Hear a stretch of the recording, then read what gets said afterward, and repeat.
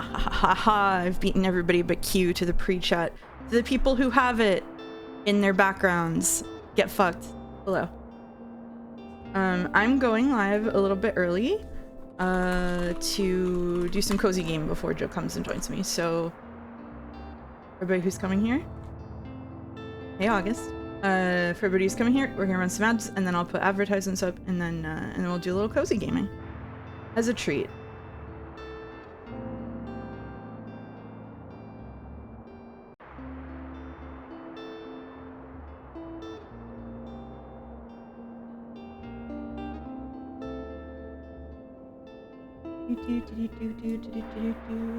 Hello, Ravine. Nice to see you.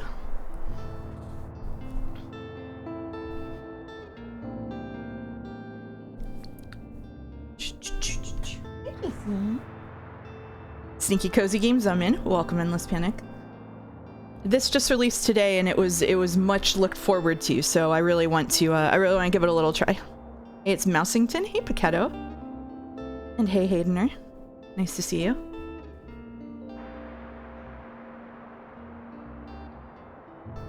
I figured it would be a bit silly to like just hang out for like 10 minutes doing not much before Joe came, so I figured I'd start a little early so we can get like half an hour, 45 minutes of cozy gaming and give it a shot and see if we want to stream it or if I just want to play it on my own in the future. Hey, Luna Panda.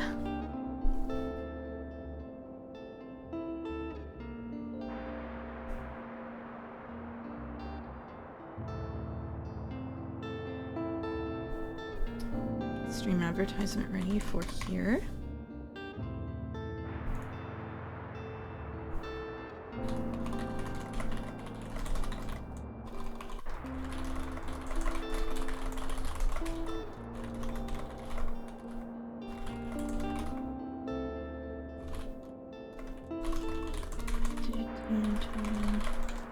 Very chill right now. This looks super cozy. I know. Hey, Q. Hey, Winged Pearl. Hey, chat. So this just came out today. So I'm gonna give the ad break another minute to roll, and then I will talk a little bit and get it started.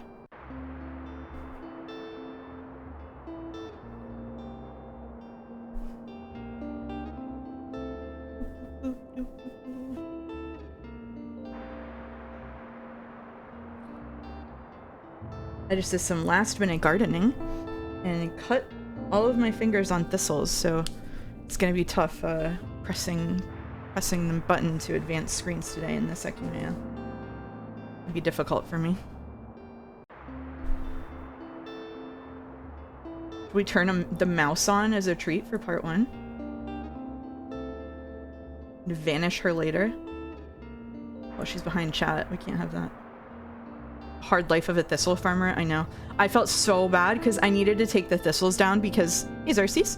I felt bad because I needed to take the thistles down because they're starting to put off the pods, and so there's gonna be a lot of thistles. But I went out and there was the tiniest little bird sitting on top of it eating the seeds, and I was like, oh, I'm coming for that thistle. I'm on my way. I've got this like shears in my hand. That thing is coming down. Poor little birdie.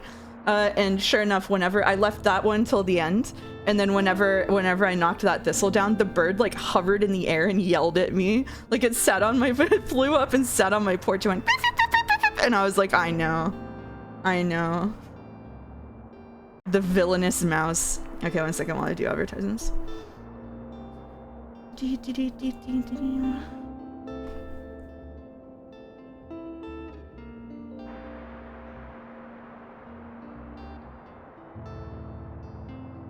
This action will have consequences. Yeah, the bird crew is coming to get me next time. I'm gonna go out there tomorrow on my trip, and my mom's gonna be in the car while the birds just dive bomb. Hello, double jumper. Okay, so now that I put my ads out, Joe is gonna have to go eat for a little bit before we start the Sekimeiya. So I wanted to try out this Sekimeiya in about half an hour. I wanted to try this out while he goes and gets food because I don't want to just sit around and do nothing for like 10 minutes. That sounded boring. So this came out today. It is a much anticipated cozy game that a lot of people were excited for in certain circles, like me and the 30 people who diligently wait for games like this, so I love the demo of this. Yeah, it's really good.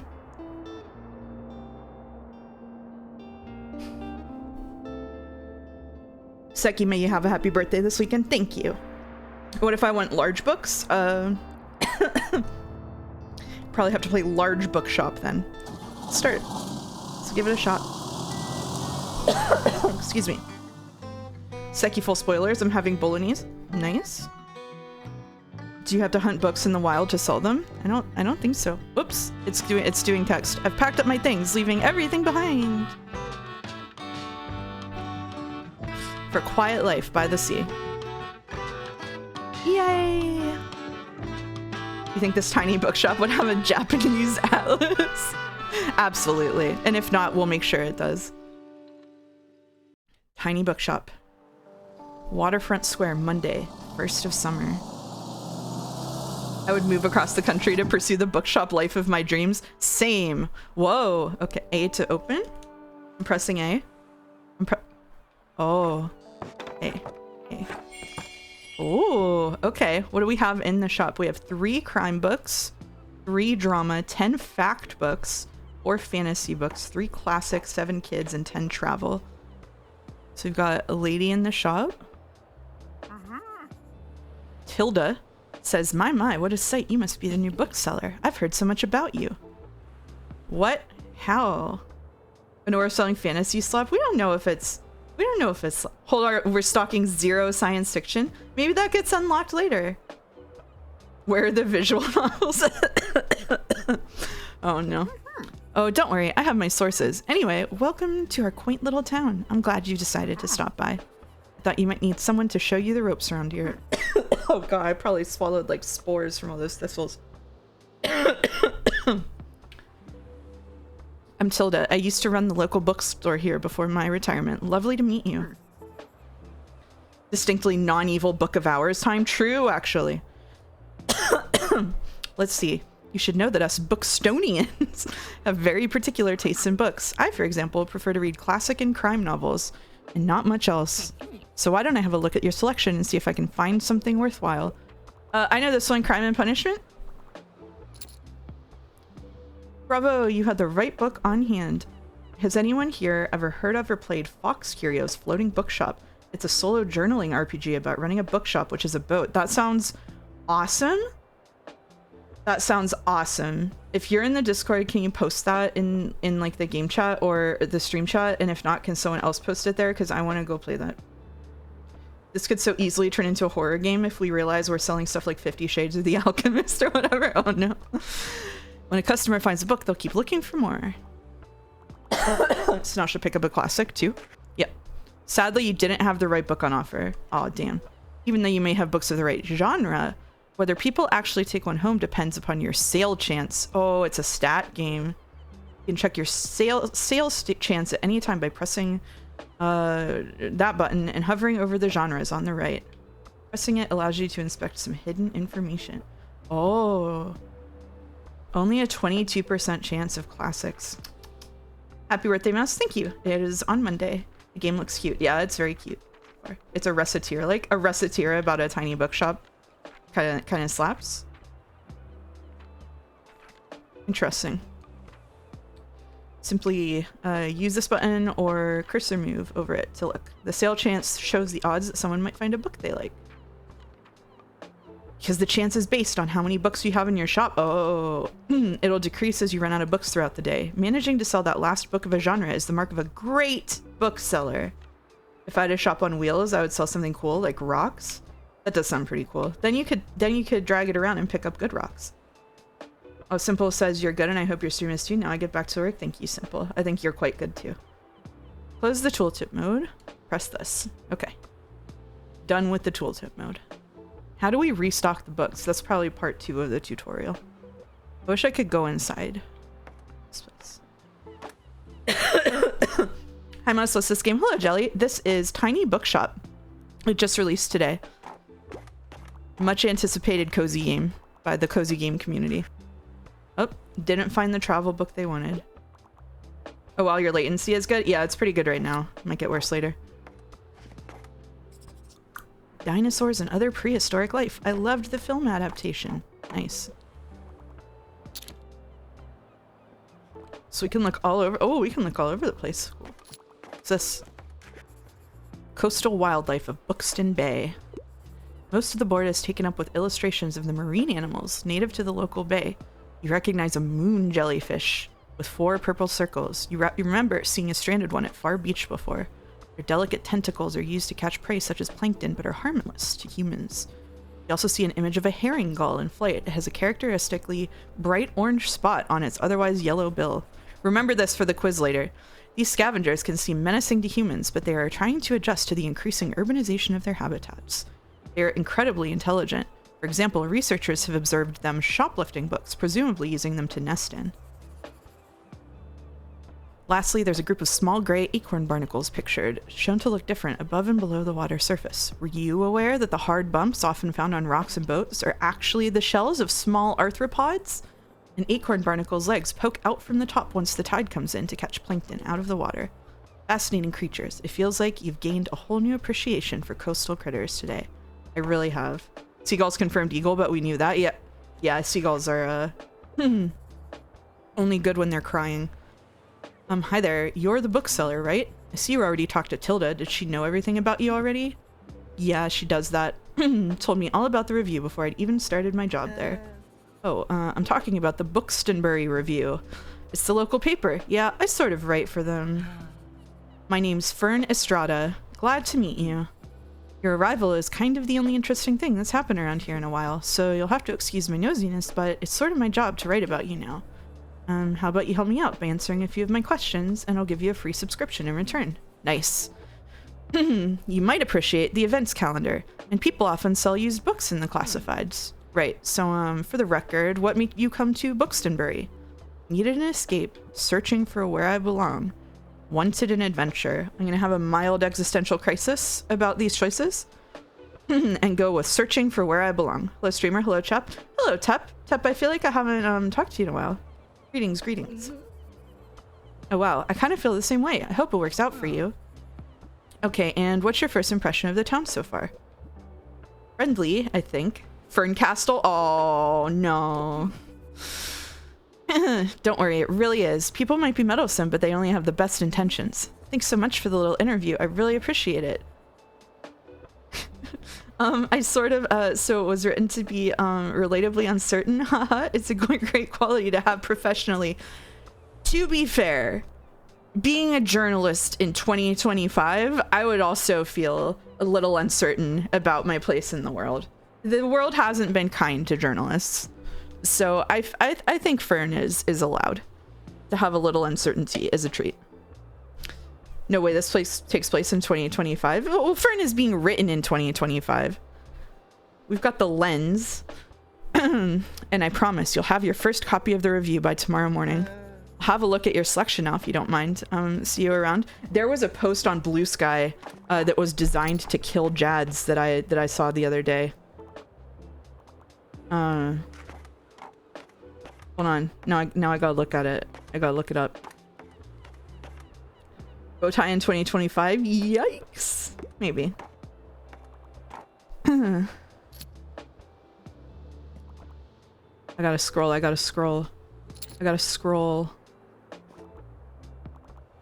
Okay, it was somebody, I don't think I'm gonna be able to find it. It was somebody posting their it was somebody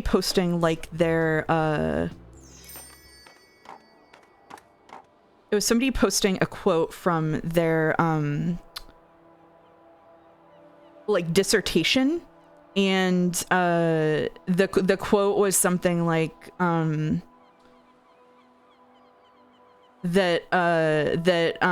everybody in this, it was when everybody was arguing about whether video games are art or whatever, and somebody posted a quote from their dissertation that was like, Like people in like discourse right now are really preoccupied with figuring out whether X is Y, like figuring out whether a game is a Souls-like, or games are art, or a visual novel is a game, or like all of these arguments that preoccupy like 90% of people in Jazz's time, as far as I can tell. And the assertion of the dissertation was basically that is a completely useless argument to have, and what you should ask is, what happens if we look at X through the lens of Y? Which is basically like, what happens if we consider a visual novel as a game? What happens if we consider Expedition 33 as a JRPG? Like, what can we learn by looking at X through the lens of Y, instead of trying to assert whether something is objectively in a category? It lets you look at if you consider a thing to be part of a category, what does that tell you about it? And what does that tell you about the category? Instead of just like beating your heads together for something that there's no actual answer to, basically. That would kill Jadz for sure. Yeah. No. If I can't fill out my meticulously made spreadsheet with exact info. Yeah, I don't know why people think we need to figure out what a roguelike is, considering we've already got a perfectly fine qualia of it's like Rogue. Yeah, exactly. Me when I ask if Umineko is feminist literature and Umiden beats me to death with rocks. Yeah, I mean, it's like, what if we look at Umineko through a feminist lens? This is like the job of English majors, right? Like, this isn't new. It's what if we look at Umineko through a feminist lens? What if we look at Umineko through like through a capitalist, like an anti-capitalist lens? Another question that produces interesting results. You know. Putting things in boxes can be a useful tool, but then getting mad when things don't fit cleanly into those made-up boxes causes so many problems. Yeah, I mean, I think that the assertion here is you can put something into a box and check out what it looks like in that box and then pick it up and move it out. And, you know, once you put it in the box doesn't mean that it is like prescriptively in that box and can't go anywhere else. What if we didn't look at Umineko and instead pretended it ended after episode 7? I think that there's things in episode 8 that I enjoy. It's too bad that being an English major is cringe now. I'm so sick of STEM bros. I'm a proud English major. Okay, anyway, we're playing a cozy game. We're not doing an English professor stream. This is what happens when I play a game with books in it. You put a book in front of me and I go back to being an English professor. That's what happens. Bookstonbury Review, filled with articles, events, and items for sale. Thanks, Fern. Bookstonbury Review reports on the goings-on around town. You can check today and tomorrow's weather, and keep an eye out for upcoming events. Here you can see the money in your pocket, all the books you own both in your stock and in storage. Looks like they're running a little low. In the classified section, you can acquire used books to replenish your stocks. That's fun. Let's give it a try. Press A to buy. This should come in handy. Maintaining a good stock of books is an important part of any book selling. Oh, it's gotcha. Book gotcha. Okay. I'm also a proud English major. I have a degree that lets me talk in paragraphs, so no one's allowed to get mad at me because I'm in debt for it. I have a degree that lets me talk in paragraphs, but I spent the last 20 years baking so much irony into how I communicate. Now I only talk in lowercase, and then occasionally I'll drag out like 5 paragraphs and no one's allowed to be mad at me because I'm in debt for it. Creating a button for a stream point redeem that pops up a sign that reads danger English major in vicinity. That's actually a good idea.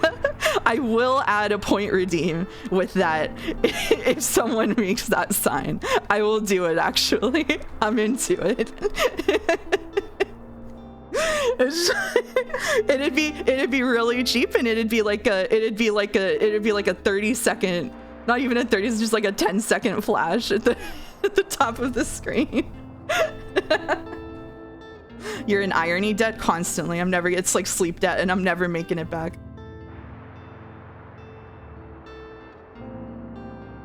I majored in comp sci, but I did an English minor, so my brain still works. I think doing a combination of both tech and humanities is a really good idea, especially because each informs the other so deeply. It's like, I can't believe the vibes of the streamer are so tense and strained towards people unfortunate enough to have STEM degrees. I also have my master's degree is in information science. So I do technically have a STEM degree. I did a bunch of like coding and stuff in my master's degree. And I think it really balances it out to have a little bit of both. Because so much of so much creative work now incorporates the digital. Like most creative work incorporates the digital, even if not in the product itself, but in the means that it's made. And so much of tech work like begs to be examined through the humanities lenses. So I think that ideally people should have both. Yeah, tech needs the humanities so bad. Yeah. It's another fake binary like gender. That's right, baby.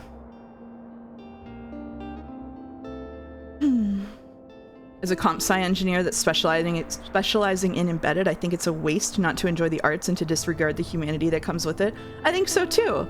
I think, yeah, I mean, there are people who do beautiful things with technology constantly. And you need to understand how it works in order to understand them. And like, there's stuff like the ethics of machines and computers that need a humanities lens to responsibly and ethically build them, which I know, unpopular opinion, I do think that technology should have ethics. I know we're shutting down all those boards right now, but I do think that that's important. I think that it's vital to have that kind of critical thinking behind tech. Yeah. A lot of fundamental comp sci stuff was developed by Noam Chomsky, who did it for linguistics reasons. Yeah, stuff like that is awesome. Have you considered that not analyzing your tech work is very profitable? Sorry, I'm an analyst. I'm disregarding this. Stella is a perfect mix. Lemonade. Thank you. All right, well, we're gaming. I forgot we're gaming. The class, see, I was like, oh, we can't just like sit around and talk for 10 minutes and then look what we're doing. Hey, no misinformation there. We're not shutting them all down. Some of them are instead chaired by the CEOs of major ethics flouting corporations. That's a great point, Jumple. Thank you. Thank you. Why am I laughing? Why am I laughing? Oh, it's very warm in here. Okay. Gaming. The classified section will sometimes have other bits and bobs. Let's pick up this lonely cactus. Okay. We laugh so that we do not cry, and laugh because the alternative is bleak. That's fair, yeah. Cactus, a bit prickly, but has a heart of gold. Plus 2% to drama seal chance. Plus 2% danger. Why is there danger in this game?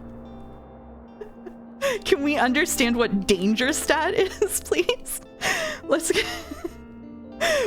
Which part of this game has communicated danger? Let's give this lovely new cactus a... Does it put them in danger of like bumping into it and then you get a penalty? Tap left trigger to open your item bar. From here you can open the newspaper and customize your bookshop, amongst other things. Press Y to customize your bookshop. Oh, nice. Okay. Your inventory, you can select and place items in your bookshop, pick up an item, and oh, you've got like spots. I see. Nice, you got a boost. Some items can increase your sale chance for certain genres or change the effectiveness of other items. Please explain danger. Watch out though, sometimes this comes at the expense of another genre. Equipping some items will also increase your daily expenses, so keep that in mind. Select an item and press select to see what it does. To remove an item, simply select it and press X. You can decorate inside or outside your shop. Just press, oh, okay. Press right trigger to manage your inventory by different oh man, Final Fantasy wishes. Try selecting the paints category to begin painting your paint.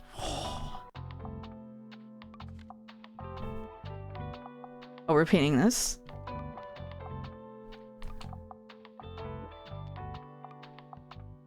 Okay, what, how do I...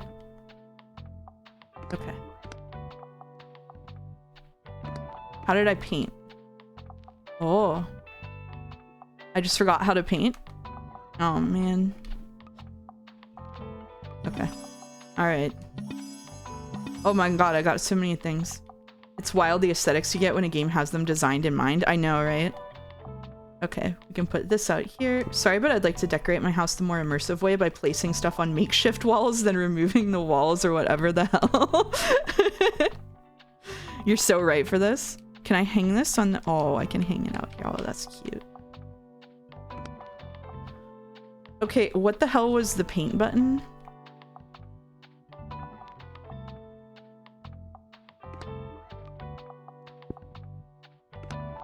Oh yeah, here we go. Paints. Okay. I would like to paint. I kind of like that. Yeah, I want to paint that. I see. Okay, I understand. I see. Dangerous. All right, here we go. It's a very scary cactus, so horror books sell more. That makes so much sense. Red to hide the blood from all the danger. Should we danger max? Welcome to Buxtonbury. Each day you can pick a location to visit on the map. Going to location has a travel cost, which is based on your daily expenses as well as parking fees for the location. You'll unlock more locations as you go. For now, let's pick the waterfront square again. Okay, yay. These are the books in your storage. Use left button and right button to select a genre to start stocking your shelves. Left trigger or the D-pad and A to place the selected genre into your shelf. Hold A while moving it to place multiple books. Nice, this book is now in your shop. Stocking more books of a genre increases the odds of people finding a book they will like within that genre. Check the sale chance by pressing this. You can remove books from your shelf with X. Let's fill up the shelves. No need to leave any empty space.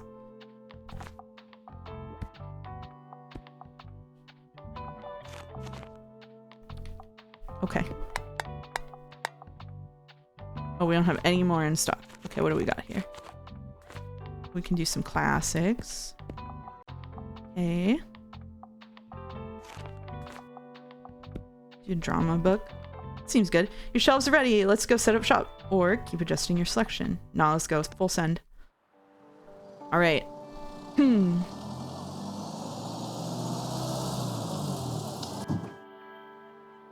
Did you notice you can look around a location? Move your cursor to the edge of screen and your view will follow.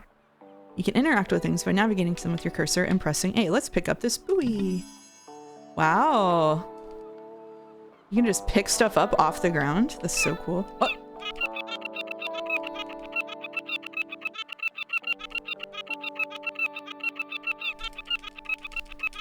Okay. All right. Anyway, now we're gaming. Oh, I knocked them down.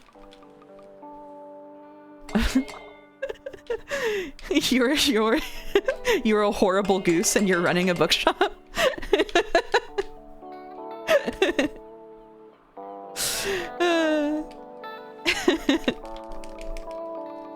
Yay.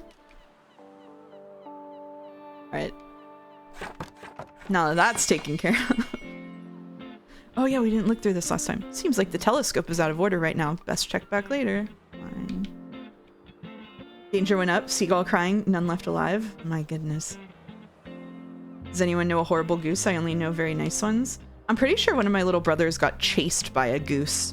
I think it was in Colonial Williamsburg when we were really young. And there was a goose hanging out in a parking lot. I just remember a goose chasing my brother while he screamed. I don't even know which brother that was. Did your little brother deserve it though? Depends which one of them it was. I'm just kidding. I'm just kidding. Bookstore on Wheels is making me feel nostalgic about the grade school book fairs. Oh man, do you remember going to Pizza Hut? Did you have this? You went to Pizza Hut and you got a free pizza if you read enough books? Yep. Oh hey, it's wheelchair accessible? True. Ah, there you are. I wanted to commend you on how much you've been livening up this place. I'm sure you'll want to branch out to other places in town now. My friend Mary owns a very successful cafe in the town center. If I call her up and get her to give you a parking space, you could get quite a few visitors. But I want to stay here. Good call. Yes, I know, dear. You can always trust me on these sorts of things. It's decided then. Maybe I'll by the Cafe Liberté as soon as you can. This is French too? Yay! Wait. The flags. Wait. Wait, where was this game made? Where was this game made? Wait a minute.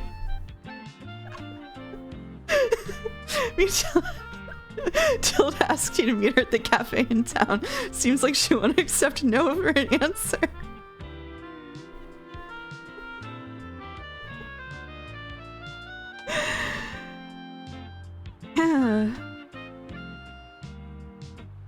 Sorry, I'm just checking something.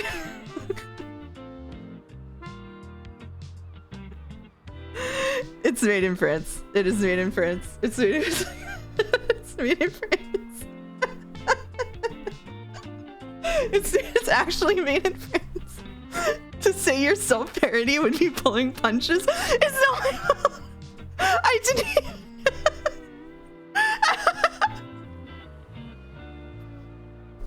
Mouse's natural magnetism to French. Sorry. That should have gotten me so bad. I didn't even notice the flags. Alright. Oh, and while we're on the topic of showing your face, I heard our dear Walter was quite impressed with your wagon. He's one of the local fishers. Why don't you go over there and introduce yourself? He should be back from his recent catch just now. Mute the game and pull up the Expedition 33 main menu theme right now. Ahoy, matey. You might want to write this down, love. Having an organized diary will come in handy in our business. You know what? I still have quite a few unsold journals left over from my old shop. So here, why don't you take this one? Yay! There you go. I hope you make good use of it. Goodbye. I got the journal. Open it any time to check on your progress. Tap left trigger to open the item bar. Select the journal. You can track which genres you sold the most of. Useful for adjusting your selection. This is the total number of books you sold here. Check back here for hints and events as you discover more. This game's kind of heftier than I imagined, actually. Looks like this page holds little postage stamps to mark your moments in Buxtonbury. You'll collect these stamps as you're making contributions around town. You can also see your progress toward the stamps, as well as hints and extra info. Select a stamp and press A to see more information. Ahoy, matey! Introduce yourself to Walt the Sailor. He's usually sitting by the stairs at the waterfront. Okay. We call you Mouse MD. If you want. Press right trigger to quickly cycle through the different chapters of the journal. Nice! On this page you can see the different items and effects currently affecting your bookshop. Huge points for using both effect and affect correctly in a single sentence tooltip. Well done.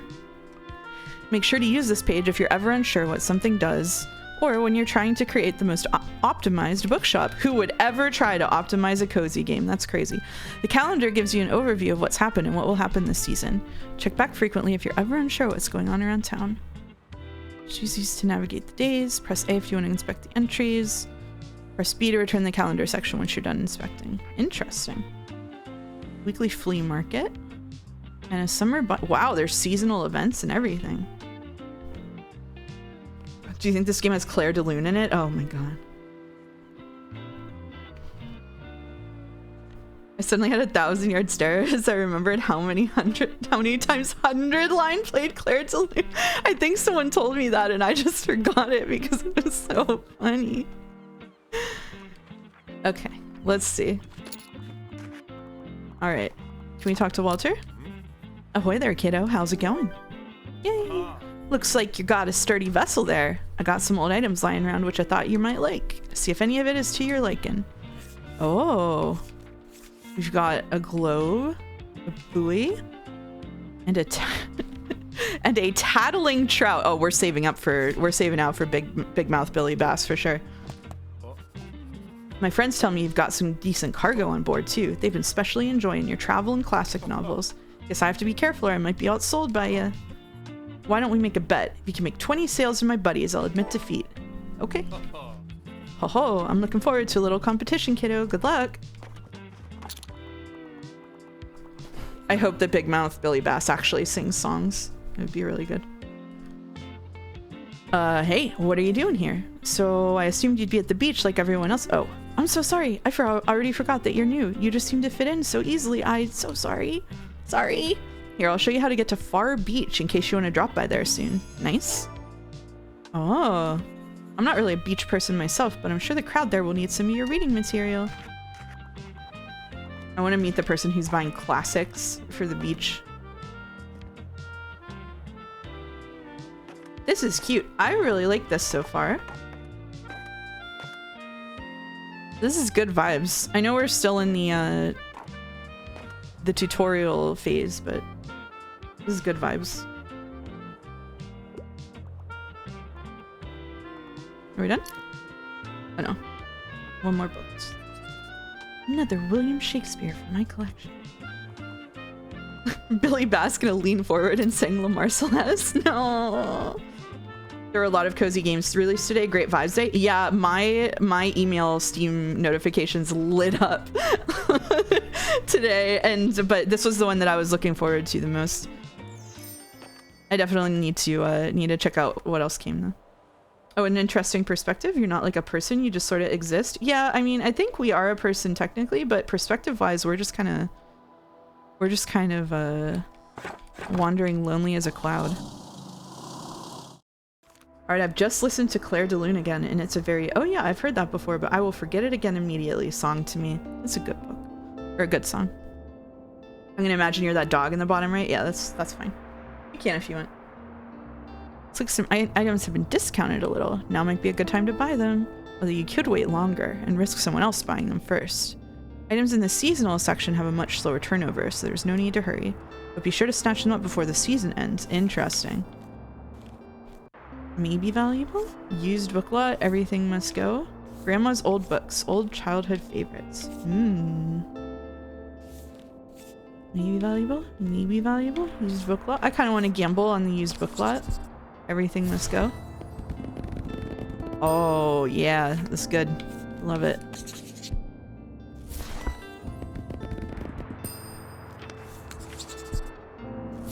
So many books lying around.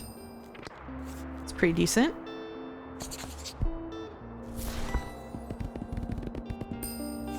We've got so many. We've got so many. We couldn't use a bit more money. True. Okay. So how do we... Oh, so we go here. And this is decorating? This is decorating. Okay. That's nice. Oh, now we've got a whole little situation here.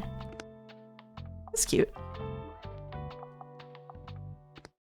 There we go. Should we go to the French cafe or the French beach? What do we think? I kind of think the beach. Do you have a genre of books you like the most? I read a lot of different kinds of books. Beach? French? Beach. Said beach, so we'll go to the beach. In terms of books that I like, I do read a lot of mystery novels, but I also read a lot of, I guess it goes in the bucket of literary fiction, maybe? Like I like a lot of books that are like, that have a little bit more focus on their writing and aren't so focused on like genre. I also read a decent amount of nonfiction. I have the brain rot to like fantasy and sci-fi stuff like Brandon Sanderson. Yeah, that doesn't do it too much for me. I like some genre fiction, but it's usually I like N.K. Jemisin or something when it comes to sci-fi, for example. Like I like something that's a little bit meatier in terms of the prose and stuff.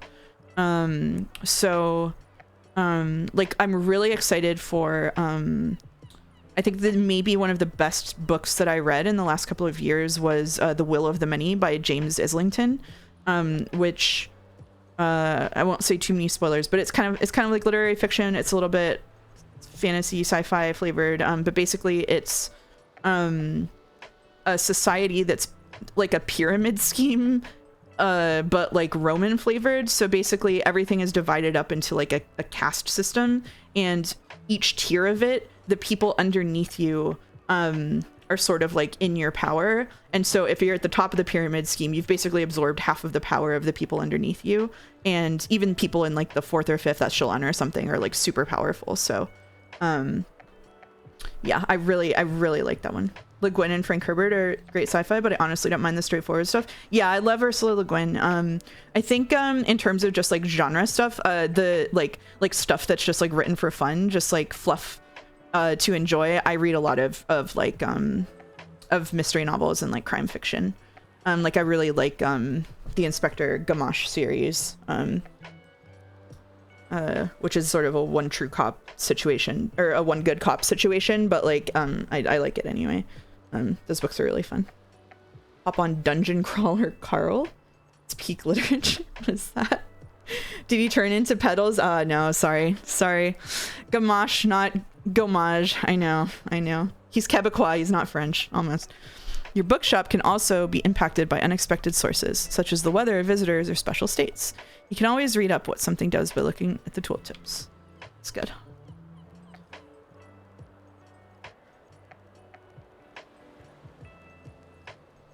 It'd be rough to run a bookshop as a dog, but I'm sure you can find lots of folks with a wonderful tale. Sorry, Sarah, I just saw that. +2 to you. I'm impacted by danger. Oh no. Yo-ho, how's it going? It's going pretty well. How about for you? Excuse me, could I get a book, please? Listen closely to people's requests and try to pick up on what kind of book they're looking for.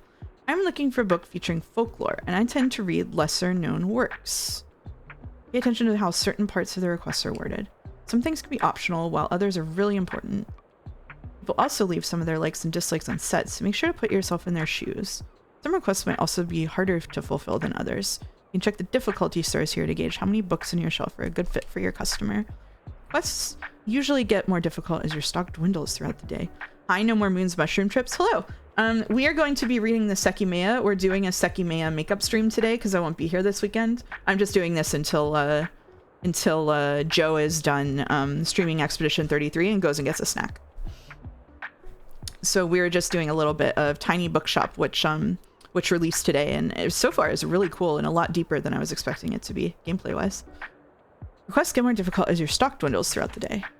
Here you can see important info about the book, including a short description.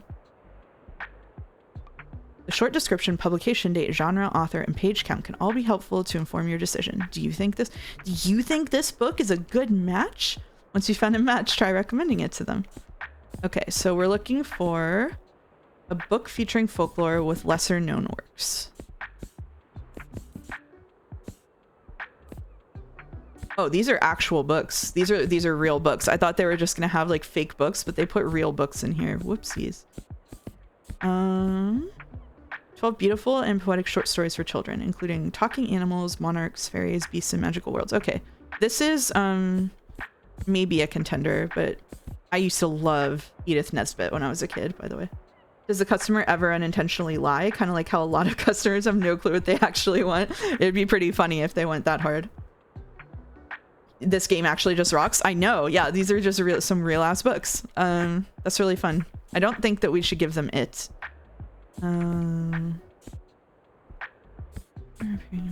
See Among Us.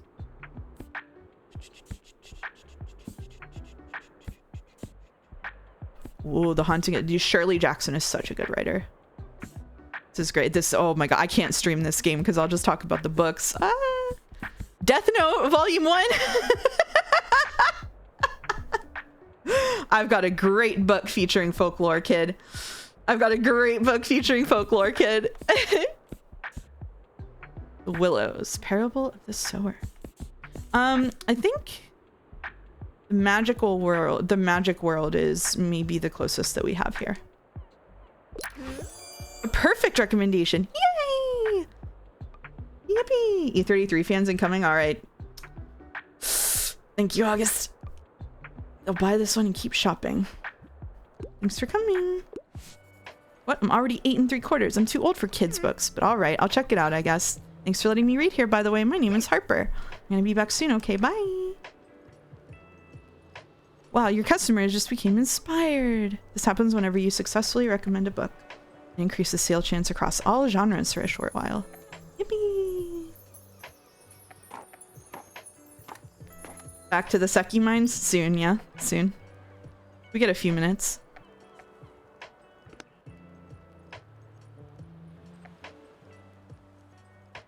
Paper Town's the worst John Green book. I am not a John Green fan. I know a lot of people who are, but I've never been able to enjoy John Green for some reason. I don't know why. Welcome, readers. Welcome, Joe. The Seki stream cursed me. Oh no, I'm sorry, Weeby. Welcome, everybody. Hi, Mouse, bye, Mouse. Hello, Corday. We are just playing a little bit of Tiny Bookshop, a cozy game that released today, until Joe gets something to eat. And then he will join us. You mouse, say Medhead. Hazelante. We'll return to Kate's no good, bad luck, miserable day momentarily. Please enjoy some cozy books. Thoughts on picnics? I love picnics. I'm gonna be honest. I love picnics. Please help me out here. Sometimes people ask for help if they can't find what they're looking for. Press Y to help them. They won't help forever. Maybe you notice some books can show up across different genres. This doesn't impact how a customer perceives the book. You can use it to recommend books in a genre where your customer might not have been looking. Oh, so it does let you recommend books that they don't know they might want. Okay. So it needs to be suitable for an 8-year-old, but I'm not a fan of romance. Do you have anything like the Lorax? So like something environmental. Dragon Ball Lorax. Volume 1. Hey, welcome. Hey. How's it going? It's going okay. Going okay? It's going okay.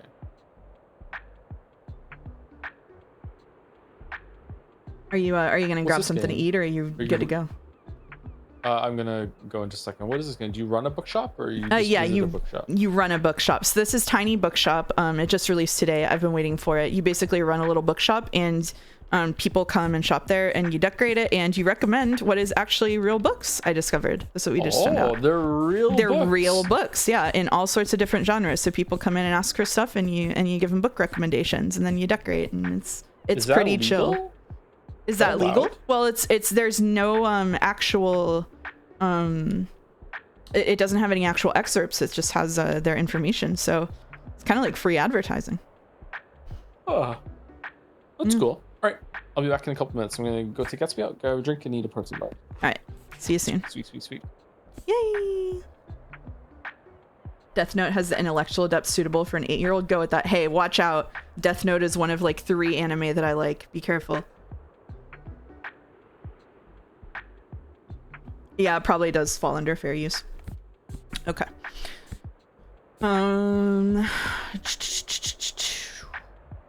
Suitable for an 8-year-old, the Lorax, so like an environmentalist type thing. And cart.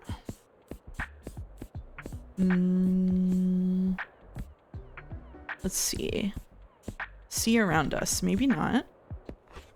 Probably not The Handmaid's Tale. The Parable of the Sower. Oh, no. No. All of the House of Usher. The Woman in White. I feel like, unfortunately, maybe not Allen Ginsberg. Hold on. Is it because L is Death Note Psy? I mean, you have your cause and effect wrong. Probably no Sylvia Plath. I wonder if,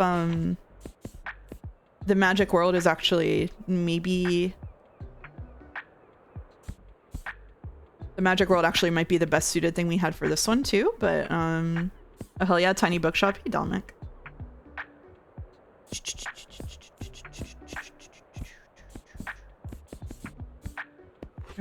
So this means you always want to keep a healthy stock of all of the different genres available. Okay.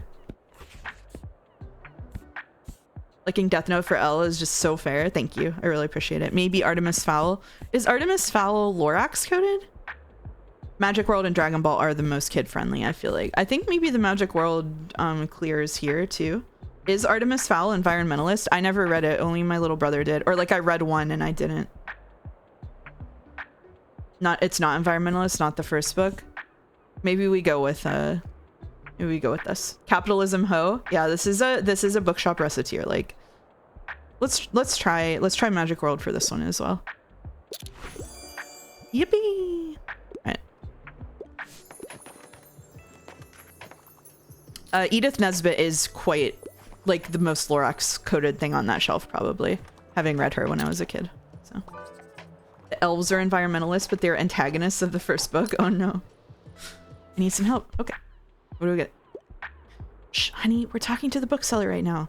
I'd like a book with some mystery. It wouldn't hurt if it had a thrilling, gripping plot. And I love that whodunits are having a comeback. Didn't we have one right here?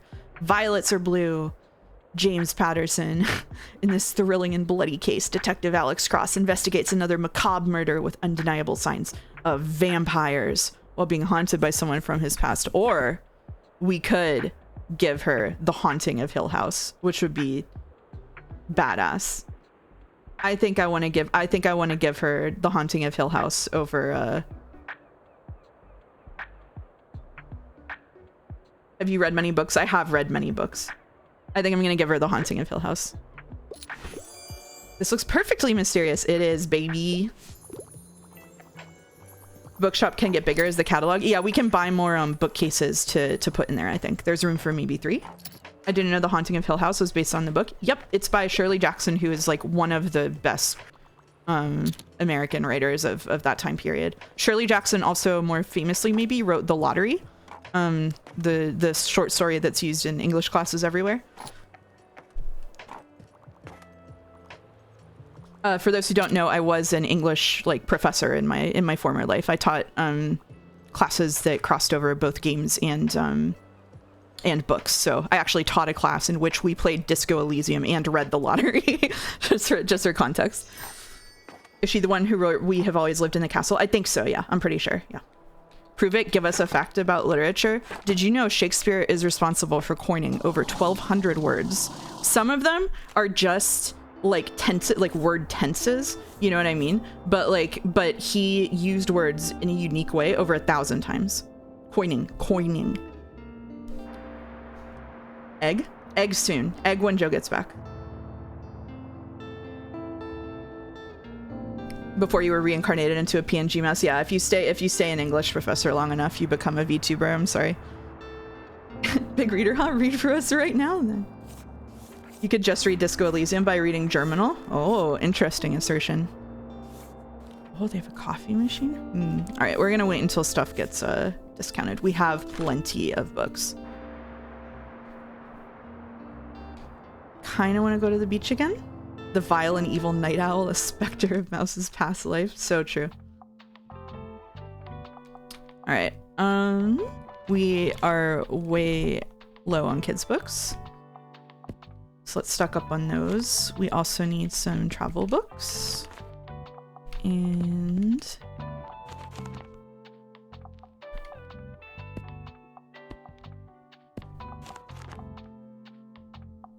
okay. Here we go. You cannot say any variant of Dalmec. That's true. They're good at tracking down different variants of Dalmec, even if you think you're being creative. Do you guys give recaps before starting? Don't normally catch Sunday streams? Well, we usually give a recap of what happened right before this, but if you haven't seen them at all, you're going to be really lost because we are at the last, the final chapter of Sekimeiya. Did you have your class pirate Disco Elysium or got uni to pay? They had to go get it the same way you would get a textbook, basically. Sekimeiya is unfortunately the most confusing story of all time. It would be really difficult to give a recap of everything that's happened.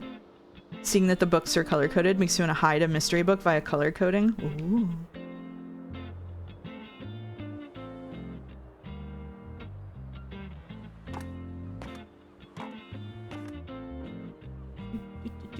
Whoop, there's a new one. I'm 6 hours behind. How bad is that on a scale between Steins Gate to Death Note? 6 hours behind is, I would say, Cowboy Bebop. Need a hand over here.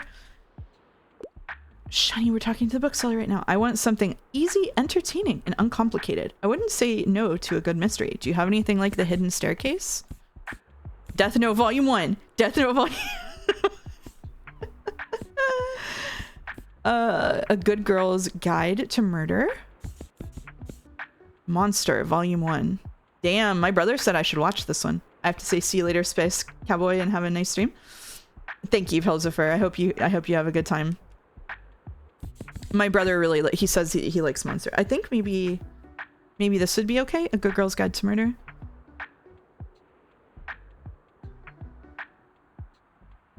How about this? Oh, didn't like it. This makes my too difficult. Okay, my bad. My bad.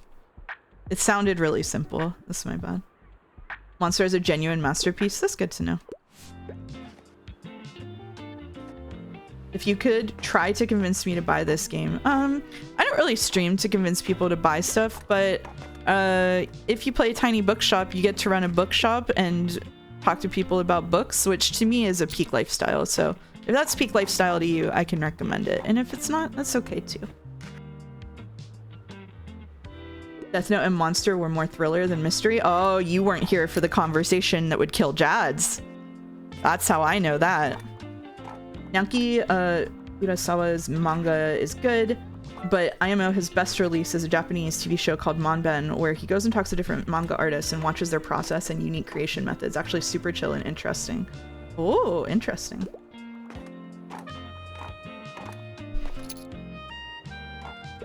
Scarab, the conversation that would kill Jads that you are not here for was it is supremely unuseful to argue whether something fits into a category, and instead it would be more useful to say what happens if we examine monster through the lens of a thriller versus that of horror, instead of trying to decide whether it's more one than the other. Which is one weird trick to kill Jads on his feet. What should I pick? I'm partial to a good fantasy novel, and I like going on epic adventures in my reading. However, horror stories can sometimes be a bit too much for me. Ooh. Epic adventure. I reject your hypothetical and substitute my own. That's okay. The sea around us. Ooh. Martian Chronicles. Labels are kind of suck. Yeah, pretty much. Give that woman some Brandon Sanders and send her on the way. I play games for escapism. My day-to-day life is already like this game. That's why I love depressing games that make me sad. Damn, I wish that was me. Damn, I wish that was me. Okay, a fantasy novel and epic adventures. What color is fantasy? Purple is fantasy. We have the Napoleon of Notting Hill. Carmelia, the lesbian vampire story you didn't know you needed. Ooh, The Handmaid's Tale. Not exactly an epic adventure. And the Martian Chronicles. Don't know. Don't know if any of these qualify as an epic adventure. Maybe one of the classics? Owl and Other Poems. Oh, we have Around the World in 80 Days. That could work, right?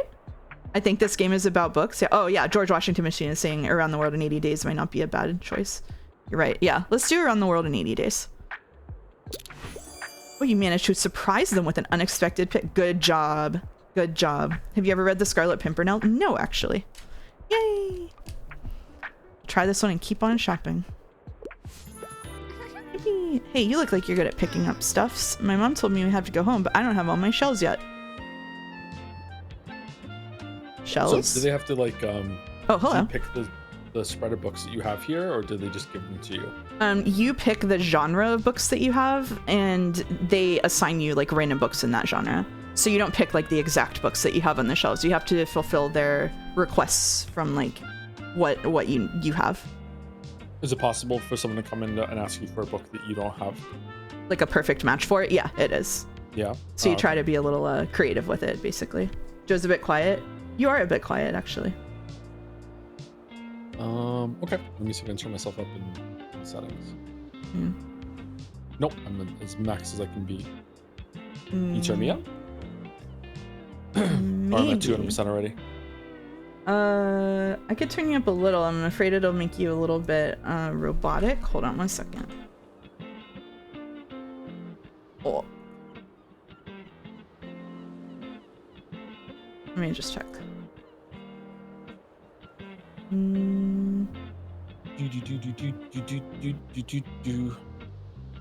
Alright, say something?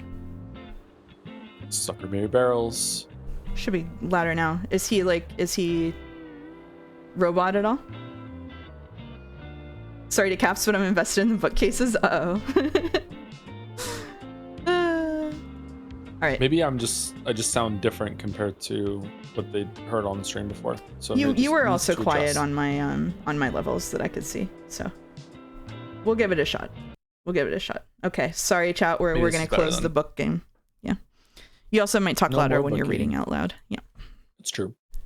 This seems more interesting than Sekimeiya. Unfortunately, we would be wasting Joe's time because he can't actually play it. So let's change the stream category. We don't want that.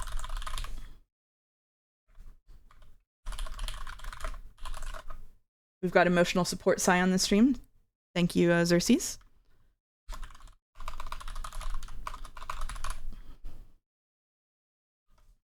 How are you feeling about Expedition 33? It's pretty good. Yeah. I didn't like the last fight that I did today, but yeah, it's pretty good. I wasn't there. I didn't see what you did. It was the chromatic goblin that you can only parry, and it just keeps having turn after turn after turn after turn. Yeah. Oh. Kind of irritating. That is a little irritating, yeah. I'm woefully behind on Seki Sunday. Alright, see you later, Haydener. What if you dodge him? Does he wear out himself out if you dodged, or you have to do the counterattacks? I don't know. I didn't fight that enemy, I think. Dominic says, alrighty, now that Joe's here, I have an important question for both of our illustrious streamer hosts. What could this be? Uh-oh. What could this be?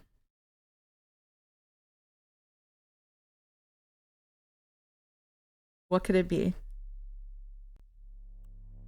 Oh shit, it changed the loading screen. Oh, let me stream this to you. That kind of jump scared me.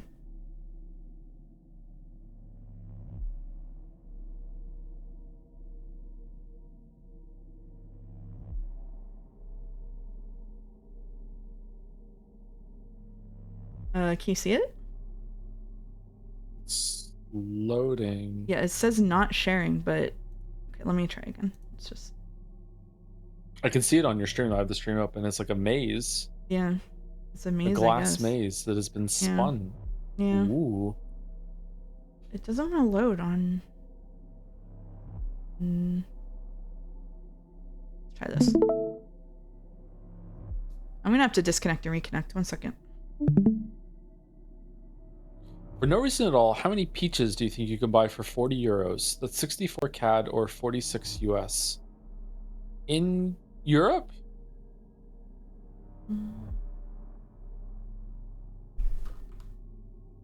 Yeah, that was my question. Like where are we buying it? It's not gonna help me. Wherever your heart desires. That can't be true. They're gonna be different. They're gonna cost different if depending on whether you're close to the source or not. In your local supermarket,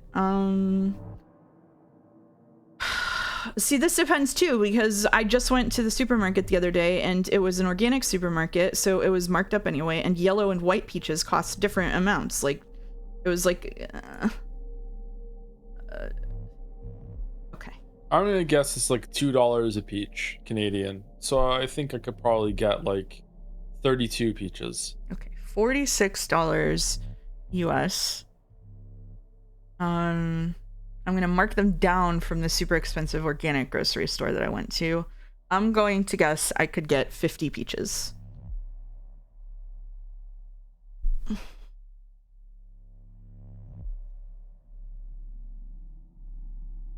Error 2015.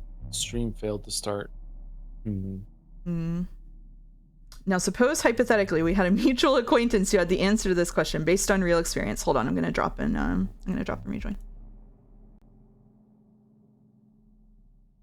Okay, I'm back. Oh shit.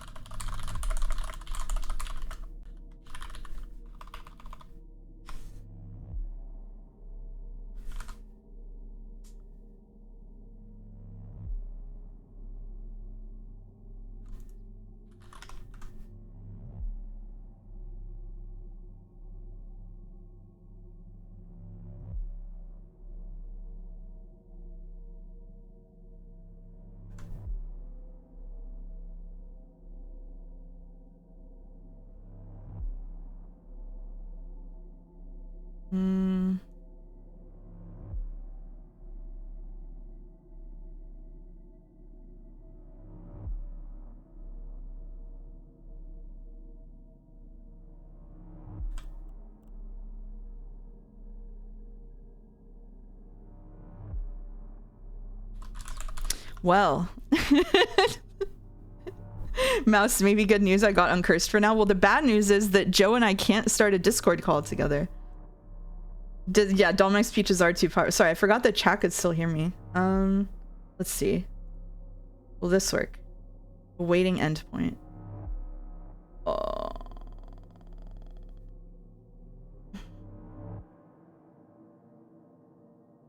There's a full-on Discord voice outage. Oh, no. Okay, well.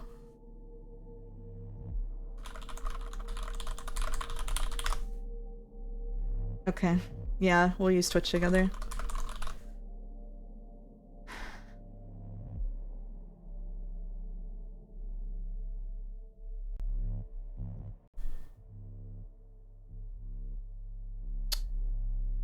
Hmm.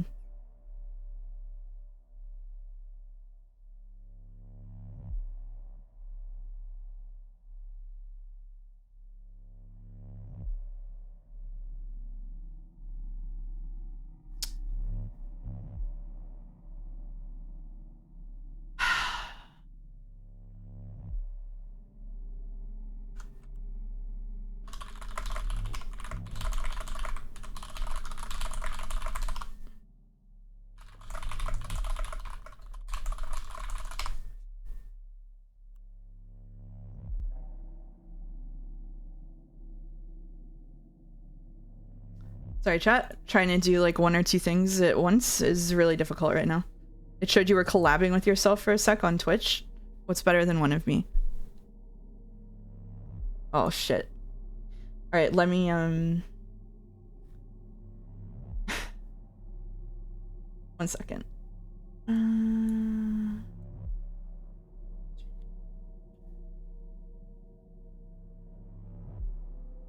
Okay, say something, Joe. Oh. No, it's not picking you up at all. Yep.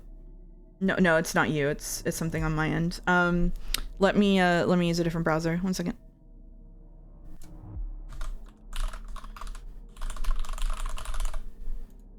Sorry, everybody. No thank you, Discord.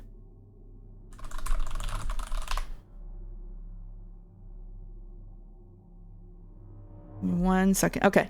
I'm back. Can you hear me? Okay. And now try doing this.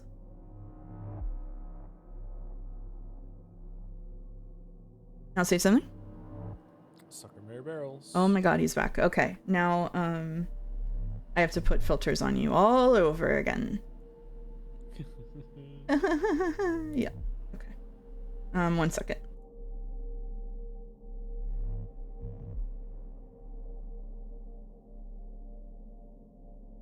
Maybe I don't have to put filters on you all over again. Say something? Nope.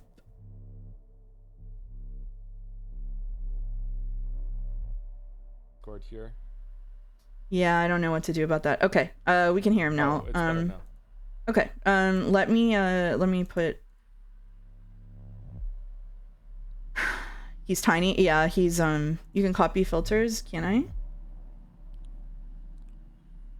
I don't know how to do that. I turned myself up on the amp, but I'm too small to get out of the chair to reach it. Oh my god. I can't, it's too far away. If only I could get over there and turn the dial. I'm so little, I'm so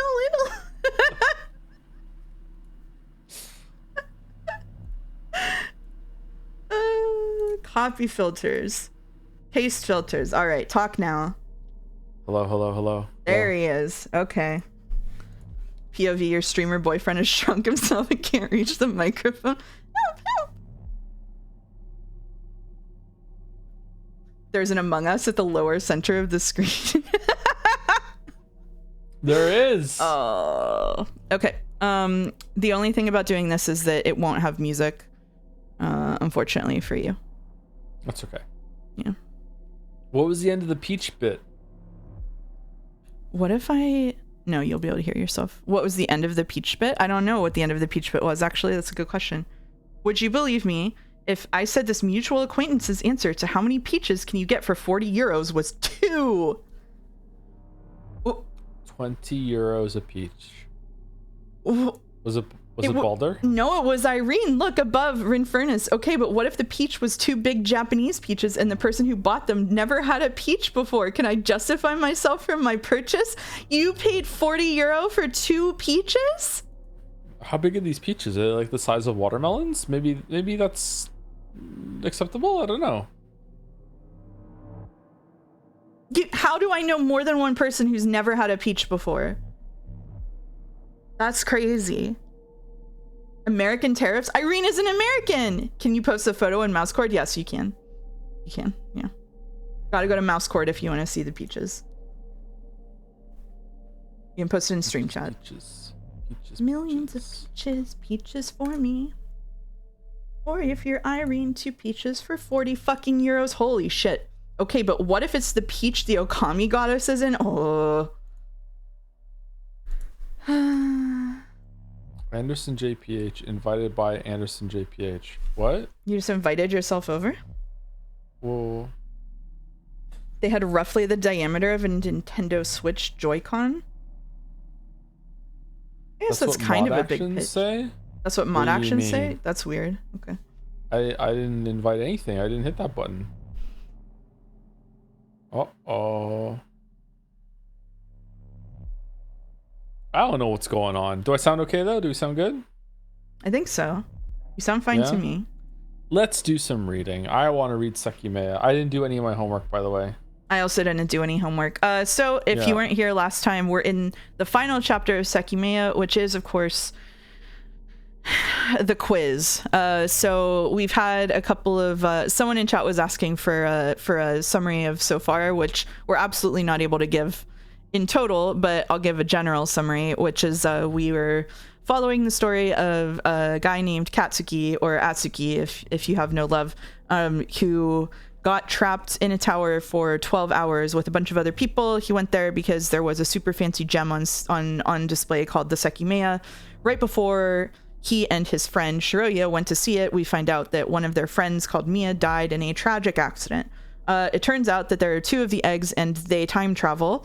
And while stuck in the tower for what seemed to be 12 hours, we actually had shenanigans that were occurring at a honestly just what must have been just a frenetic pace. Like, my God, like people were in the room when we didn't even know it. Like, there are hundreds of Katsukis running around, that sort of thing. So now all of the mystery has been building, and in the final chapter,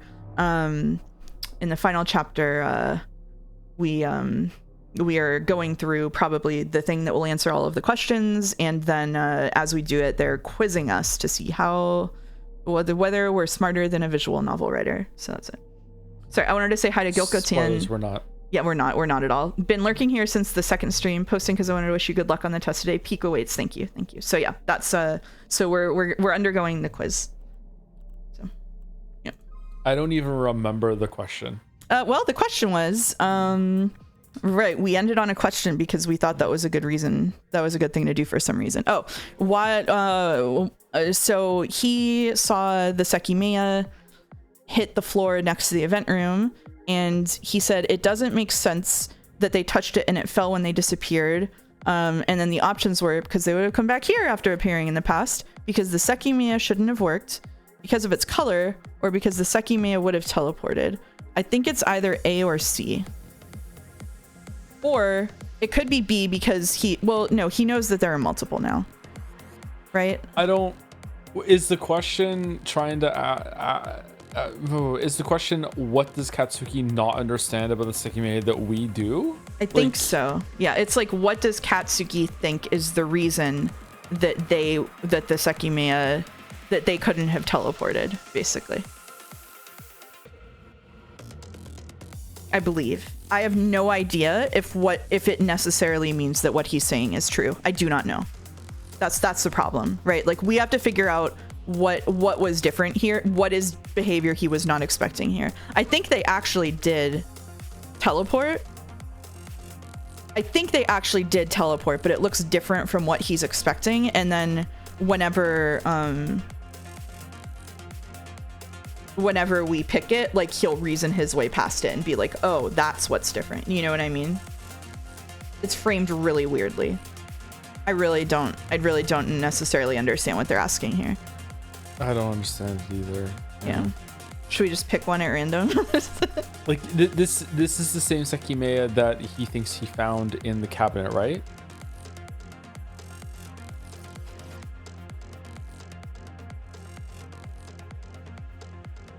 You might find the Sekimeiya I saw. I wonder what he'll do if he actually does. It wasn't working, so he won't be able to activate it.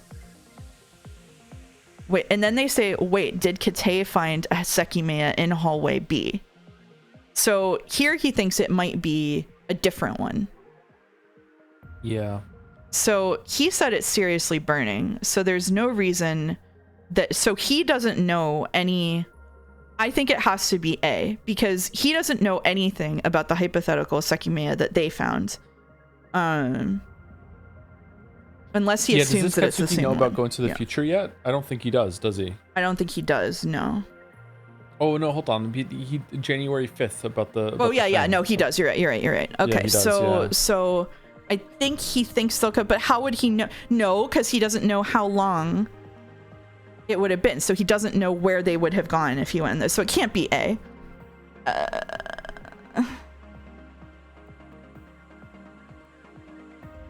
Because Sekimeiya would have teleported. It's definitely not D, so it's B or C. Yeah, it's B or C. I think... I'm not sure. I only got 50% confidence. I think it's B. Okay. Because I feel like he thinks that it's the same one that was in the cabinet and it shouldn't have worked. I think it's B. Why do you think it's C, the color?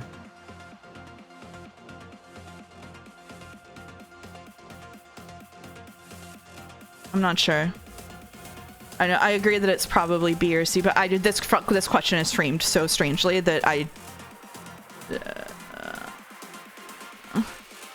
I've been wrong more than I've been right so far, so maybe you should go color. No, I think we can go B. Sorry, before I do, thank you for Gaussian Storm for resubbing. Not going to hang out for Sekimeiya Barrels because I'm behind on VODs, but have a good stream. Thank you. You're not here to hear it, but thank you. Someday you'll hear it. Thank you, Jamo211 for cheering 100 bits with Yes We Scran. Okay. Yes, we scran. And thank you, Haunted Curio, for resubbing with literally my first Sekimeiya stream. You might want to go. you might want to go.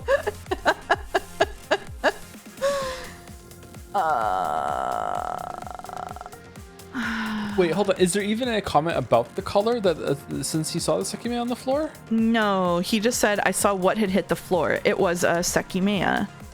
What just happened? Did they touch it so it fell and they disappeared? That doesn't make sense though. Because of its color, yeah. So he saw it, but he didn't comment on the color. Okay, so... When they picked it up, they said it was hot, so... Yeah. So that would mean that the color would be the same. It sounds like it's repeating B to me, that it's the color that it would be like, because you looked at it earlier, it's the wrong color. But now I'm thinking that maybe this is a test to see what should the Sekimeiya look like, and maybe the future one looks different after it's used. Yeah. So I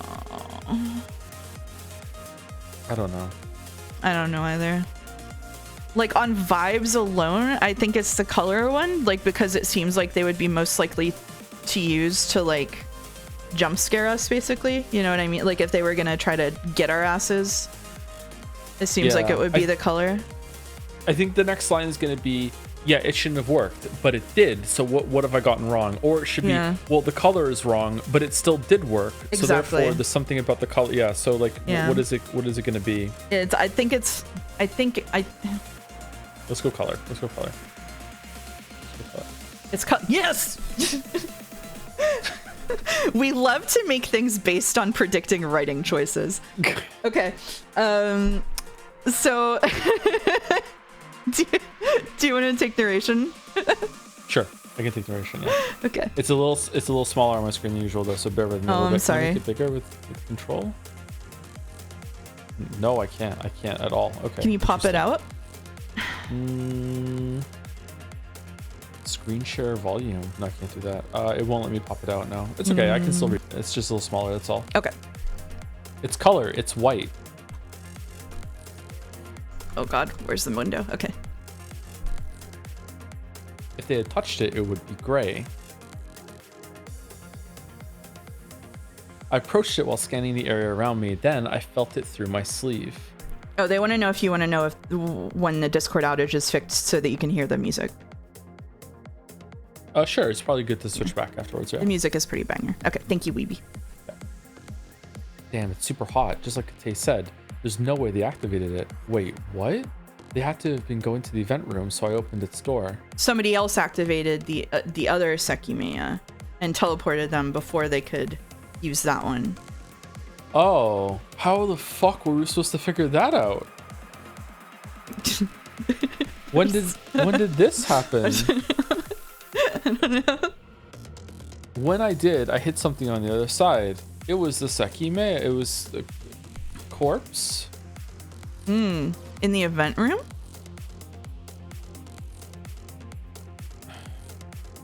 I got no clue what's going on here.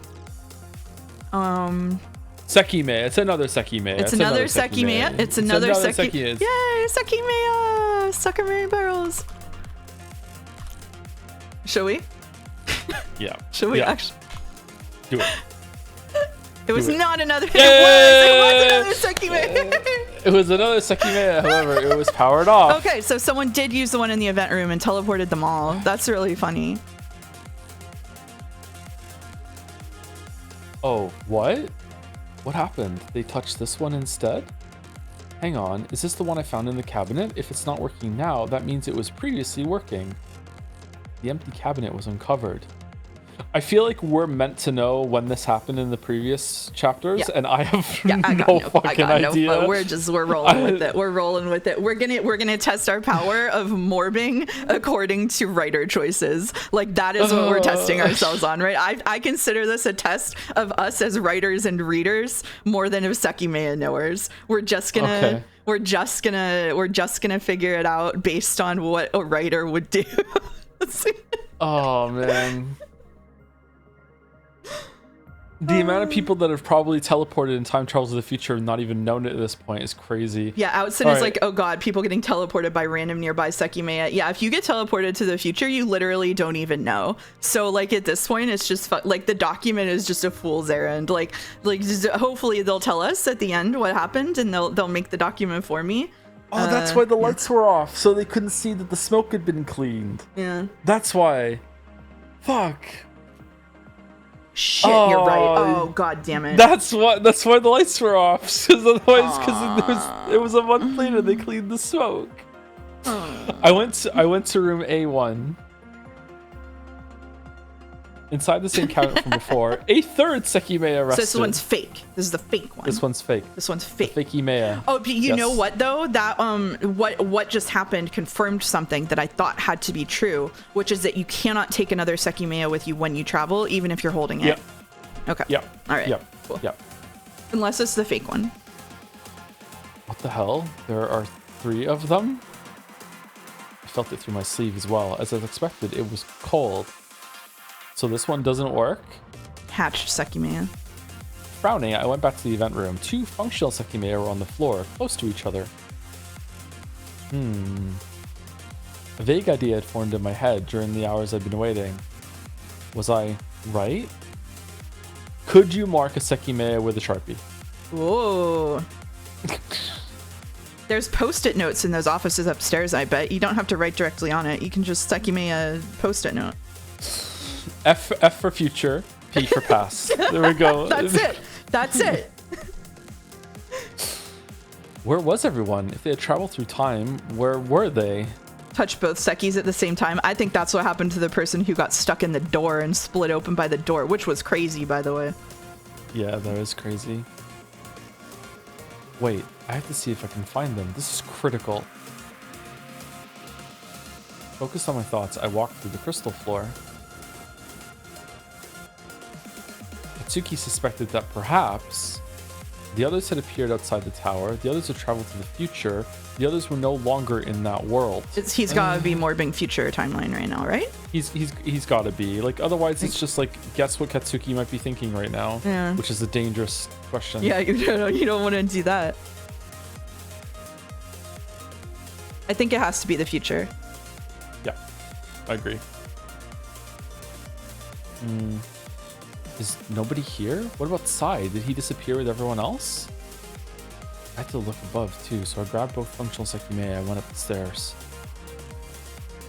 I reached the attic and saw that the door was open. However, the key wasn't in the keyhole. Were we right? Like, I don't know.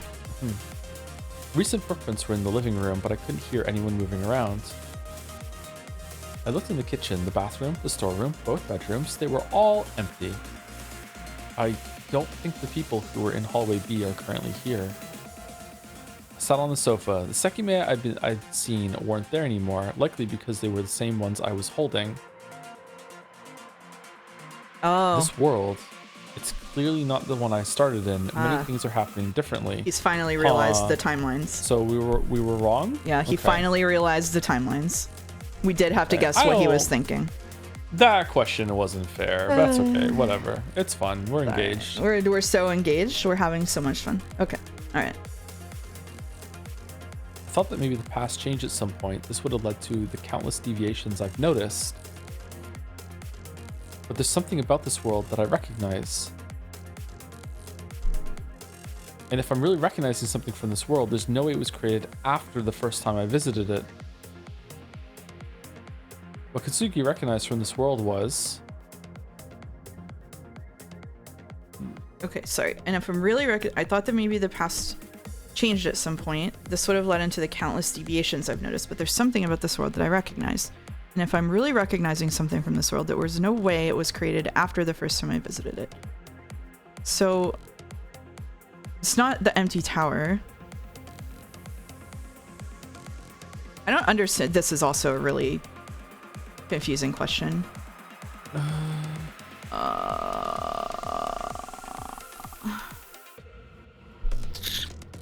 Wait, which Katsuki is this? This Katsuki... This is original Katsuki. Yeah, right? This is timeline 1 Katsuki, which is not the first Katsuki to enter the tower. Mm-hmm.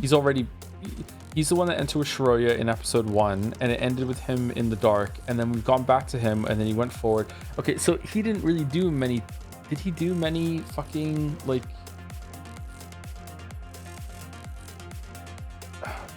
Isn't he the one that when they opened the storeroom door, the door handle was fucking gone?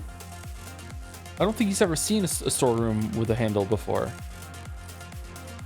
I don't know. I think it's Mia's existence, but I'm not sure. If I'm really recognizing something from this world, there's no way it was created after the first time I visited it. So he thinks he's been to this timeline before, but it can't be Mia's existence because it was that was the first time he heard Mia. He's never heard Mia in the story before now, right? I'm not crazy. Yeah, but Irina said that she saw Irina Mia. said Irina, but he didn't go to that world to recognize it. No. Because he's saying the first time I visited it. So he knew that Mia was there, but he did not perceive Mia at any point in the story until now. So I think it has to be the storeroom's handle. Okay. Let's go with that one then. I think. That makes sense to me. If it's not, then I'm going to be annoyed. But because it's either that or Mia's existence, I agree. But like, I don't think am I wrong? Did he see or hear Mia at any point before just now? No. The downstairs in the dark is the first time he has ever heard Mia's voice in the tower. Yeah. Yeah. So if the answer is Mia's existence, I'm going to be really annoyed because he didn't actually see or hear her at any point. Now I'm second guessing myself.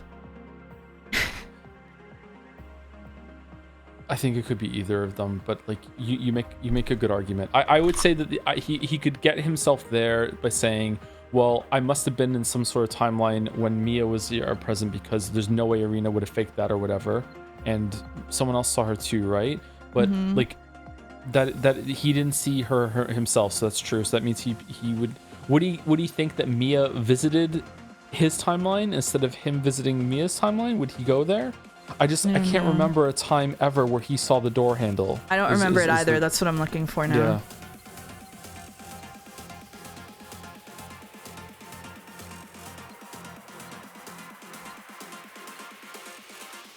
I'm gonna go pass out. Good luck on spinning the glass like again. You got Yasuhiro. Thank you. Yeah, have a good night. Good night, Yasu. What did they handle the store?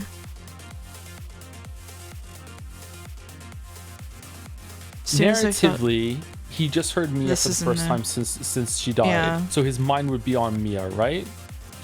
However, you are very much correct that he hadn't seen her before, so why would he think that he was in that world? But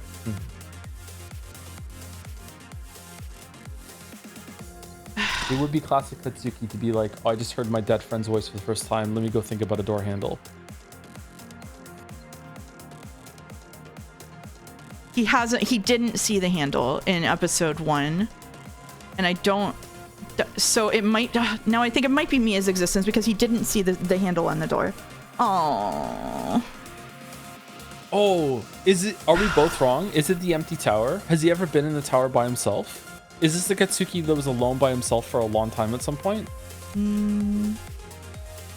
I don't think so, right? I don't think he's ever been here by himself.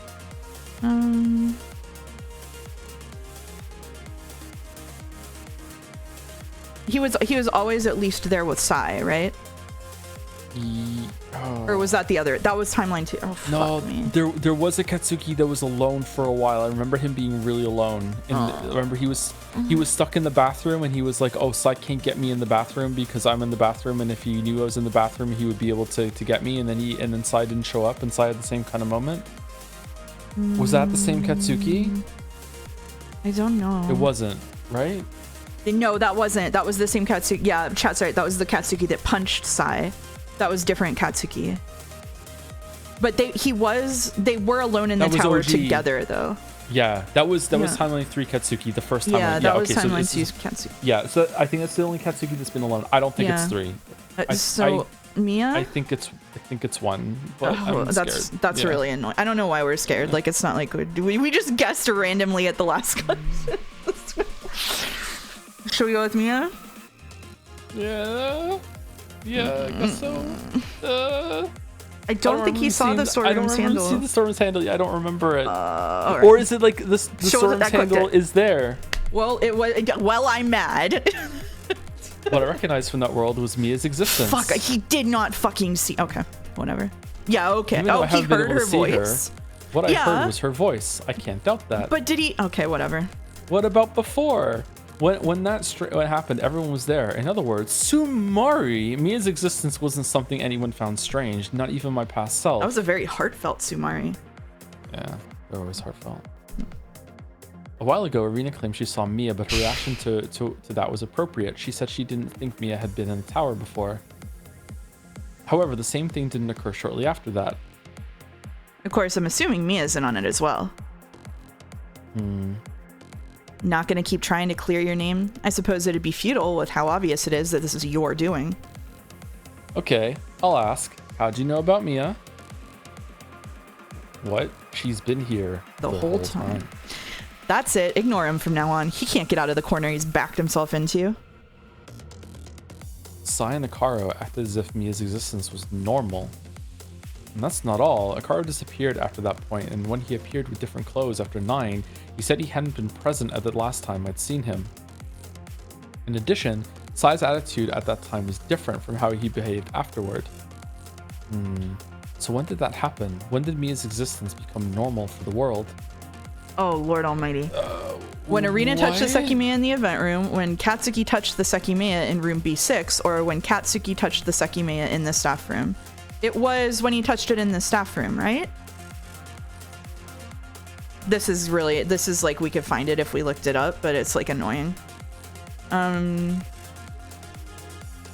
Wait, what is it asking? Is it asking when did Mia first appear? He's asking when did he enter the world that Mia exists in. He's asking when did he go to timeline 2. So when Irina touched the Sekimeiya in the event room is when she didn't disappear, right? But everybody else, but Sai disappeared. Which meant that they all traveled and Sai didn't. When Katsuki touched the Sekimeiya in room B6, or when Katsuki touched the Sekimeiya in the staff room. You could poll chat. Oh my god.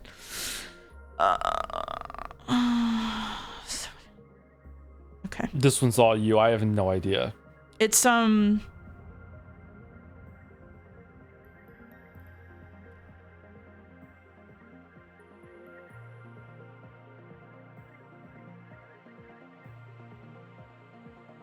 okay.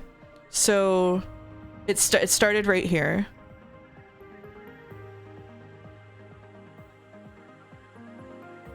So he went, so this is all the way back here. It's when I think it's when he went to the storeroom. Okay.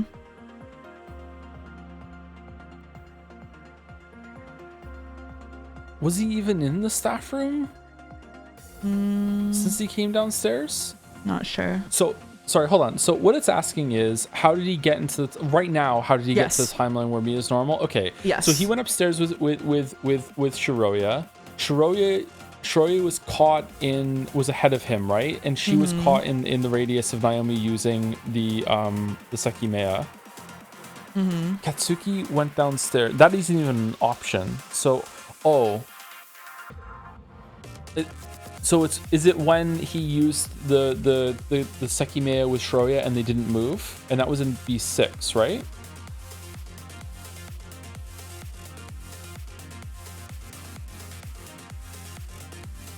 When were they in the staff room? I don't think he's been in the staff room in this timeline, like when we're here right now. But this question is sorry. When did Mia's existence become normal for the world? This is confusing.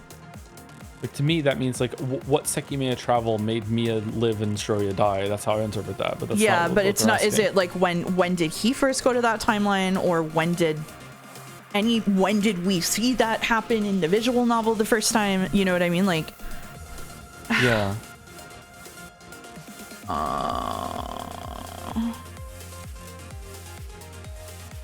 Arena touched the Sekimeiya in the event room after seeing Mia, right?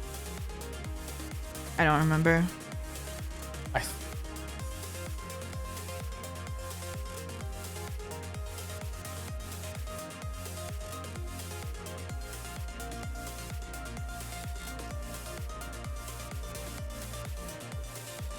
Oh. Okay, chat's right. Chat said they're asking when did Sayanakaro say that Mia was around the entire time. So he is talking right before this. When he appeared with different clothes after 9 was when they were like up in the room, remember? And they both said that the Sekimeiya was. So we need to be looking.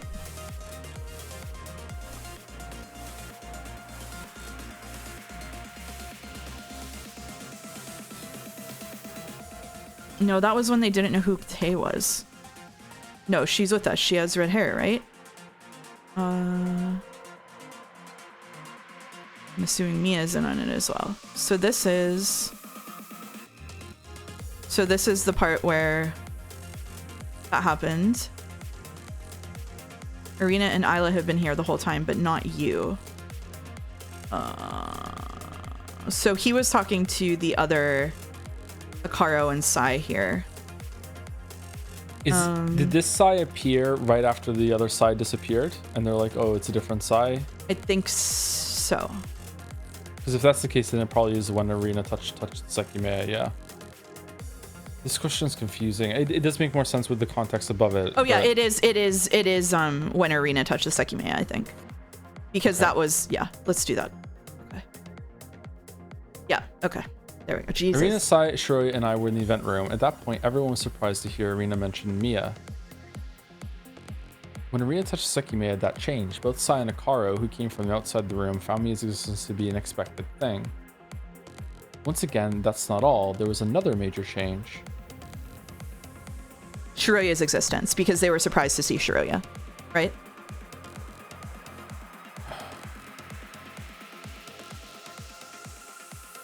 I think it's that. They were like, what the fuck? Yeah, they were like, when did this girl get here? Can I see? Sorry. You're okay. Yeah, what's this? They said, what's this girl doing here? Okay. And then Akaro said, aren't you dead? Is it asking from their perspective? Because I guess it has to be that. There's no other answer that makes sense. Yeah, I think it has to be that, because the Katei's existence thing happened later, because Katei does exist in that timeline. So in like that world, I guess we'll call it a world. They're calling it a world. So Katei does exist in that world. So they weren't confused about Katei. They were only confused about Shiroya. So I think it's I guess it has to be that then, yeah. These question framings are really weird. Okay, whatever. Yes, okay. It was Shiroya's existence. Sai and Akaro were shocked at it when they saw her, and perfectly in line with that, I haven't seen her here. They say Discord's back. Do you want to swap or swap it break?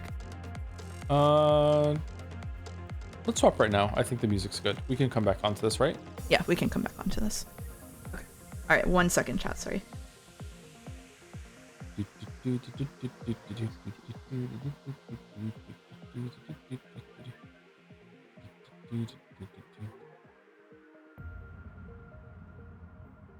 He's back. Okay. All right.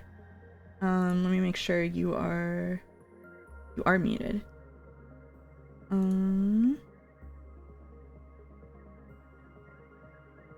Shit. Okay, I muted myself on the browser. Do you want to keep the browser open just in case we need to go back to it? I already closed it. It's okay. We can just pop it back up if we need it. Okay. Now let's try.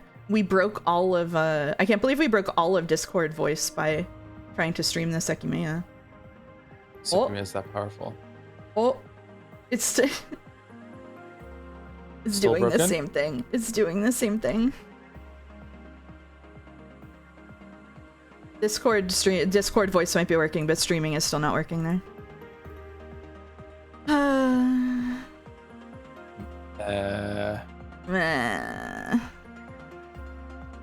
Well, back to browser.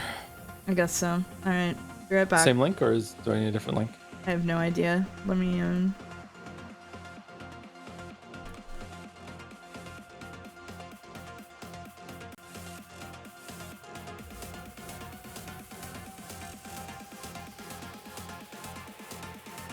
Need a new one. Yeah, there you go.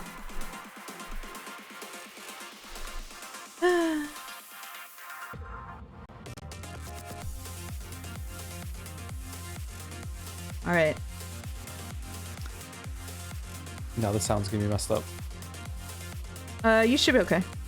The stream is still kind of broken, but in a fun way. Says there's 3 mouses. Okay. Well. All right. Let me put you back at the Sekimeiya. All right. All good? Yep, all good. Alrighty. I haven't seen her here. Why'd you say it like that? When Arena touched the Sekimeiya, something major occurred. I'm sure of that. The Sekimeiya had some hidden effect all this time. That effect occurred when Arena touched it. That was definitely the strangest travel of them all. 3 major questions arose. Why did Arena, Shroya, and I not travel, but Sai did?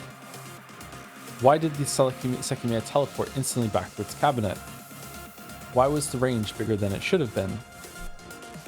Now I'm aware of a factor that I didn't consider at the time, which could be the answer to what happens.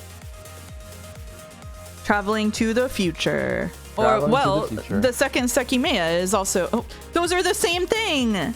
Oh. Yeah. The second one is more specific, so I think it's that one. Yeah, I think it has to be the second Sekimeiya. Come on. Because what if Ty... My god. Did Sai not travel with them because he touched the other Sekimeiya at the same time? Because that would be really funny.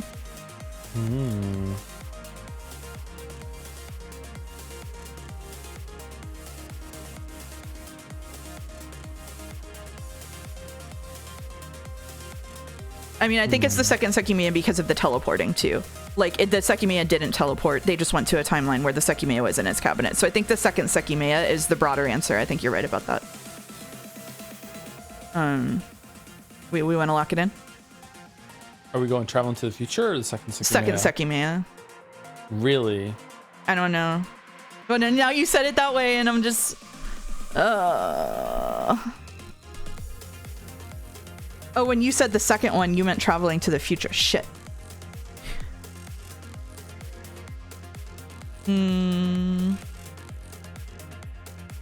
What would the range being bigger than it should have been be explained by traveling to the future? I see, that's the part that's tripping me up. I Yeah. don't know. So basically, at that time, they thought that they were going to travel to the past when Sekimeiya was touched because they didn't know that there was a future traveling Sekimeiya. yeah. So when they touched it, they all jumped to the future, whereas the Sekimeiya would just be like, back to its cabinet. They just jumped to a point in the future where the Sekimeiya was already in its cabinet. Yeah. But so that's what happened. So B and C are correct for both of those. Yeah. But B or C does not answer why was the range bigger than it should have been. Yeah, we don't know what the range thing is about. Yeah.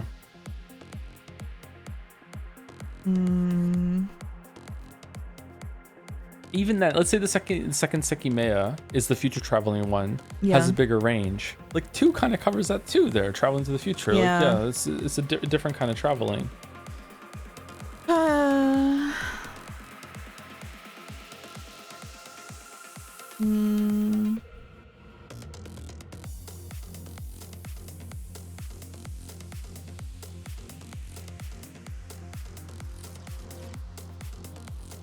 Did Arena still have the Seki after that happened? No, it didn't. They said it teleported to the cabinet. So that was when they said like she was holding it and she's like, oh, it teleported to the cabinet. So she didn't have it.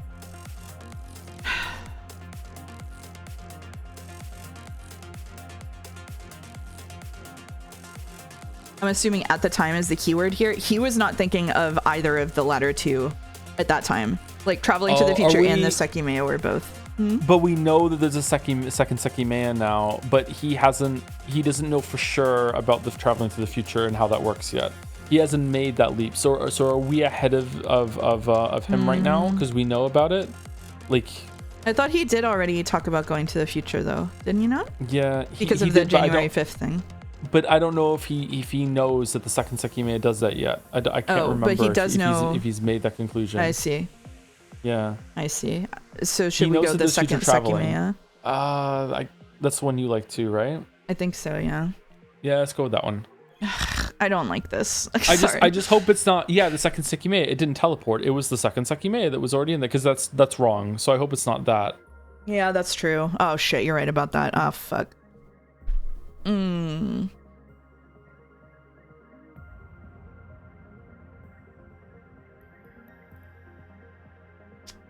Now I'm backtracking. Oh.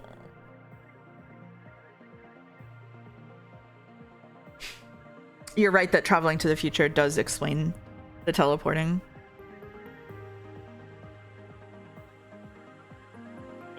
I hate this. Like, which part? The questions are so like odd. Like, yeah.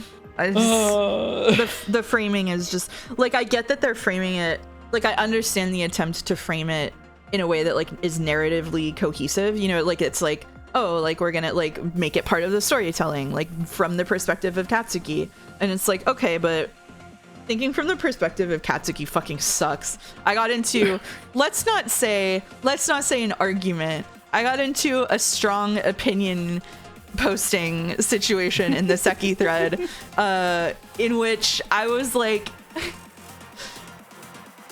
I think it has to do with the fact that you and I had to read all of his monologues out loud for the whole time, especially you. Mostly you had to read his monologues out loud. It's like, he's so fucking stupid because what you're doing is they're spitballing you with like a whole bunch of different concepts and then like hiding some real ones in there.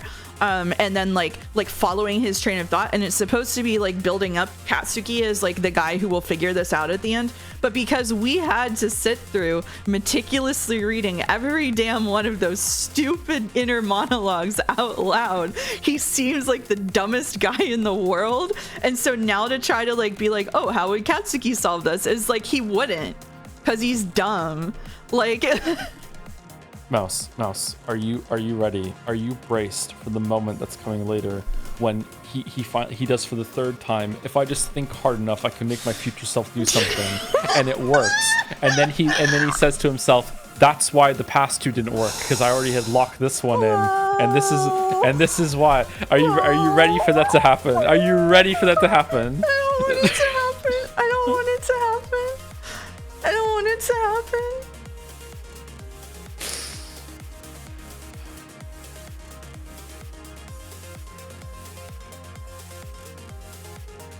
I want to click traveling to the future. Can we click traveling to the future? Let's go. I just. No!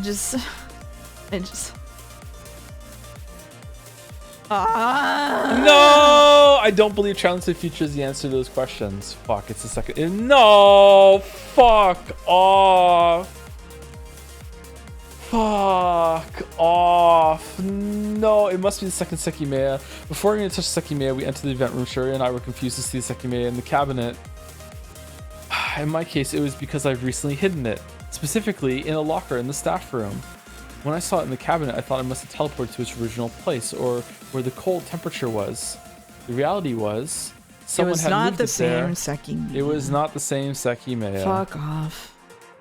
I don't think it was the same Sekimeiya. However, the one I hid in the staff room was working, and the one in the cabinet when we touched it was working as well.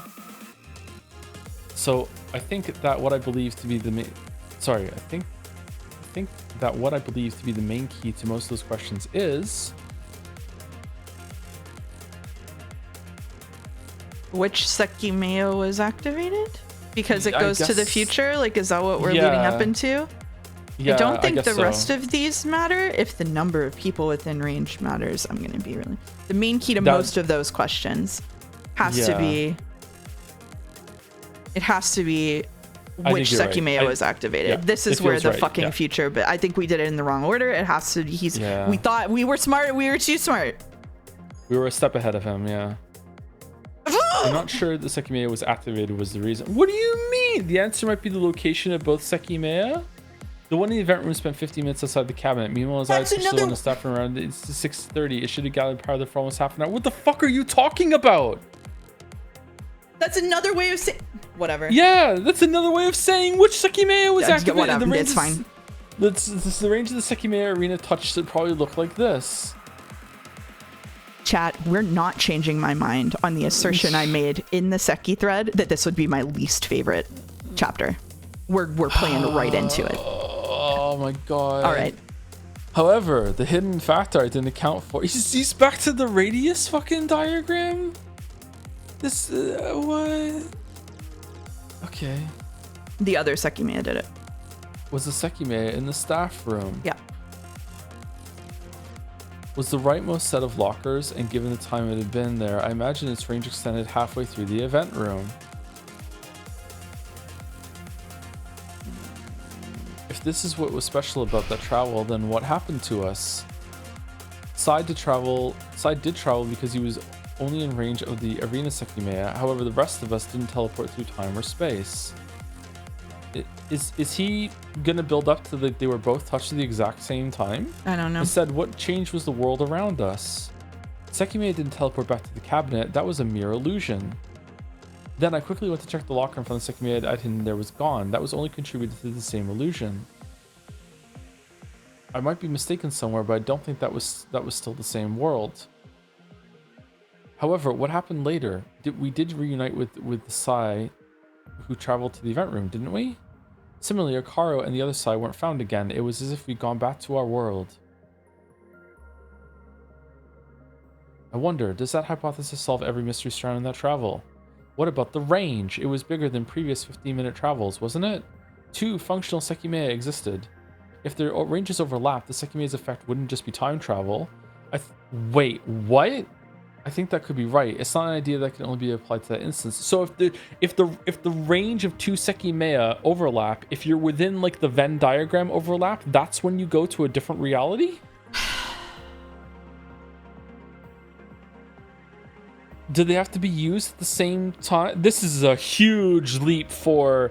I think I'm invincible as long as my future doesn't die, Katsuki. Where is everyone? The Sekimeiya was just activated when both of them were close to each other on the crystal floor, and it doesn't seem like the others are still in this tower. How did I get to this world? Could it really be the same one we briefly visited? This morning, Shori and I witnessed the Sekimeiya teleport, but that isn't what's been going on. The Sekimeiya isn't teleporting, it only appears that way because the entire world is changing. When it happened, we found the Sekimeiya inside a cabinet in room B4. It's very possible the other one was hidden nearby. That's why Naomi was running to the attic with both Sekimeiya immediately after it disappeared. We chased her up, but in the attic staircase, Shiroya disappeared.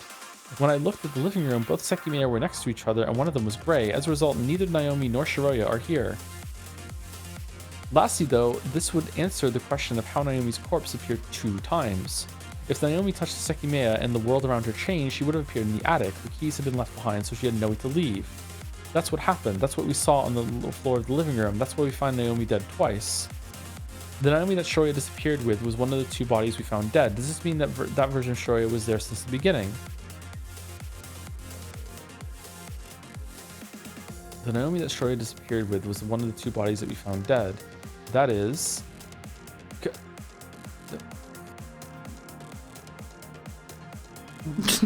I don't know. I'm checked out. I'm out of it. I'm out. We made it 1 hour and 17 minutes into stream before I checked out. I don't feel like we know enough information about Naomi to make this call right now. Like, Naomi is a big mystery. Yeah. Like one of Naomi's isn't even fucking dead, my weed. Like, what are we talking about?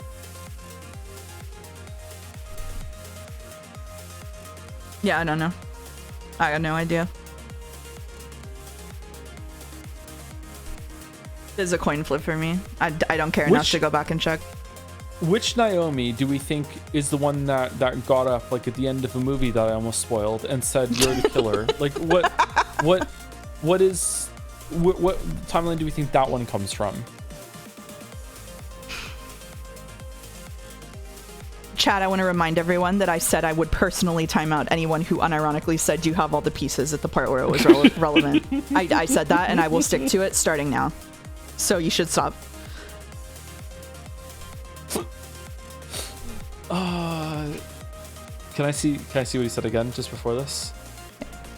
Now when the story disappears when the two bodies are found dead. That's the Sekimeiya reached in the attic. There's enough plans to know where to leave that. That's what happened. That's when we saw it on the floor of the living room. That's why we found. Can't you leave via the elevator? You could. I think you only need the key to get up there with the elevator. Yeah. I think you can leave without it. I'm not sure.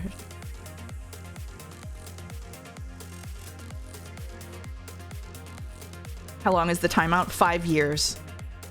5 years.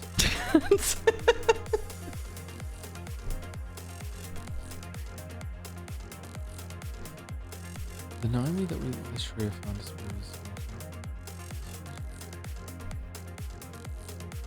I don't know. Fucking. This motherfucker loves to go back and forth. No, that's wrong. I say incorrect. I don't fucking know though. This is a coin flip.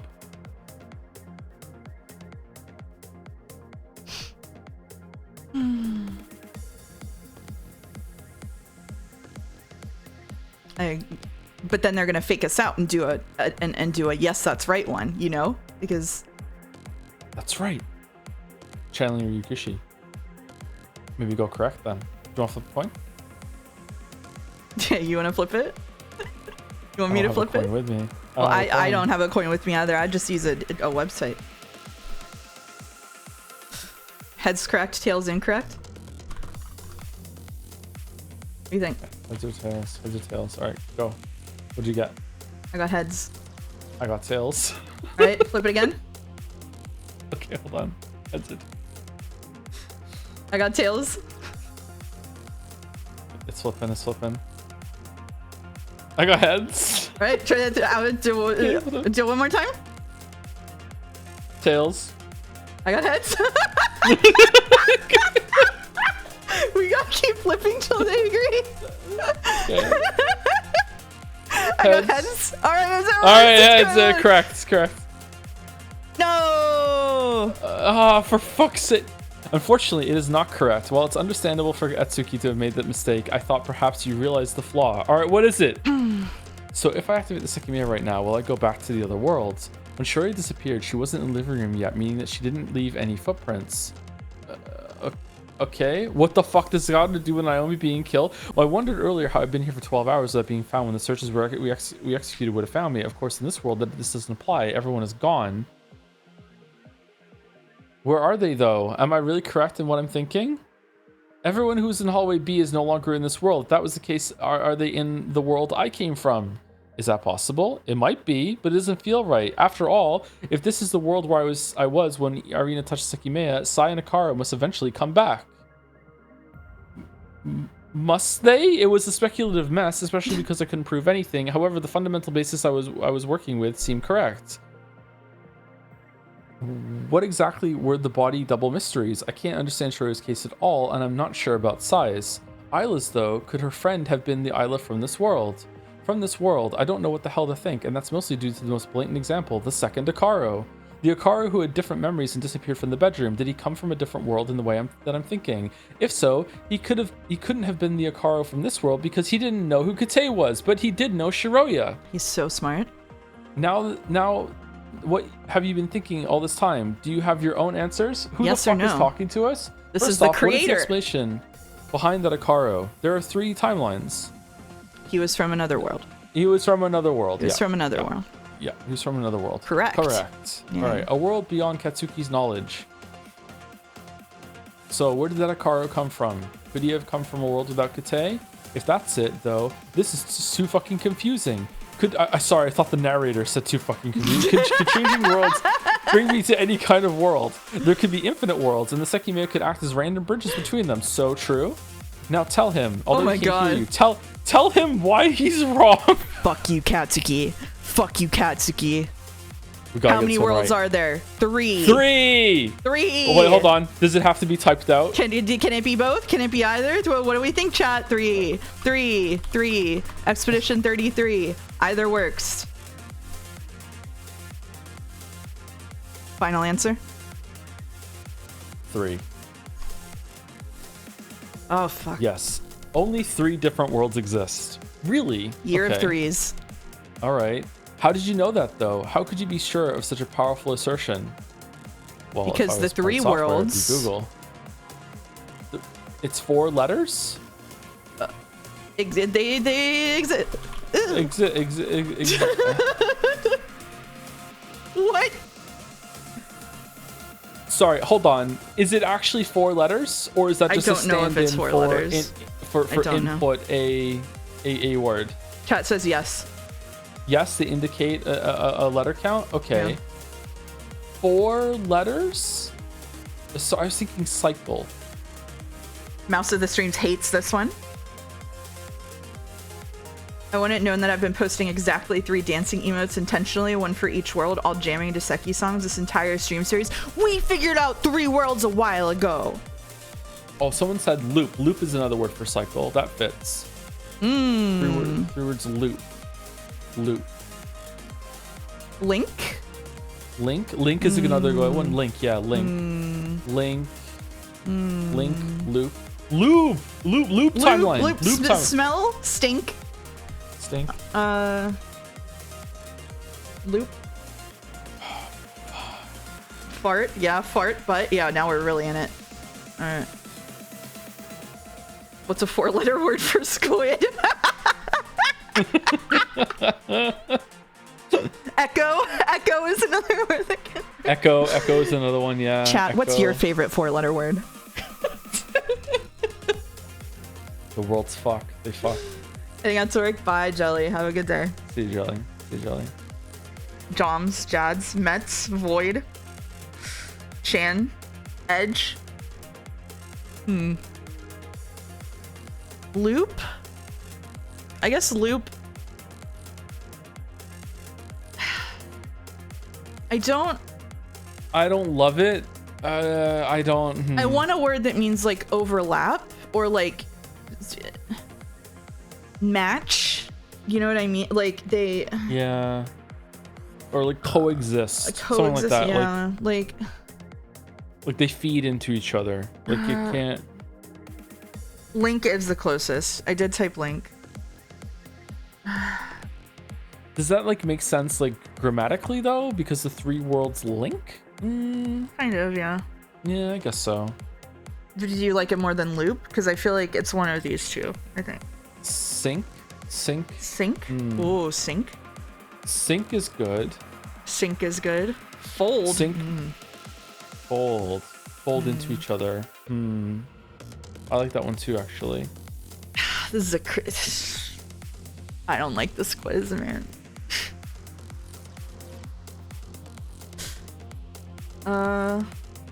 Link, loop, sync.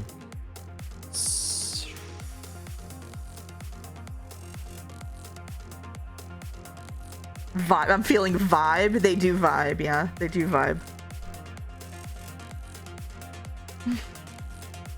I don't know. This is my worst nightmare. I like Link. I think go Link. I like Link. That's my favorite. What's your favorite? Link.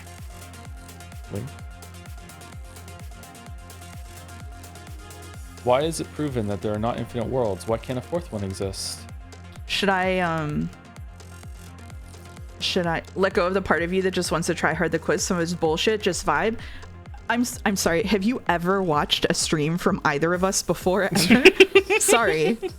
I don't. Do you think either of us is the type of person who can follow that instruction? No offense, Joe.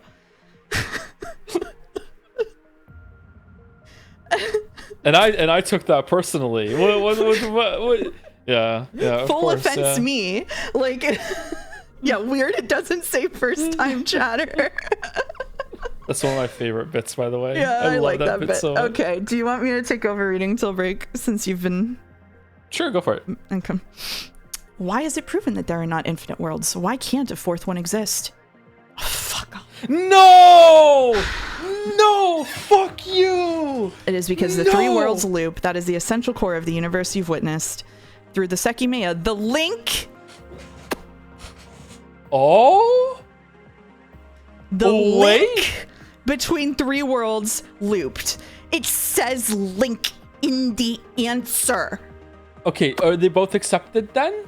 It'll count as correct? Okay, I don't know.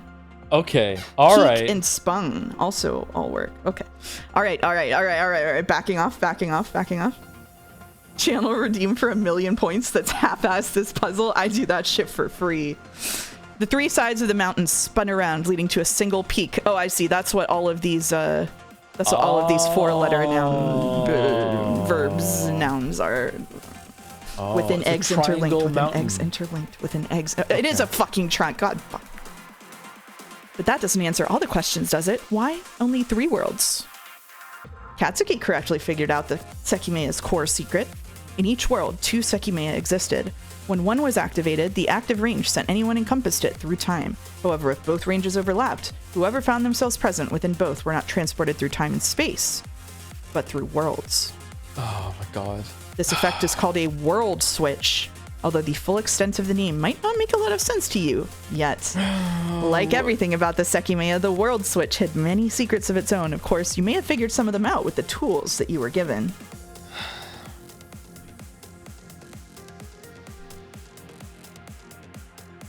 Boulder says, "See what I mean about the tone?" Yeah, part of the conversation in Seki Full Chat was some people who read this visual novel with love said this felt like having like a comfy chat with the author of the visual novel. And they were like, hey, look at this fucking cool trick that I wrote. Look, I made it. It's so cool. Isn't it neat? And I like don't have that relationship with this at all. And so it feels like a weirdo came up to me and is like condescending to me about their fan fiction or something. Like, you know? How could you, like, I don't know, maybe this is a sickness of my mind. I'm fine with time traveling when you touch an egg.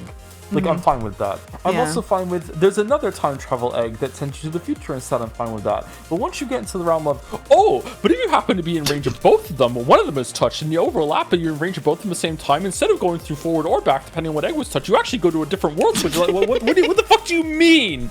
Like, why? And also, how could I possibly have figured that out?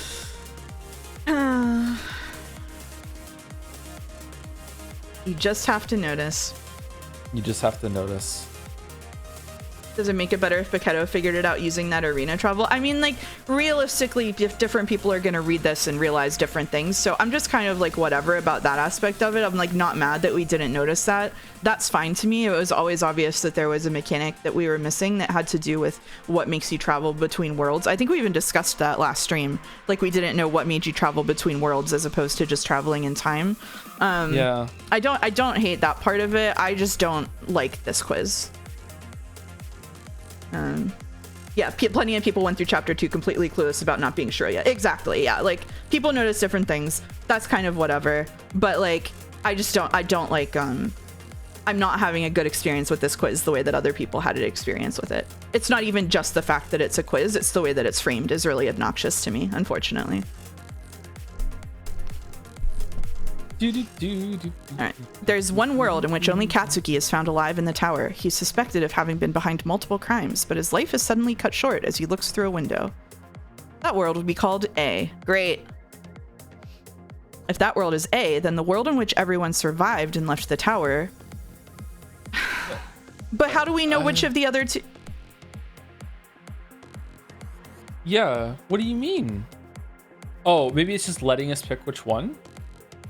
I don't...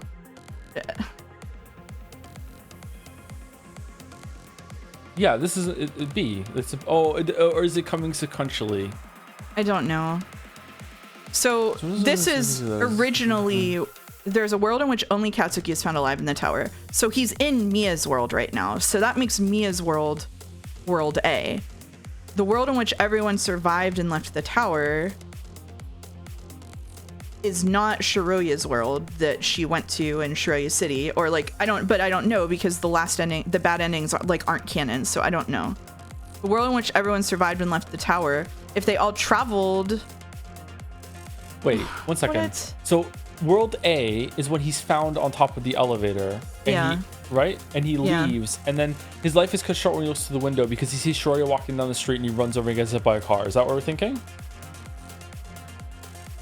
Or does he die in a different way? I thought that was like a bad end that we. How did When he did that? die What in chapter was one that then? in? Was that in chapter 4?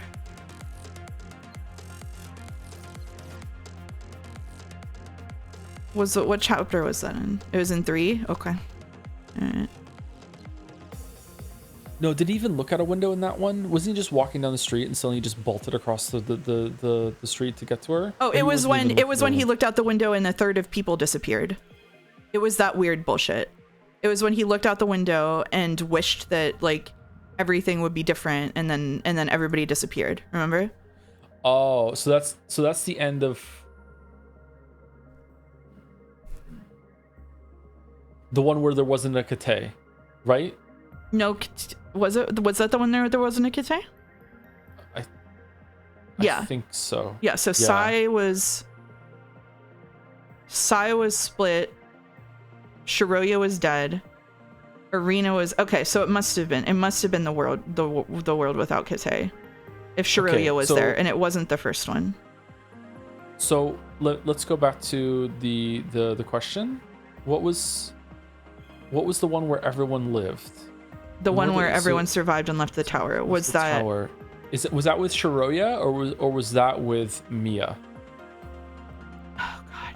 So that world is A. So if that world is called A, that's the third world that we saw. So we were right that was actually the original one, right? Yeah, that's the original one. Okay, so that's the original one. Yeah. So then the question is, what is the second one that was created? Basically, in which everyone survived and left the tower. Was that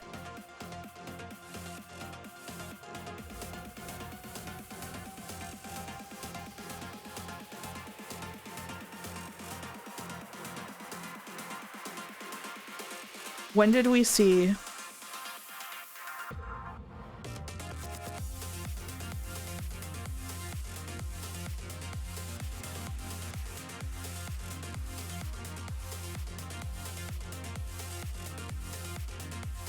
so sorry.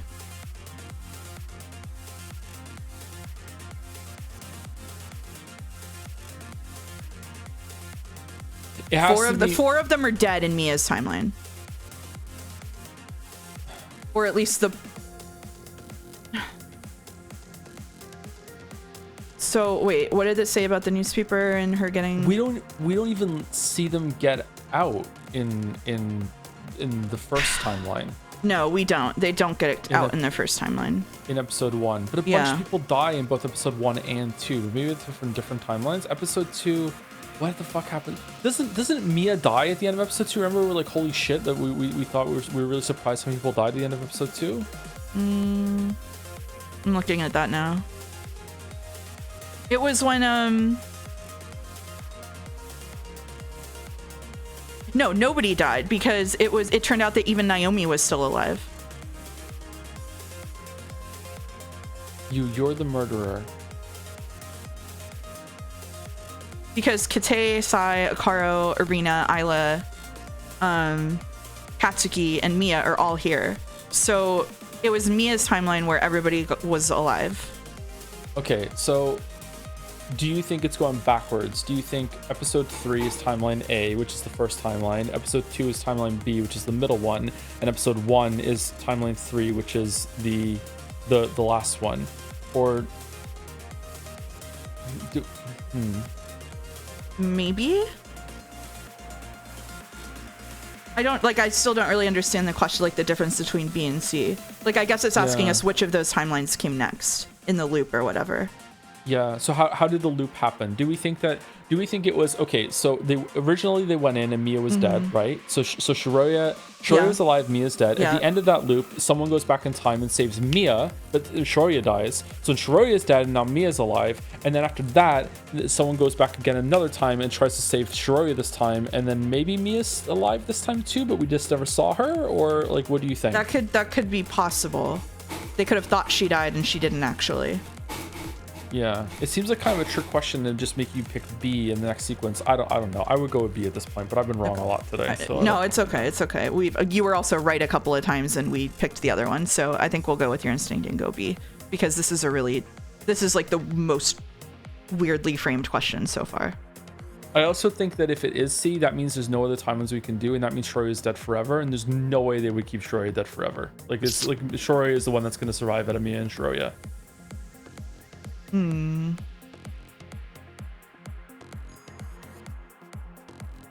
that world is C. Oh, Okay, well, what the fuck are you talking about? B is the world in which the recorder was present. At 9 o'clock, Katsuki, Sai, and Arena weren't able to escape. You're reading, I'm sorry. it's okay. By world switching from world A, people were brought to... B is the world in which the recorder is present. At 9 o'clock, Katsuki, Sai, and Arena weren't able to escape. By switching from world A, people were brought to...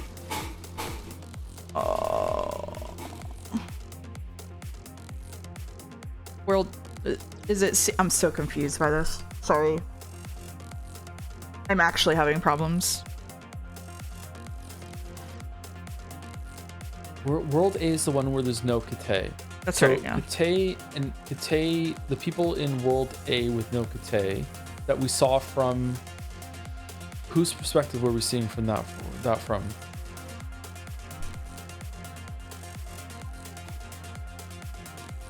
Was that Shiroya's?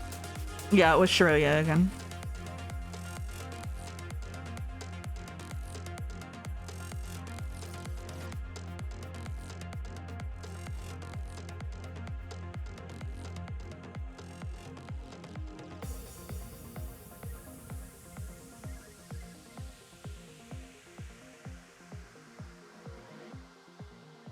When did we see that? We saw it from Shiroya's perspective. When she walked out of the storeroom and pretended that she had been there the whole entire time, right? Okay, and that's, so... that was Murderous Sai. Murderous Sai tried to kill Katsuki in World B. Yeah, right? I think it's World B. I also think it's World B because I think that the Isla from World A went to World B, right? Yeah, to be the other Isla's friend or whatever. So hold on, let's make absolutely sure, because then we can be mad if this is wrong because it's broken. Oh no. So okay. so Sai at the end of World A was trying to kill Katsuki for sure, right? Yes. Yeah. And that was with the knife. So then it definitely World B. Definitely World B. Definitely. I hope this is true. I don't want to have the mystery is broken argument. I'm tired. Oh god, thank fuck. Okay, all right. Yes, this is the way the world's loop. You've seen... Sorry, I'm tired and I've been packing all day. You've seen a few instances of full loops. Mia's group went from their own world C to world A. From world A, they went to world B. And then from world B, they went back to world C. Shiroya, after traveling from January 5th to December 15th, went from World B to World C with Katsuki. In the attic, she went... Oh my god, this is the hallways all over again. She went from World C to World A with Naomi, and she finally returned alone to World B. The order is A, B, C, A. Okay, sorry, can I just look at this for a little while? Yeah. Okay. What determines what world you go to? Is that just the order that the loop is in, I guess? It actually is sort of true when I said that the Sekimeiya are key to... Like, I think you can't just randomly jump, is what it's saying here. Maybe you only go forward. Yeah. This might be explained in the next paragraph, perhaps. Yeah. It's because if it's like a triangle, if it's peak, then it would make sense that you can't like jump across the triangle. You can go just in the pattern. Fuck. Shiroya, after traveling World B to World C with Katsuki.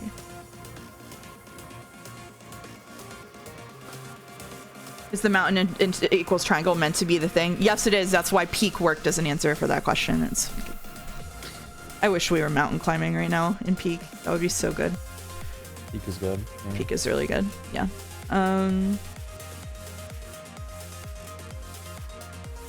Okay, yeah, this makes sense to me now that I stared at it. Sekimeiya, after traveling from January 5th to December 15th, went from World B to World C, Katsuki. In the attic, she went from World C to World A with Naomi, and she finally returned to World B. Okay, so... Oh, Naomi's last name is Kapka. Naomi's last name is Cabca. Oh, that's so mean. Damn. Oh. That is a weird last name, yeah. Oh.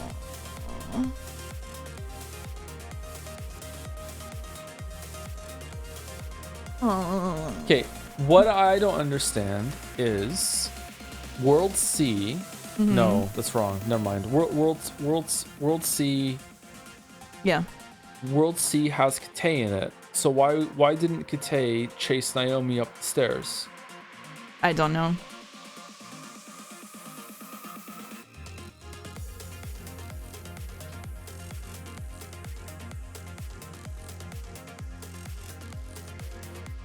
I do not know.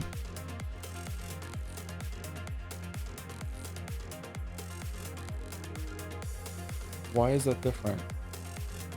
It's a good question, and I bet it's significant. And I have no idea. So let us just review real quick so we know what we're doing. Okay. Yeah. So world A is original timeline with no Kate. No Kate. Yep. And Shiroya. Okay, you know what? Should we pull up the document and take notes? Let's actually, pull up the document. Yeah, so that's world A. Yeah. Okay, so let me go over here, and I'm not setting this up to stream or anything. I'm just gonna yell it. Okay, so this is currently marked as timeline 3. We're going to call it world A. And then world B is chapters 1 and then later 3. Okay. Yeah, world B is Kate trapped in the tower with Shiroya. Okay. Right? Okay. Yeah. And then world C is Mia. Okay. So let's just sorry, I'm just putting this in order. So okay, so in world A, chapter 3, or whatever chapter it was in. So in world A, Kate wasn't in the tower. The handle, well, we found out the door handle thing didn't matter. Okay, so Kate wasn't in the tower. What was the endings of the different ones? Only Katsuki. This was the one where Katsuki was alive in the tower. We haven't seen the ending to world A. No, yes, we have. There was one world in which only Katsuki is found alive in the tower. Is world A the end with the elevator? Sorry, I'm getting A mixed up with 1. Totally fine. We haven't seen we haven't seen the ending. We haven't seen the ending of episode 1. That is correct. Which is world B. That's correct. Yeah. Yeah. Okay. So we haven't seen the ending of world B. Okay. Okay. And then in world C, everyone is found alive. Alive and safe. Even Naomi stands up and calls someone a murderer. Okay. All right. Okay. All right.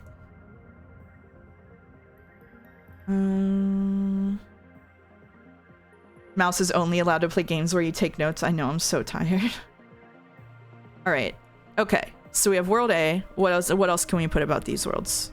Okay, so because we know that they went to world B, right? Yeah. And then from B to C, and she was in world C when they went upstairs to chase Naomi, right? Yep. That Kate didn't do that in world C. So what we saw in when Kate went put the briefcase in the storeroom, and then oh shit, I lost my key. It's back in the gas. Mm-hmm. I go get the key. I come back. The door doesn't work. Oh my god, someone stole it. Running up the stairs. That has to be world B.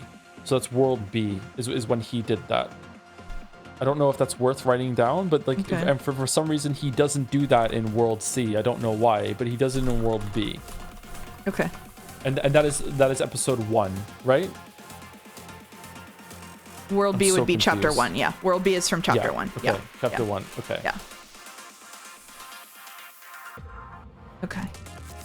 All right. All right. Do we want to continue? Yeah. Good catch with Capca, by the way. Thank you. Worlds A and C were drastically different, as the worlds followed an intrinsic progression with each other. Okay. However, as strange as it might seem, there was only a single degree of separation between C and A. There is a problem with this order, or there is no problem with this order. What do you mean? What the fuck does that mean?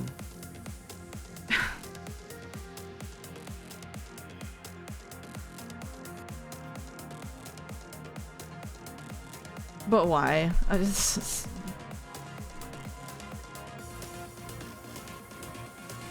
Interesting, I thought World B didn't have the door handle. It was probably taken off later, is what I think we decided.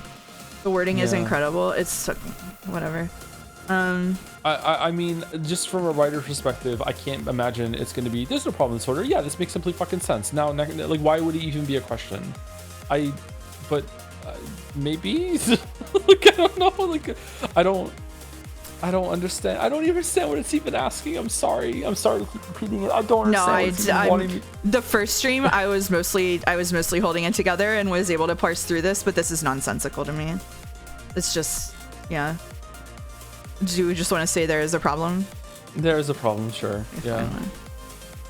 There is, isn't there? I'm sure you can find instances that didn't follow that order, all of which had something in common. The incident at the tower happened in all 3 worlds, but the outcome was vastly different. Why? The major difference in World A is the second Naomi. Ooh, isn't Kate's absence the one That that's is, not in World A? oh wait, yeah, you're right. Sorry, fuck, that's World B. World B is the second Naomi. Yeah, World A is Kate's absence. Sorry. Is World B the second Naomi? I don't remember. World that. B Is was that... the one where they found 2 Naomis, and You're World right, C yeah, is the that lack is- of death. So this is Yeah. this is C, A, and B in order. Okay, It's Kate's absence. I Kate's think. absence. Sorry, I keep confusing them. The major difference from the beginning was Kate's absence. Kate put his plan into action. He put both the real Sekimeiya in the suitcase he had prepared and moved to the secret door in the storeroom. He felt the handle, but he quickly realized he had dropped the key in the hallway. While he was searching for it, Naomi found the suitcase and took it. Then, when Kate found the key, he attempted to unlock the secret door. Oh, so this was all in World A. And he did. And he did. What? He was able to leave. But he didn't step out. He saw the Sekimeiya had been taken before hearing Naomi's movements. His plan had been very close to succeeding, so he panicked. He ran behind her desperately, but Naomi had a safe place, the attic. He chased her up, but he recognized that going all the way was a mistake. He could never enter the final floor. He tripped in the staircase leading to the 4th floor and distractedly walked back without realizing he'd dropped yet another key. This is the one that Katsuki found, or Shiroya. They both found a key up here, I think. Wait, what world are we in? We're in World A. So chapter 3.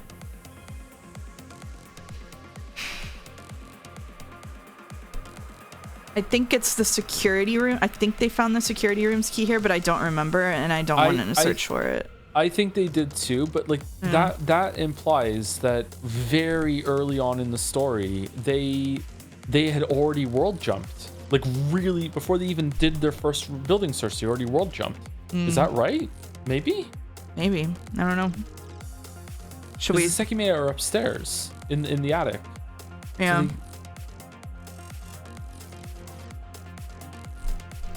I'm gonna be real, Chief. I'm not good at keeping track of my own keys. Kate's was not my concern when reading. Yeah, You're 100% right that they found a security room's key on the stairs like this. Yeah. But I think I don't maybe know if it wasn't was on this the 4th one. floor. Yeah, Was I it don't on the 4th remember. floor? I don't remember. Just go for it. I think Okay. it's that. Yeah. Or vibes. Yeah. Yep. The security rooms. Yep. You remember that Katsuki found it there, but that didn't happen in World A, did it? That was in World C. You might know who found the key in World A. It was Akaro. Although many things are different, Katsuki only came across it in World C because Kate had been staring at the floor and he wasn't there in World A. His mind threatening to collapse in on itself. Kite realized his only option was to escape from the building as quickly as possible. He left for the storeroom before the others woke up. Outside, he was fast enough to meet up with everyone else who'd evacuated. He knew the floor 2 cameras had recorded him, but he was confident he could take care of that at 9. Meanwhile, in World C, everything happened similarly. However, when Kite attempted to unlock the storeroom door, he couldn't. Something prevented him from doing so. Like in World A, he heard Naomi's movements and chased her up, dropping the key in the same staircase. So what about World B? What happened to the security room key in that world? Wasn't that the one where Katsuki was like, let's not tell them that we found it? Didn't they find a key and they were like, let's just not say anything? When was that? This is in World C, right? That was like Mia and Katsuki, right? Did they find? Is this when they found it before they went upstairs? I don't remember. This one I'm actually curious about. Hold on. Oh fuck! How am I gonna find it? I feel like this just happened in chapter 5. I feel like that's when they found it. Maybe.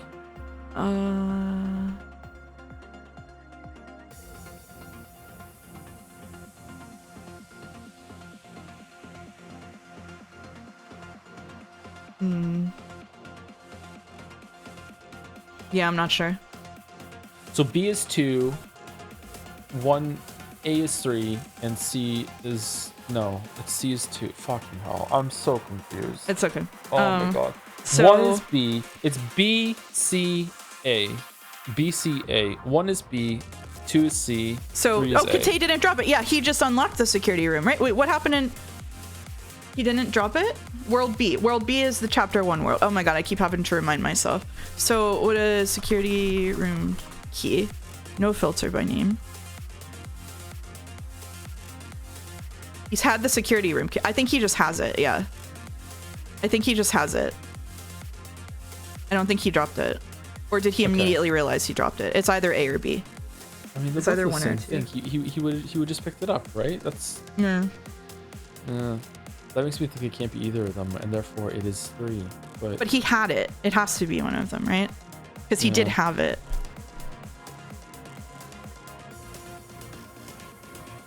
I think it's A.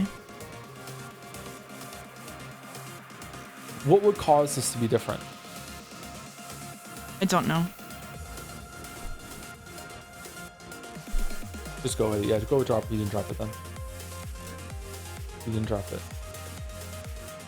The truth is, Kite didn't drop it. How is that possible? Nice. Why did that differ between worlds? The answer is tied to something else that only occurred in B. Oh shit. The call with Suripo was afterward, right? The alarms effects. It has to be the handles removal, right? Because World B was different. Because A didn't have the handle removed and World B did. I think it's the handles removal, right?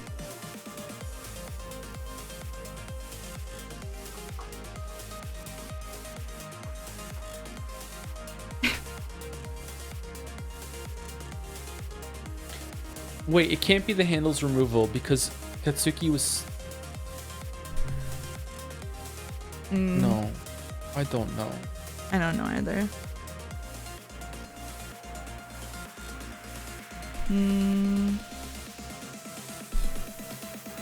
You're doing really well, thanks, man. Really trying to hold it together. The alarm effects are no different, right? They're no different. So it's not that. I don't think the alarm's effects are any different between the world. And if they are, I can't remember. Yeah, I can't remember. The call was Suripo? Suripo is the one outside, right? Yeah, Suripo was the cop who was outside, but they had to open the room before that happened. That happened. It has to be number 1 then. It has to be number 1. Yeah, it has to be the handles removal. Unless the alarm's effects were different and we just didn't notice. Like, oh.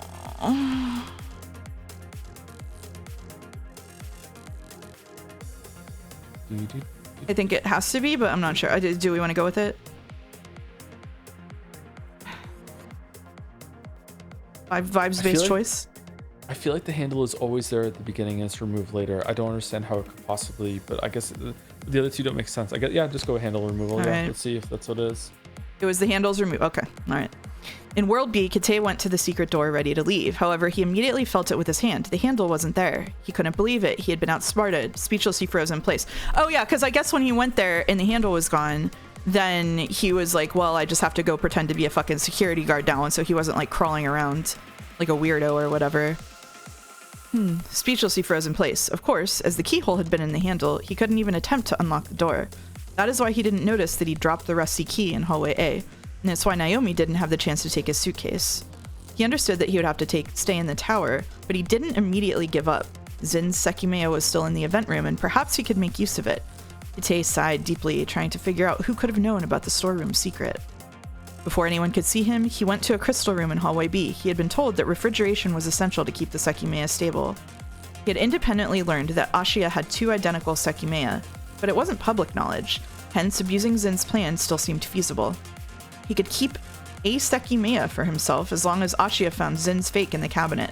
That was why he left each Sekimeiya inside different cabinets in room B4. He came to the conclusion... Why was the handle there then when Why was the handle there then when Katsuki went downstairs? Because I think he was in a different... He was actually in the Mia world, right? He was in World C when that happened. Right? Because he heard Mia from in there, right?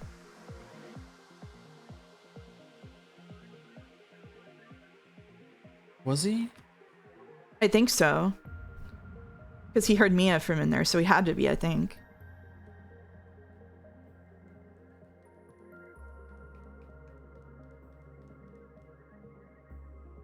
Then how did Naomi have the suitcase with the Sekimeiya upstairs then?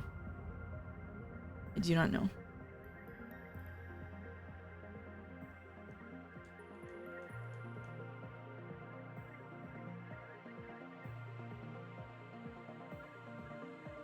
I'm lost about something there completely. Okay, let's continue. Okay. He ran there and saw one of the Sekimeiya on the floor. Katsuki and Shiroya had just world switched to World C. He couldn't comprehend it. The Sekimeiya was gray, but nobody was there. Nobody could have escaped after he'd heard the sound. Yet one of the cabinets was open. It was impossible anyone had been there, and the cabinet's temperature hadn't even cooled off yet. He hurriedly put the Sekimeiya back in, still trying to process what could have happened. When he left the room, he saw Irina's group on the floor of the hallway. She was moving slightly, so Kate felt trapped. He didn't want her to wake up and see him leaving. Slowly, he walked over and crouched beside the 3 incapacitated people. So doesn't this beg the same question? Why was the handle taken off in B? To begin with, who do you think was responsible for that? This motherfucker right here. This Katsuki motherfucker right here. Katsuki did it. I have nothing to base that on. Oh my god. Well, but we know that the omnipotent Katsuki is Katsuki from World B, so it would be Katsuki B. This is all you, babe. If we want to blame it on him, it's either Katsuki or Akaro, or just for fun, Sai, because he's a dipshit. But like 27 possible answers. Yeah, okay. I think Katsuki B. For vibes. Go for it. Lock it in. Lock it in. That's not right. The person who... It was Akaro! Okay. The person who removed the secret door's handle in World B was Akaro A. He was the main person behind the attack. In his world, however, Zin were outsmarted. The what do you Zin, mean? The alarm Zin didn't know about went off, and the Sekimeiya Akaro had hidden in the cleaning cart was taken. Who had been responsible for a while, Akaro had no idea. However, eventually he world switched to B with Isla. In that world, he was surprised to find out the attic was unlocked, and even more so to see that everyone was taking shelter inside a bedroom. Okay, I see. There he learned about 2 things: Kate's presence in the tower and the existence of the storeroom secret. Oh, this does make sense, actually. Naturally, he knew who Kate Kuiji was, but he shouldn't have been there. Akaro had suspected someone from Ashia had hindered their plan, so he was internally taken aback when he heard details about that world's events. I understand. So, Katsuki, fucking around with these timelines, is going to try to save Shiroya and Miya, but Akaro is also going to try to make his heist go off correctly. So that's why he's responsible for the fuckery with the handles. And this is the scene we saw when he came in and was like, who the fuck is Kate? So Akaro had a chance to leave and instead took the handle off the door. Yep. Because so they're he could gonna have left like at any point. because they're gonna like kill him if he doesn't like make this robbery go off, right? They were threatening him. I'm not following how Akaro had a chance to do this. I guess he went back in time with the Sekimeiya at some point. Yeah, it has to be that he went back in time with this. Like Akaro was like disappearing for giant swaths of time and like very clearly disoriented and all kinds of shit. So like he very clearly was fucking like it really. I think I made a joke at one point that there was like 3 different groups of people here fucking around with the Sekimeiya for their own purposes, and that's actually true. We're gonna find out. Katsuki did a bunch of shit to try to save Shiroya and Miya. Akaro did a bunch of shit to try to make his heist go off. Kate, who the fuck knows, and Arena is gonna try to save Isla, right? So like we do have everybody in the tower using the Sekimeiya for their own fucking bullshit.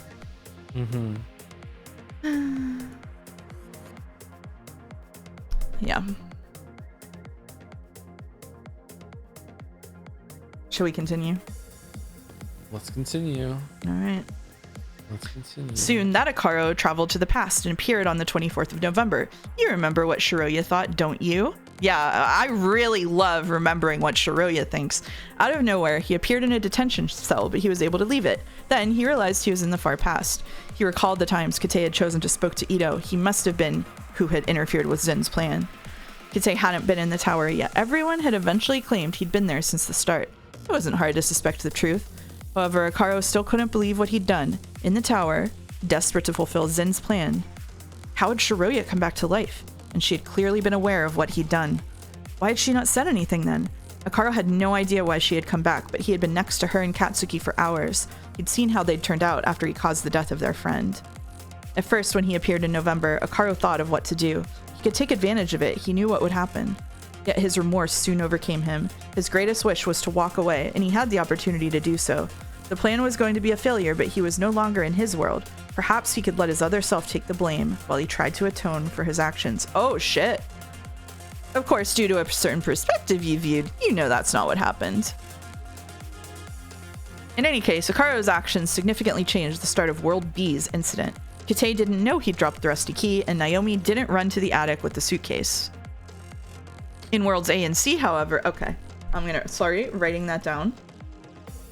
In World B, Kate didn't know he dropped the key. Naomi didn't run to the attic with the suitcase. In Worlds A and C, however, the same thing occurred. In the attic, Naomi touched the Sekimeiya and world switched. When Naomi A touched it, she appeared in World B. Her keys remained in World A and the elevator was disabled. Until that changed, she was trapped up there. From her point of view, both Sekimeiya disappeared as she brought the suitcase along as one of her possessions. However, Naomi C's outcome was different. She world switched to World A, and the range encompassed Shiroya as well.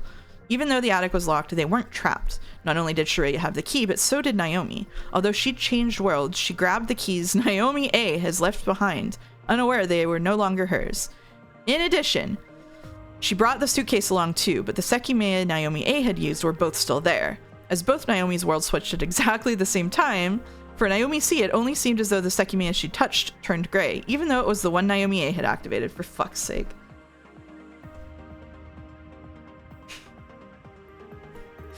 Instinctively, what she did was touch the other Sekimeiya, unable to believe her finger had changed a gem's color. When she did, she traveled through time. Since one of the Sekimeiya was powered off, there was no world switch. Oh, Jesus. So they have to both be able to be powered? Oh. Now they're going to ask if she went forward or back. Surprised that they didn't. Although these beginning sequences evolved into drastically different days, some of the differences between worlds came from before the 15th. Isla's friend only existed in World B. In the other worlds, Isla hadn't been assured everything would go smoothly. Nobody had told her she'd be able to touch the Sekimeiya, hence her mood was more dampened and Arena's was lighter. Sai sniffed out that something would occur on the day of the events. However, only in World B was he certain. He had read a forum thread. Oh, Sai's fucking posting! He had read a forum thread that foretold what would unfold in the tower. In that world, he was much more active from the start. Oh, shit! He's posting! He's a Redditor! In World A, Akaro couldn't... So, sorry, just taking... Okay, in World B, Isla's friend exists, and Sai reads Vaisude's posts. Okay. In World A, Akaro couldn't see Kite as his enemy, so his attitude toward the others was rougher and sterner. In addition, the article detailing his escape from prison only existed in World B.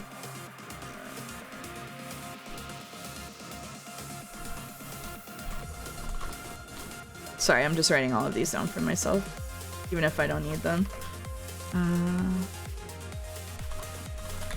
Okay. In World C, Kite's Sekimeiya were taken by Naomi, so his priorities were very different. In World B, Kite had to step up to Arena's group, while in World C, he saw room A5 by himself before everyone regained consciousness. Okay. Do you think there's a relation between all these changes?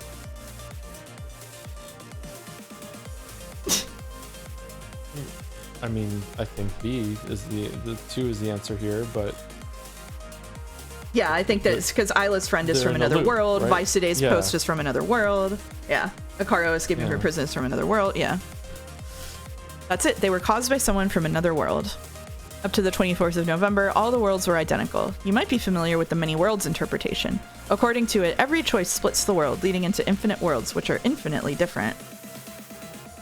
In these 3 worlds, the initial difference came in November of 2011, and it was caused due to someone who had world switched from another world.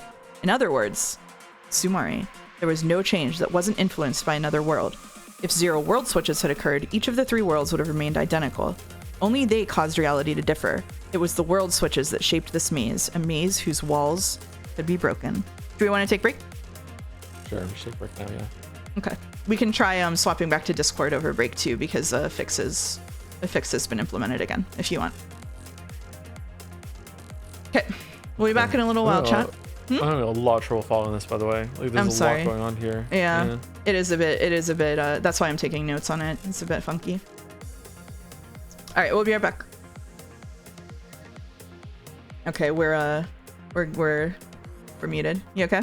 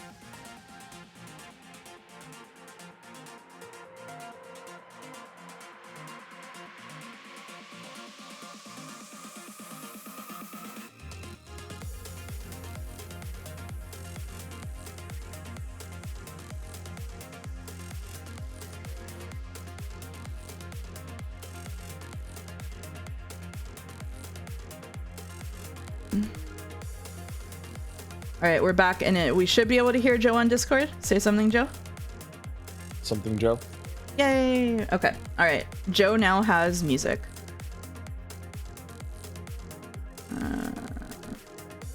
Thank you. Well, while I was gone, thank you, Terraflop, for giving out 10 community gift subs. Thank you very much, Terraflop. To, let's see, The Perception. I don't know how to say that name. IRL Agan. Pyramid X, it's Kiwi VT. Menthols, A3Q1. Dekito 1208. A Fancy question mark. Roll Dodge and Slice 919. Thank you. Thank you. Live Something Joe reaction. Something Joe.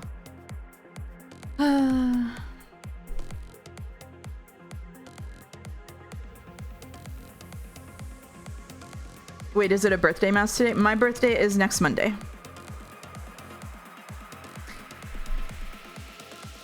They say Sekimeiya has no characters, but the drops of characterization we get are part of the World Switch logic puzzle. Man, Seki Fullers don't want to hear my opinions right now. That's... Uh-oh. Uh-oh. We're gonna exist in the world where I'm more critical of this than you are again, I think. And you know why? Because you made it through Danganronpa and I couldn't stand it for more than 5 minutes. That's why. Danganronpa's pretty bad. It is pretty bad. That's why. It's a fun concept, though. I really like the concept of Danganronpa, but it's pretty bad. Yeah.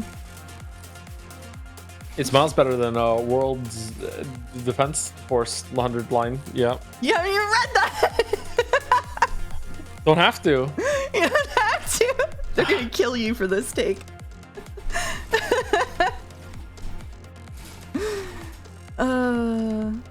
I'd really love a game with the same concept like Danganronpa without being a Danganronpa. That's true. I'm just saying, what I'm saying is that you've built up a tolerance for this that I absolutely have not. I made it, I think, like 3 or 4 hours into Steins Gate and said, I'm doing something else, and then never went back. Like, I just cannot. I cannot with it.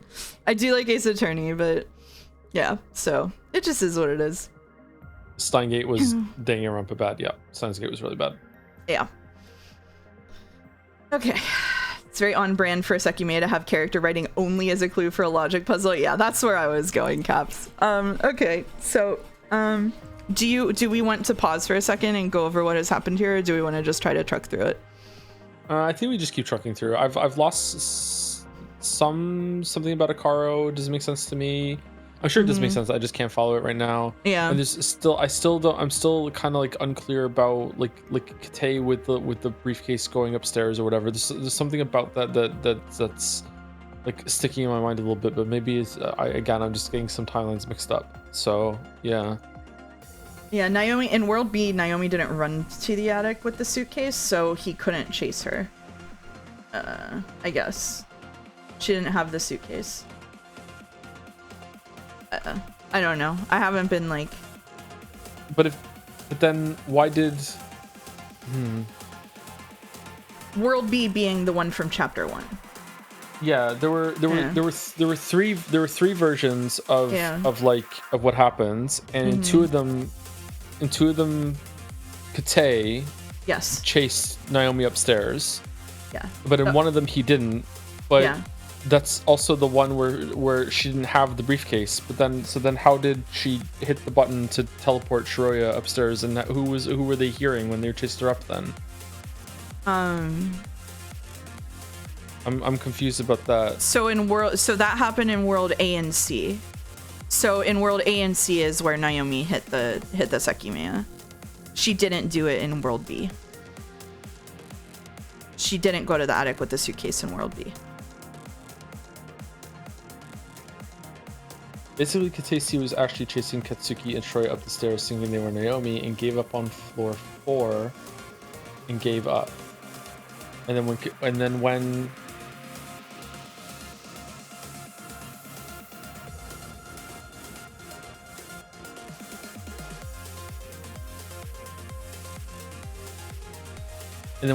Katsuki turned around and went back downstairs, he wasn't there. Why didn't Shiroya run into Kate then when she went downstairs then?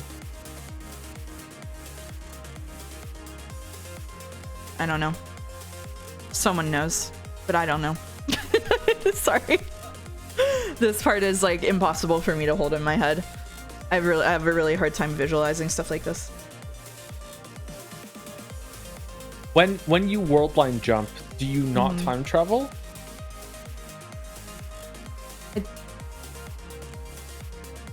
Like if you're in range of the past one and the future one and there overlaps, you're in that overlap Venn diagram. If the future one is pressed, if either of them are pressed, because you're in the range of both of them, that means you world line hop, right? Yeah, However, I don't know if the future one is pressed, do you world line hop and travel in the future? And if the past one is touched, do you world line hop and travel to the past? Or do you just world line hop? And if that's the case, does like the power of both Sekimeiya get set? No, because we just found out that that's not the case because then was able to chain them together. I think you just world line hop because that's what happened with the thing with Arena. Whenever that happened, they didn't time travel at all. They just world hopped. I think that was the point that was making. I'm pretty sure. I think you just switch. Yeah. I think you just switch. Yeah. But does the person who touched the Sekimeiya but isn't in range of both, do they time travel, and the people that are within it? Yeah, I think it's them and whoever's in the range that are in the shared range. So if Sai touched the future Sekimeiya, and Katsuki and Shiroya were in range of both of them, but Sai wasn't. Sai would stay in the world line he's currently in, but go forward in time. Meanwhile, Shiroya and Katsuki would world line hop. Yeah, that's why Sai was the only one to disappear, because he was not in range of both of them. He was only in the range of the one that Arena touched. So when Arena touched it, the people around her who were in range of both world hopped, but since Sai wasn't, he time traveled, and that's why he disappeared from their perspective. Two different things happened there, depending on what range they were in.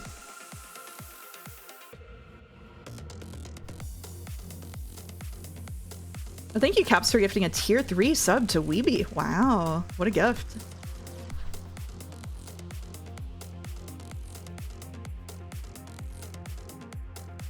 Which is confusing as shit, by the way.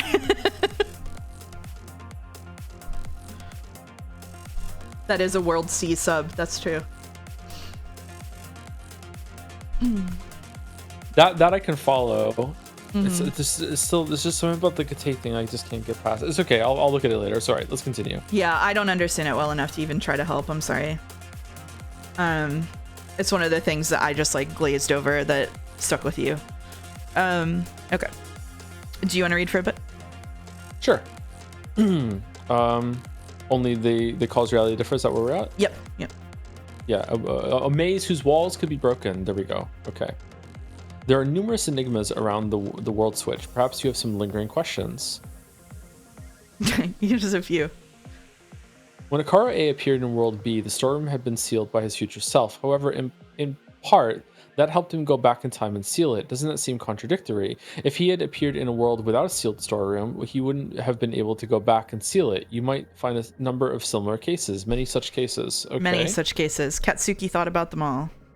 For that, you can look at the people who world switched and the way they shaped their new world. If the answer escapes you, that's where you will find it, alongside the real form of the world switch. German.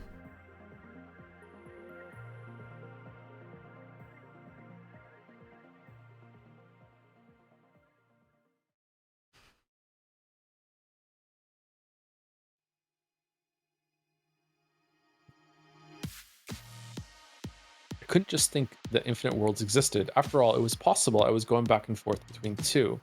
The first time, Arena had brought us to a different world, but we had eventually returned. When we later traveled back to that morning, Shiroya and I had changed worlds, but I suspected that we'd appeared in the same one again. That was why thinking that infinite worlds existed was a bit of a leap. I looked at both Sekimeiya. If I touched one, would the world around me really change? What about the range, the replicated location, and the time traveled, and all that nonsense? I stepped into the kitchen. Can the refrigerator act like the cold cabinet? I opened it and put my hand inside. While it was cold, the temperature didn't seem as low as the Sekimeiya's cabinet. The freezer, there was a regulation mechanism inside, so I changed it to the coldest setting. shut a Sekimeiya inside the refrigerator for a few seconds. When I took it out, I felt it through my shirt. It did work. It was pretty hot before, but now it's not. What? Second? As long as I keep a Sekimeiya in here, I might not be encompassed within 2 ranges. I wasn't confident the concept of range I was working with was correct though. I put both Sekimeiya inside to hopefully reset them. A few seconds later, I took one out and set it on the countertop. Theoretically, it should begin to gather energy now, so I'll travel a short distance if I touch it soon.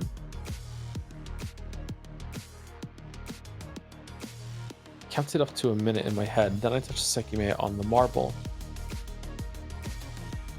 What just happened? I was still in the kitchen, but I teleported less than a step backward. Huh? The Sekimeiya is powered off, just where I touched it. Does that mean I traveled to the future? I think I only went a few seconds through time, but there's no past self of mine here. The Sekimeiya was gray, indicating that I was at a point after my travel. Surprised, I realized I really had traveled forward in time. Why is he a step backward then? I thought when you travel forward, you don't move, or was that just world line? That was our theory. That was our theory, but it's probably the case that that was actually world hopping. Okay. Yeah. What was the difference? Why didn't I travel to the past? I think now we get into the shit about the planet moving. Right? That would make him be a step difference. If he had just gotten that wrong and he traveled a second back in time, would he have blown himself up? I don't know. Maybe. Like he just teleported inside himself and blew himself up. Like did he almost kill himself just there if he had picked the wrong Sekimeiya? What the fuck? Jesus. Oh god, now I'm remembering the time this story took some time to talk about the speed at which the planet rotates or whatever. Yeah, that's what I was alluding to.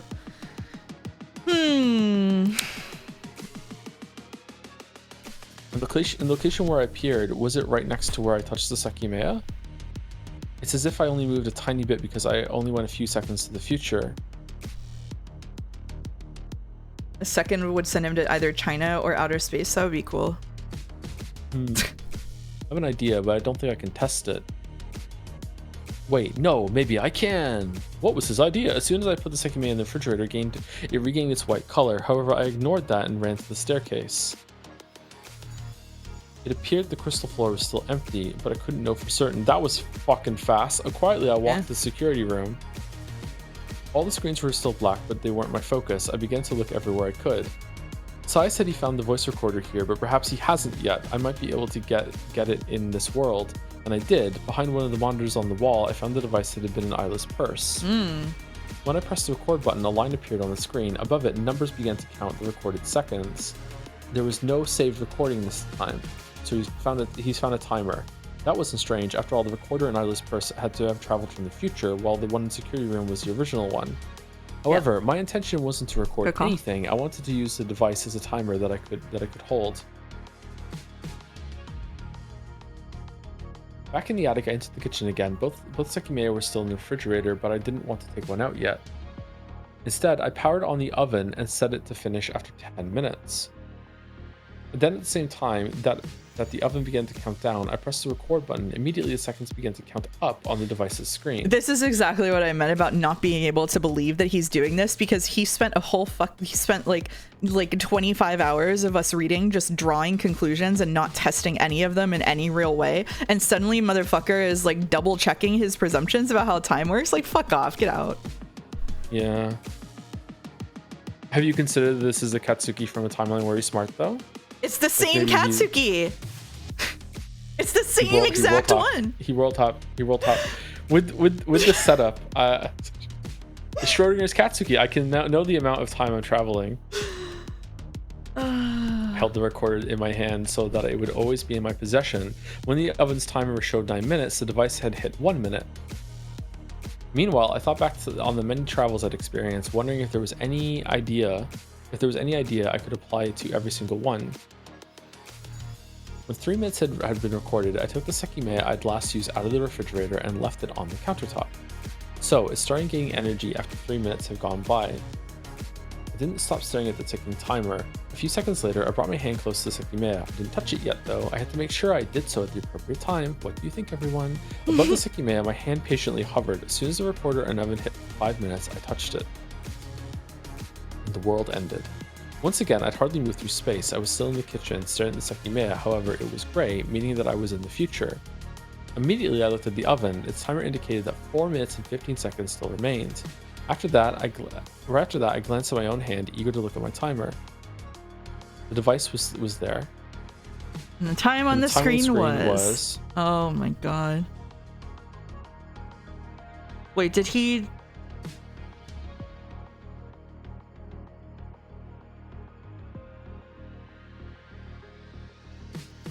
Okay, so the one... There has to be like multiple answers here because a few seconds could be like what, 3 or 5? As soon as the recorder in the oven hit 5 minutes, I touched it. So he touched it as... Okay. So he touched it as it hit 5 minutes. Hardly moved through space. But it says that 4 minutes and 15 seconds still remained.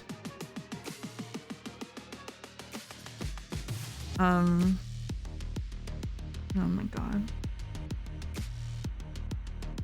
And the recorder is moving backwards. So if nothing had happened, the recorder would say 5 minutes and 45 seconds, basically. Yeah. Okay.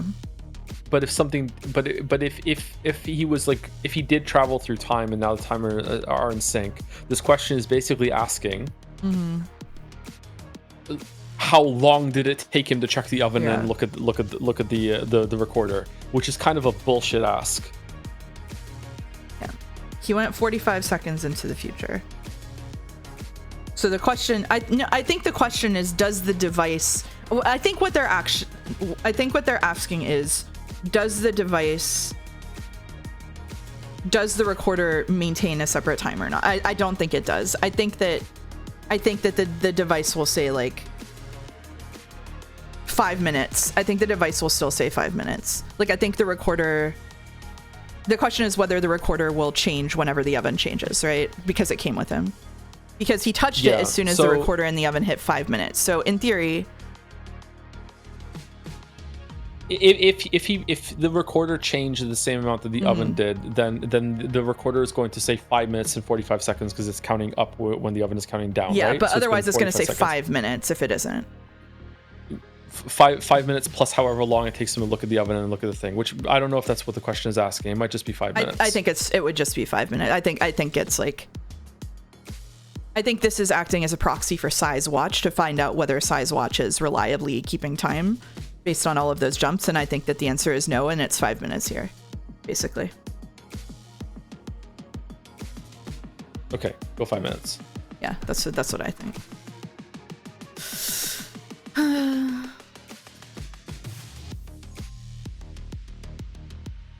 4:15. It's the same time. What? What? But while the device's screen changed to 4:16, the oven's timer went to 4:14. So it did change. Like before, the recorder kept counting up, where the oven counted down. How does that work? Wait a minute. What do you? Wait, what? Why would it subtract? Oh. Why would it subtract time from the recorder? Oh no. I don't understand.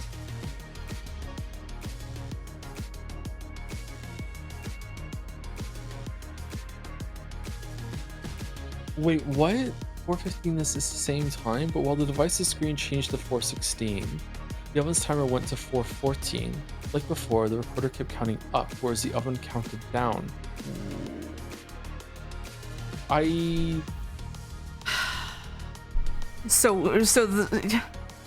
He went back in time? Huh? I touched the Sekimeiya at the 5-minute mark and went 45 seconds in the future. That's a little odd. The Sekimeiya gathered energy for 2 minutes. The times it gathered energy for 15 minutes, we went 20 minutes through time. What are we doing here? I feel like I'm having a stroke. The most important thing, though, is that although I went 45 seconds in the future, the recorder seems to have gone 45 seconds backward in time. Okay, so Wait, why the fuck would that happen? I don't know. I really have to admire the confidence of turning the finale of your novel into a "but were you actually paying attention" boss rush. I have no idea what's going on. I have zero idea what's going on. I think this is going to be the thing linked to like the stuff that they take with them or keep or whatever. Why would the recorder go back in time? I don't know. Okay, I'm really eager to see what it's gonna say right now. Okay, let's see. Yeah, me too. That must mean that the replicated location was from 45 seconds before I touched the Sekimeiya. What the fuck does that mean, Katsuki? That left me thinking, but the train of thought was interrupted by the Sekimeiya. It turned white a few seconds after my reappearance. This is strange too. It took almost 2 minutes to power back on, but it spent about 5 minutes powered off when Sai and Shiroya disappeared from the event room. I had to do it again.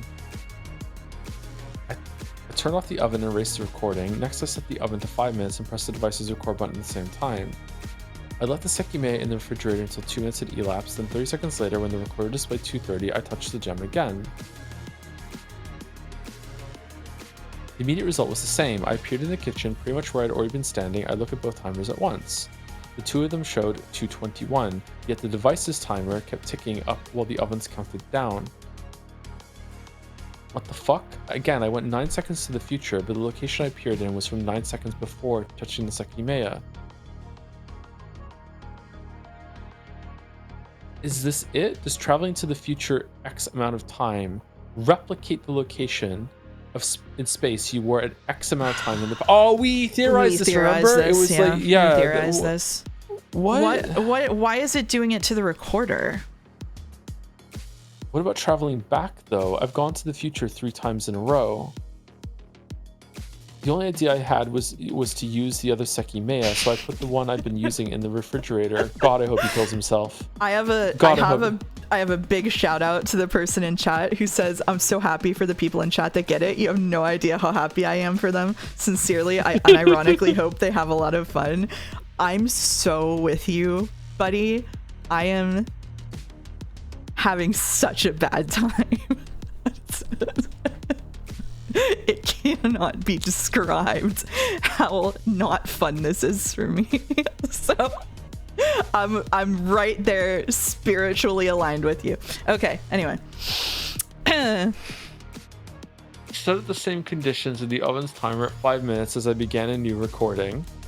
That time, when 2 minutes had elapsed, I took the other Sekimeiya out. 30 seconds later, I activated it. The result was almost identical. I appeared in the kitchen, very close to where I'd been.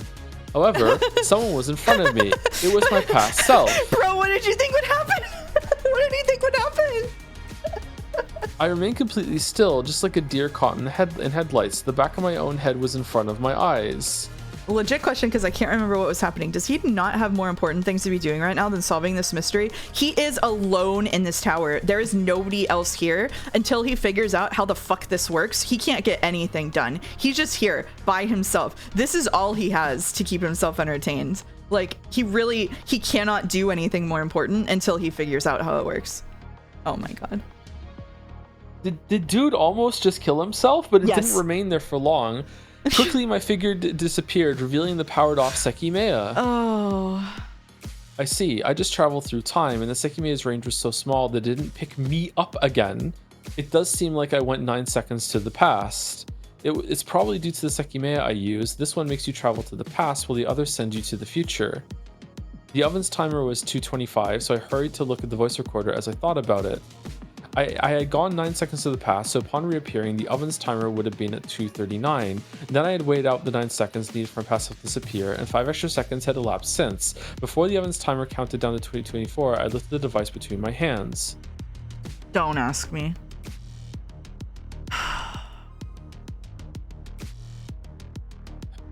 What if there's no time displayed and that's what's happened to Sai's watch that one time? It's not that, because there's 4 other options, but...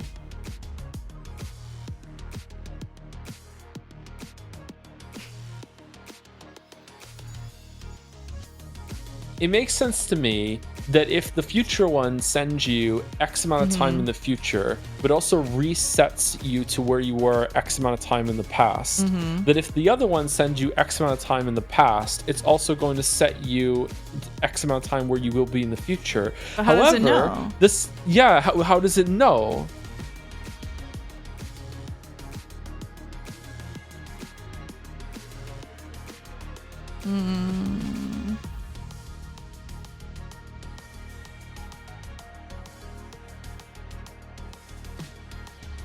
What would the answer be if it was X amount of time? How much time did he go back in the past? He went back 9 seconds, right?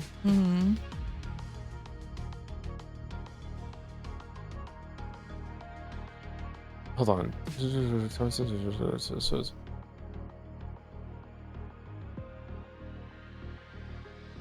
timer was at 2:25.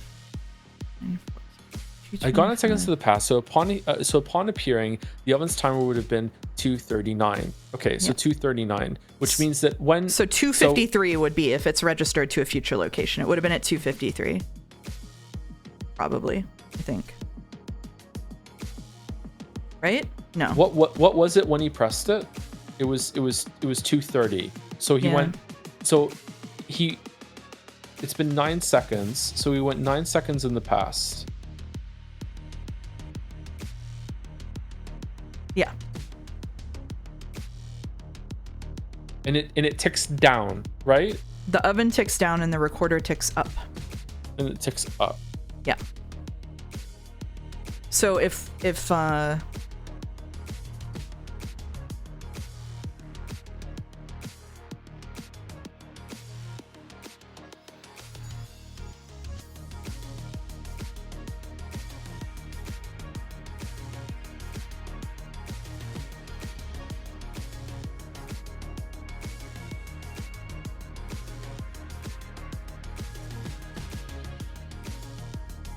Okay, well, according to that theory, none of these are correct because it would be 9 seconds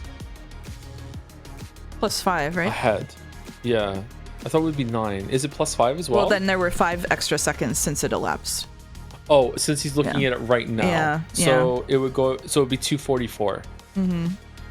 If that is the case, so Yeah, so it's either 2:44 or there is no time displayed. Yeah. Yeah. Do we think that when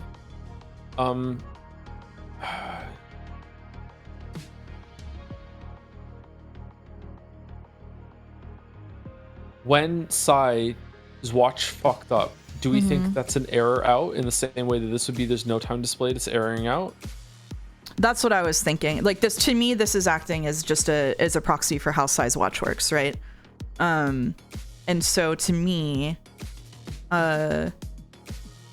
I don't know, like it's really weird. Like it's weird to, like, it feels like no kind of time travel should be able to depend on what you can do in the future. And since now we know that it is loops and probably not what we talked about before, where there's like a thing in the future that it can rely upon, it seems more likely to me that there would be no time displayed, but I don't know exactly how it works.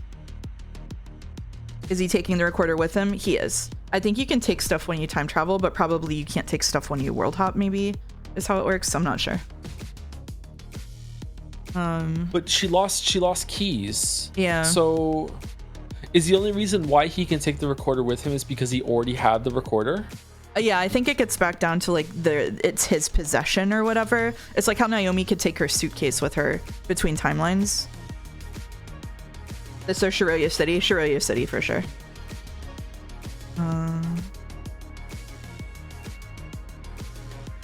It would be fucked if you just spawned in naked. That's true. Yeah, I think you take stuff if it's your possession. They said something like that pretty early. But her clothes changed. Her clothes did change, yeah. Don't know what's going on with the clothes. Don't know what's going on with like the stuff that disappears. I don't think that's going to get answered by these like tiny micro travels, unfortunately. Surely it will be explained later. It's 2:44 or it's no time displayed. What do you think? Your call.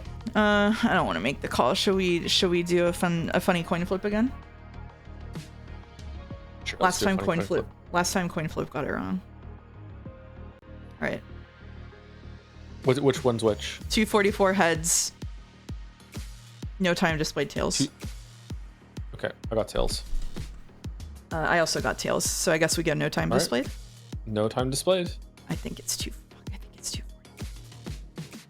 Go for it then. Go trust your vibes. Oh! Yes, we scran. Yes, we scran. Yes, we scran. The screen is blank. Fuck Oh, off. for fuck's sake. Fucking kill me. Okay. Go on. Screen is blank. What the hell? Why? Well, I can't know where this location is from. Traveling 9 seconds to the future put me where I've been 9 seconds in the past. Wouldn't traveling to the past put me where I'd be 9 seconds in the future? And I'm still here, exactly where I appeared.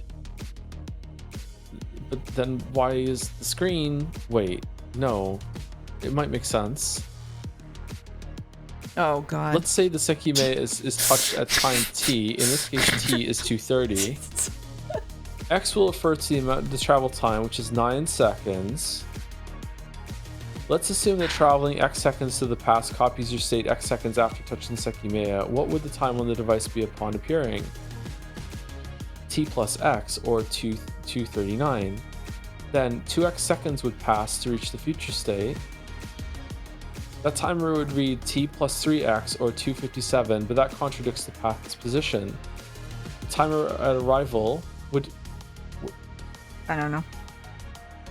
Why doesn't the other one contradict them with the future one? The timer at arrival would have to be t plus 3x. But nothing stops this from continuing. Another 2x seconds would be added. Okay, so this is how the watch got to like infinity or whatever. Mm-hmm. The recorder's time would add up infinitely, and eventually its battery would run out. Yeah. This can't make sense though. If the replicate location is one that occurs after touching the Sekimeiya, we would die. Just like with the recorder's time, my age would have increased by a few seconds repeatedly, making me die instantly upon traveling to the past. I wish. If the device aged in a loop until it ran out of batteries, its appearance would have changed too. It would have degraded, probably even disintegrated into nothing. However, isn't this what happened to Sai's watch? Not only to Sai, but to a Sai who I have to assume traveled to the past. When I saw him, he should have been in the attic, so he'd come from the future. Later, I learned his watch had stopped working again. If he appeared 5 seconds in the past, where he would have been 10 minutes after his appearance, the time on his watch would have been increased by 10 minutes infinitely, and the battery would have eventually stopped working. There's no way it would have lasted thousands of years, though, so what the hell? And why would the watch's inner mechanism add up loop time while its outer appearance wasn't affected? The recorder isn't working anymore, so I can't keep testing. Wait, no, I can make it work again if what I've concluded is correct. After all, just minutes ago, I was holding it when it worked. I just have to replicate that location, which should be easy. I only have to travel a couple minutes to the future. If that's what I did, I put the broken... that was what I did. I put the broken recorder in a drawer and traveled to the future. When I appeared, I was holding the device. The timer on its screen said 1:35, and it was still working. This is definitely how traveling to the future works, then. But what about traveling to the past? Did all those travels work like this as well? First time I went to the past, I appeared in the lobby, right in front of the hallway A door. I later determined I'd gone about 20 minutes to the past. Are you sure? So 20 minutes after the point I touched the Sekimeiya, I was in the lobby, right in front of the hallway A door. I was watching the hallway while the others looked through every room. Seriously, is this what's been happening? Later, Shiroya and I traveled about 40 minutes to the past. I appeared in the security room sitting down. However, the chair wasn't there to support me, so I fell to the floor. 40 minutes after the time we touched the Sekimeiya, I really was in the security room looking at the computer. Saya had just run away from me. I even looked at the time. I was there from 12:18 to 12:31. Okay, we did kind of guess this, but in a kind of shitty, kind of like not sure way. Yeah. Even Shiroya, she said she'd appeared in the second floor offices when we reunited outside the security room. She'd just been searching for me through every floor, starting from the top. Both of us had just been in the locations we'd appeared. How the fuck could the Sekimeiya know that?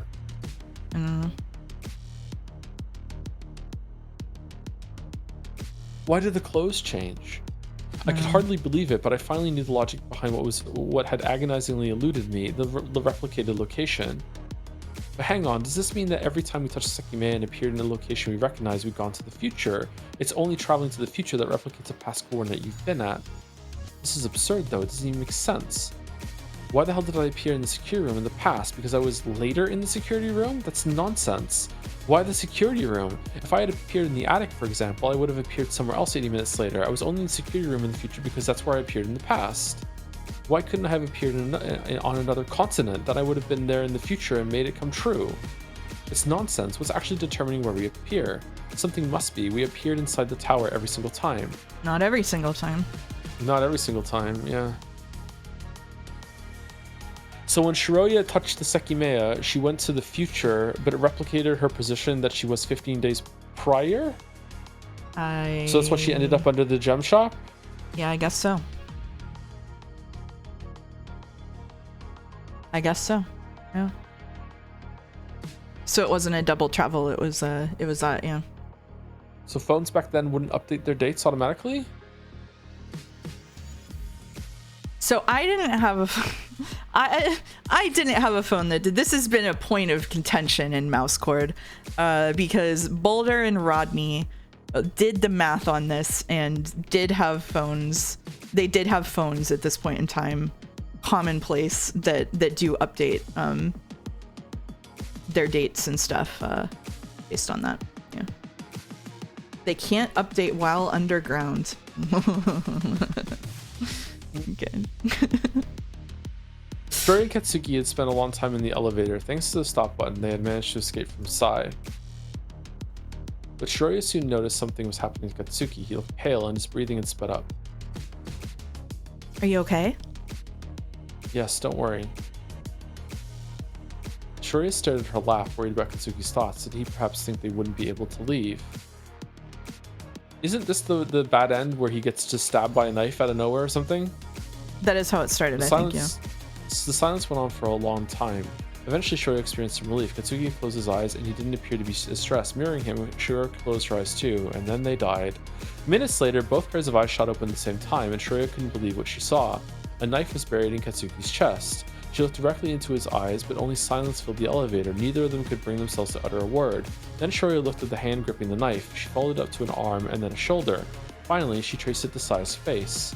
But that sight didn't last long. Immediately after killing his first victim, Sai felt the urge to have a second. With a frantic motion, the knife sliced Shiroya's chest. Before she could process the scene, Shiroya's body fell beside Katsuki, their blood pooling together in the elevator. Of course, you know this never occurred. If it had, though, how would it have come to happen? Sai stared at both bodies momentarily. However, he didn't immediately understand that he was trapped. Katsuki had pressed the stop button, so Sai couldn't leave the elevator.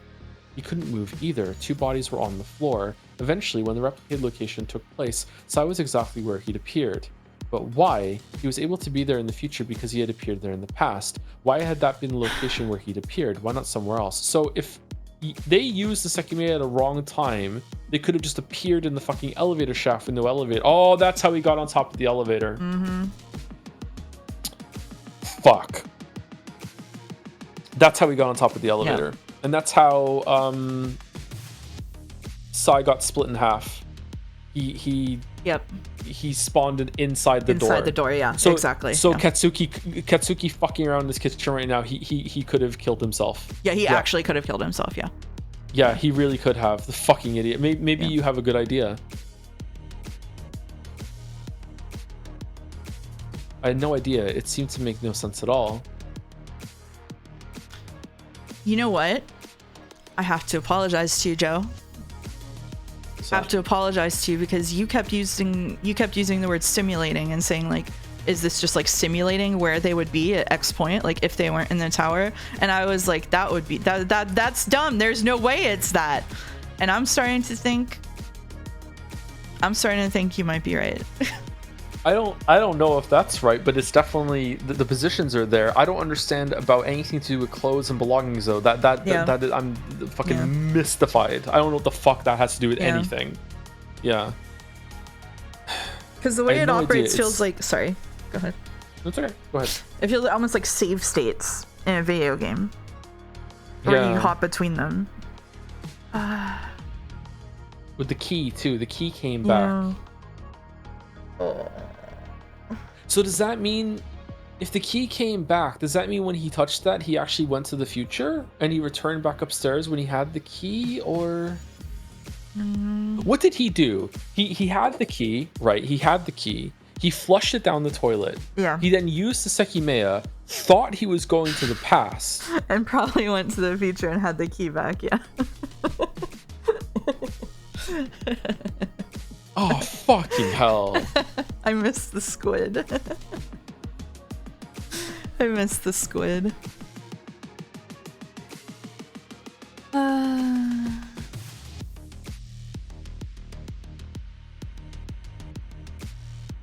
Shall we continue?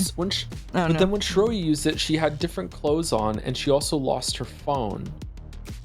Did they past travel then, or did they future travel? I don't know. I don't know either. I'm sorry. I had no idea. It seems to make no sense at all. But what the hell would happen now if I travel to the past? Let's say I travel 2 minutes back and appear in the kitchen. Will it be guaranteed that I'll be in the kitchen 4 minutes later? What if I don't want to? What if I decide to leave? Does the location where I appear force me to be somewhere in the future? That makes even less sense. I frowned, curious what would actually happen. I had never traveled with knowledge of how the replicated location worked, but it seemed like having that knowledge alone would break the rule. I would no longer replicate the location in the future through some weird unconscious fate. I mean, if I do appear in the kitchen, can I refuse to be there in the future? Can I risk doing that just out of curiosity? Do it. Do it. What if it's the universe's rule? Would I end up not trying to go against it out of fear of what might happen, which would confirm the impossibility of being a paradoxical location? We're past this. Do it. Do it. That's pretty similar to not attempting to change the past just in case it's not possible, but it can't be fought, can it? Yeah, it doesn't make sense. Why would I purposely be somewhere just because it's where I appeared in the past? I wonder, can I maybe take advantage of it? It doesn't seem fair that figuring out how it works would be a detriment if I intend to travel back. Until now, the rule has been consistent through mere fate, but it wouldn't be the same if I was aware of it as it happens. A way to put knowledge into practice, maybe as long as I have accurate knowledge. This is exactly How did Sai figure this out? Yeah, this is exactly Sai's thought before he split himself open with the door. You and I had the same thought, yeah. I put the Sekimeiya that had sent me to the past in the refrigerator. After I waited a bit, I took it back out. I set the timer and waited half a minute. Then I brought my hand toward its glow. All right, will you send me to the living room? Wow. That was where I appeared, in the middle of the room.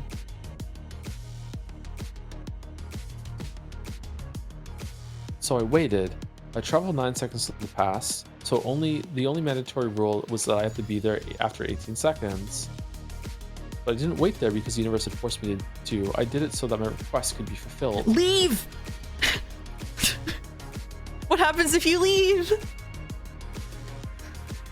18 seconds later, I was still. So did Sai say the universe send me to the elevator because I'll stay there until it's done?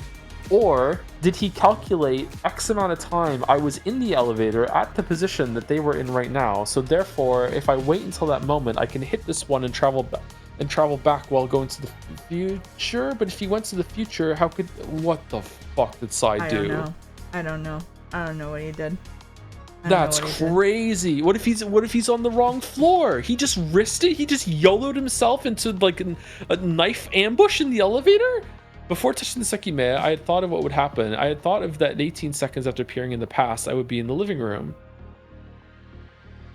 Of course, if that was the case, it implied I would appear in the living room, so it was what had happened. Then, to make it possible, I remained there, exactly where I imagined myself appearing.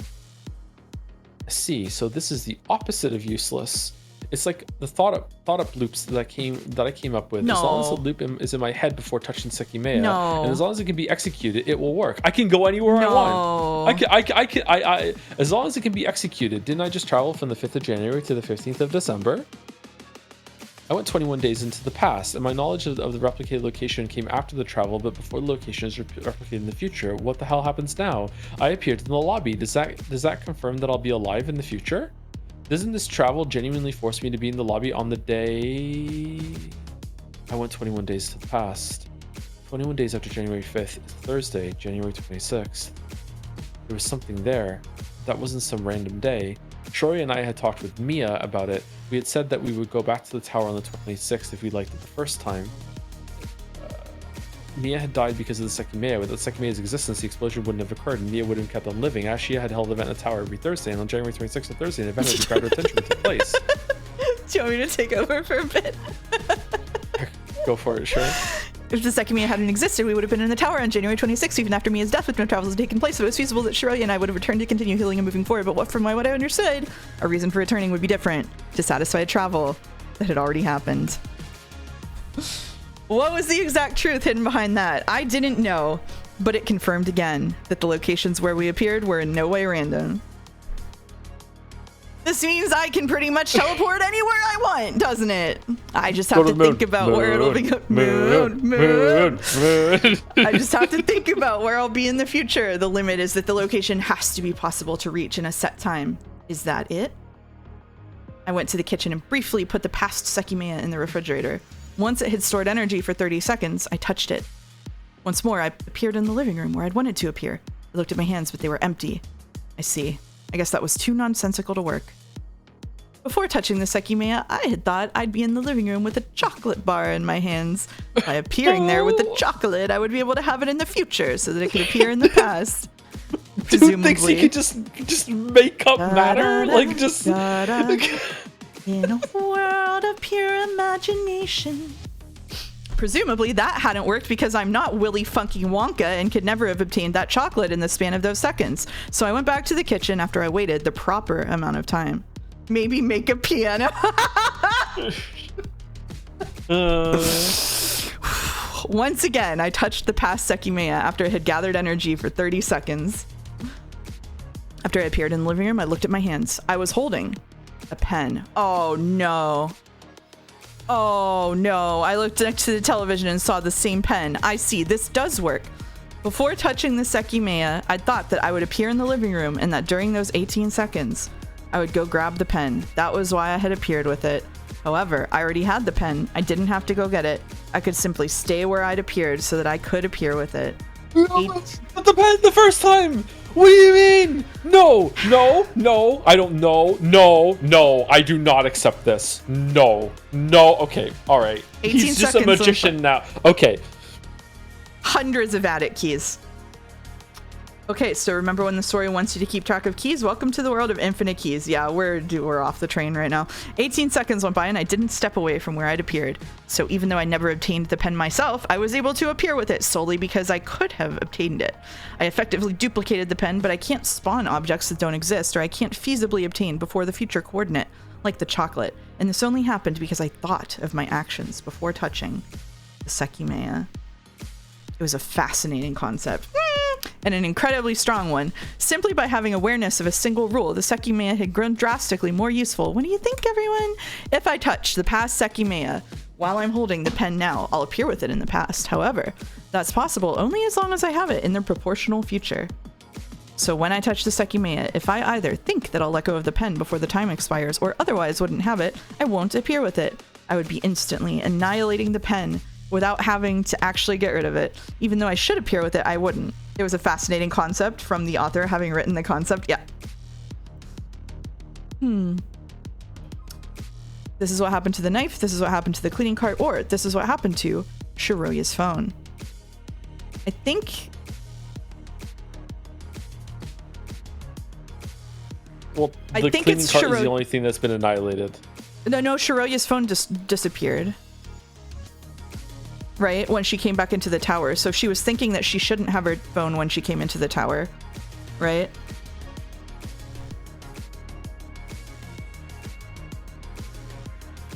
Yeah. But was she surprised when she... Didn't she expect to have her phone when she looked through her bag? Yeah, she did expect to have her phone when she looked through her bag. So it can't be that one because she thought she would have her phone.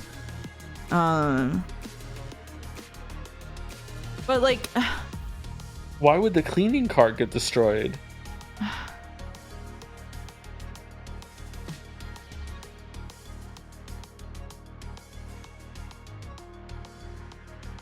Or otherwise wouldn't have it. Maybe it is the phone. Because she wouldn't have the phone when she went into the tower because they would take it away from her. But that's what I was thinking. Weird. But she did look for it in her purse. So I think because she looked for it in her purse, it's not that. Like, she did legitimately think that she had it. I'm really interested in where the knife came from. Yeah, I am too. But I don't think like he couldn't make a chocolate bar, so he can't make a knife. Yeah. So there had to be someone brought in a knife. Yeah, someone had a knife. Yeah. Ruby had it. Okay. Cleaning cart. Maybe.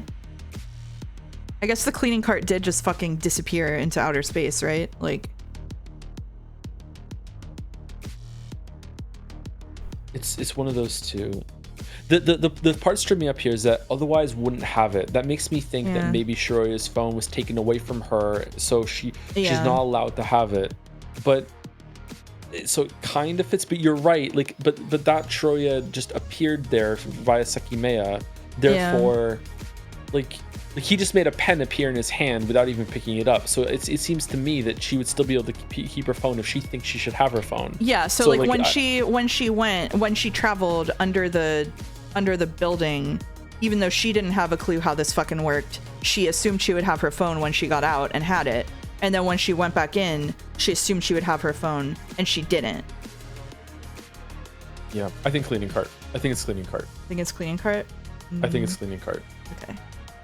What do you think? The cleaning cart disappeared when Shiroya traveled to the future because she didn't have it in the past, so it would have been impossible for her to appear with it. But on January 5th, when she traveled to December 15th, she noticed that out of the things she'd been holding, only her phone had disappeared. She didn't think about it, but the Zen card did as well, and her clothes had changed. Why? She appeared in the lobby of the... So which was correct? I don't know. Both of them? She appeared in the lobby of the tower, and the future coordinate was January 26th. I'm sure you haven't forgotten that phones are strictly prohibited in the tower. She couldn't have been there with it in the future, so she appeared without it in the past. So it was Shiroya's phone, even though... Okay, whatever. But she kept the keys, and she didn't have the keys. But they wouldn't have taken... But they wouldn't have taken her keys away. They would have taken her phone away, so it was impossible for her to have it. Okay, so there is some amount of, like, generating what would have happened if you went there normally. Oh, that's... Yeah. Fucky. Yeah.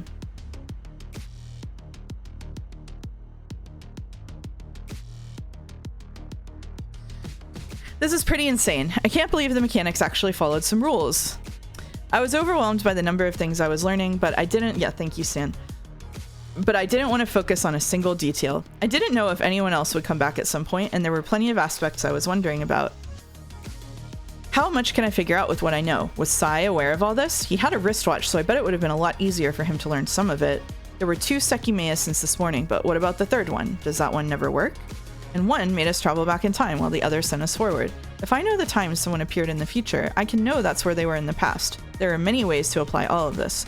I wonder, when someone travels to the past, if I think that I'll bring them somewhere in the future, would I make them appear there in the past? Could the origin be in my mind even though I'm not the one traveling?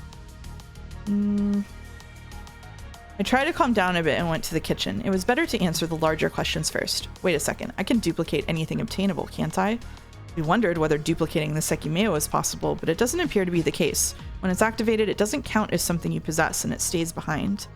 Now I'm certain that the Sai with the broken wristwatch came from the future, and he had a Sekimeiya in his hip pack. He acted as if he didn't know it was there, so perhaps that was the truth. Maybe he appeared with it. An important detail is that it was inactive. So this, I'm pretty sure, is the fake one. Yeah, it's the fake Sekimeiya. Yeah. If he hid a powered-off Sekimeiya in his hip pack in the future, it's possible he appeared with it in the past. Trying it was simple. First, I used the past Sekimeiya to travel 9 seconds to the past. In the living room, I waited 18 seconds before I re-entered the kitchen. I want, again, Katsuki split moment. I want so bad for him to see what happens. You know what I mean? Like, I want him to not wait those 18 seconds. Like, I guess maybe you're going to be ripped apart by, like, time and space or whatever, but, like, it seems worth it to try it. I don't know. The Sekimeiya will now... Maybe it somehow knows that you would intend to do that, so it wouldn't send you there? Yeah, but, like, I don't know. Oh, yeah, I don't know. You know what I bet it is? Remember how the bad endings were all like, this is not possible for this to happen, but this could happen. Like it's like the bad endings that we see were all people doing something like that. Like that was somebody making a choice that wasn't supported by the rules of the Sekimeiya. And so what that would do is spawn a bad end for him that didn't make sense. That's probably it, yeah. Yeah, that's annoying. The Sekimeiya will now spend a little while powered off. So like it's not the case that infinite timelines don't exist. Infinite timelines actually do exist. It's that only 3 of them are like sensible for some reason. And I don't know why. Okay, whatever. I took the future Sekimeiya out of the refrigerator and grabbed the disabled past Sekimeiya. Half a minute later, I left it on the countertop and touched the future Sekimeiya. I appeared in the kitchen 9 seconds in the future. Then I glanced at my hands. It was not there, right? We both agree you can't travel with it? It was not. You can't travel with it. Yeah, it was not there. All right. It was there. What? What? Still gray, I had it in my hands. Did I really duplicate it? I looked at the marble where I'd left the past Sekimeiya before traveling. What? It's not there. Okay, so well, he, that's so he can't do. Okay. Yeah, right. you can't duplicate. Okay, fucking right. hell. I thought that's what it was. Whatever. Okay. Okay, I see. Right. The future Sekimeiya was where I touched it and it was gray. That proved I'd traveled to the future. However, the original past Sekimeiya was gone. I hadn't duplicated it. What the hell? Can the Sekimeiya not be duplicated? It seems like the original one disappeared when I appeared with it in the future and disallowed the duplication. There's no way anyone came and took it during the 9 seconds I wasn't here, right? It was bizarre, but the fact that I'd appeared with it was notable. It had counted as one of my past possessions. While I was thinking, the past Sekimeiya powered on. It's still working. I wonder if the fact it was powered off mattered at all. I repeated the same process, but held the powered past Sekimeiya with my sleeves for half a minute. Then I left it in the refrigerator to avoid overlapping ranges and went 9 seconds to the future. It didn't appear with the Sekimeiya. My hands looked to be holding something that wasn't there. I opened the refrigerator and saw the past Sekimeiya where I'd just left it. So it did matter that it wasn't active. When it isn't, its powers fade temporarily, and it acts as a normal object. What would happen if I did the reverse of this? Wouldn't the past change? If I go to the past holding the powered off future Sekimeiya, I would appear with it in the past, so the original one would disappear. That means that I couldn't hold it anymore when I'm traveling to the past, thereby changing it. I tried it out of curiosity. Holding the future Sekimeiya that I'd powered off, I went 9 seconds to the past. In the living room, however, I didn't have the future Sekimeiya between my hands. It didn't work. I thought I would stay here for 18 seconds with the Sekimeiya, so that's strange. Suddenly, I heard a sound coming from the kitchen. It scared me at first, but I immediately understood what it was. 9 seconds later, I entered through the door. The disabled Sekimeiya was on the floor. It hadn't disappeared alongside my past self. Why, though? I don't get it. Wait, no, I might have an idea.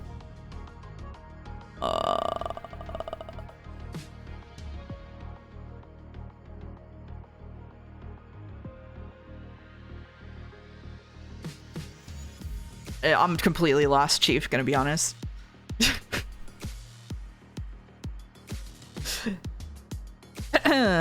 It wouldn't cause a world switch, right? Because it's not powered on, except that... What did he even do? I don't know. Do we have a three-way so coin flip? Holding the future Sekimeiya between his hands, he went to the past. He hit the past one. That's what he did. So he just, the first experiment he did was he held the past one inactive and used the future one and went back to the other position, and he saw it in his hand, the past right? That's what he did. Yeah. So now he did the opposite, where he held the future one inactive and he hit the past one, right? Well, the first one he did was he held the powered past Sekimeiya and then put it in the refrigerator to avoid the ranges, and then he went to the future, and he did not have it. So it won't work if it's powered, basically. And then he held the future Sekimeiya and went 9 seconds to the past. The future Sekimeiya while it was powered off, and then he went 9 seconds to the past. But in the living room, he didn't have the future Sekimeiya between his hands. He thought he would stay there for 18 seconds with the Sekimeiya.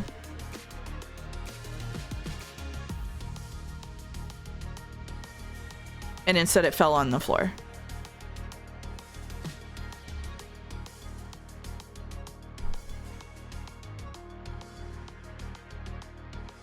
Why would it move?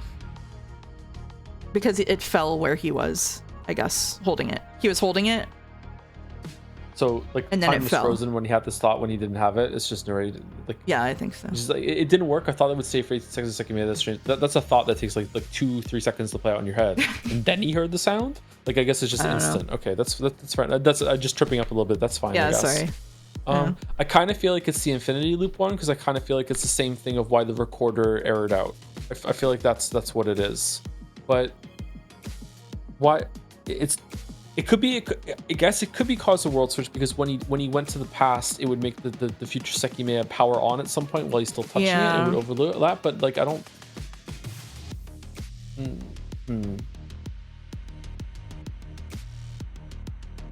Oh, he traveled to the past, so it took a while for past him to travel to the past and drop the Sekimeiya. Oh, he heard 9 seconds later himself drop the Sekimeiya when he traveled, basically. So yeah, you're right. A few seconds went by. Oh, okay. Yeah.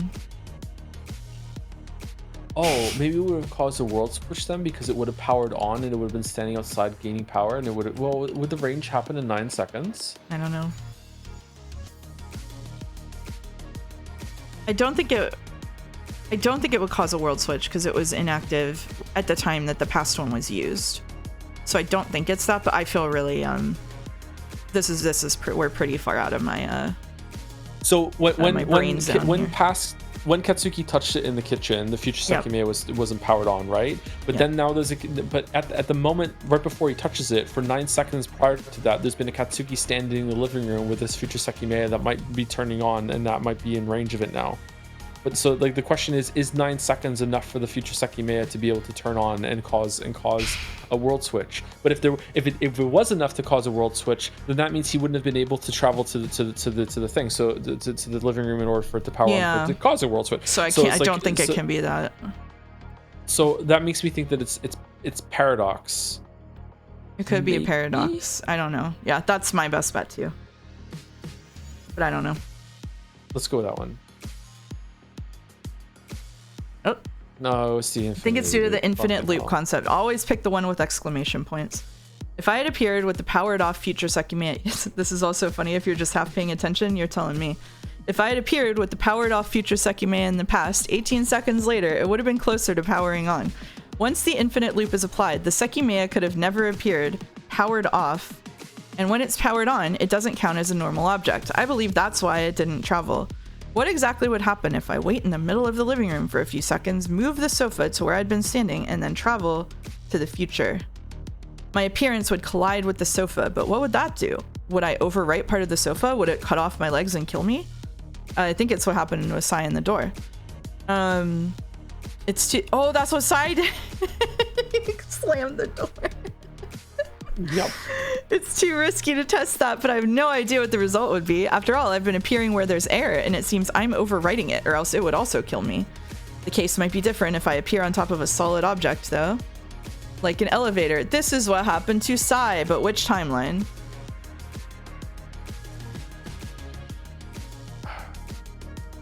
It was in...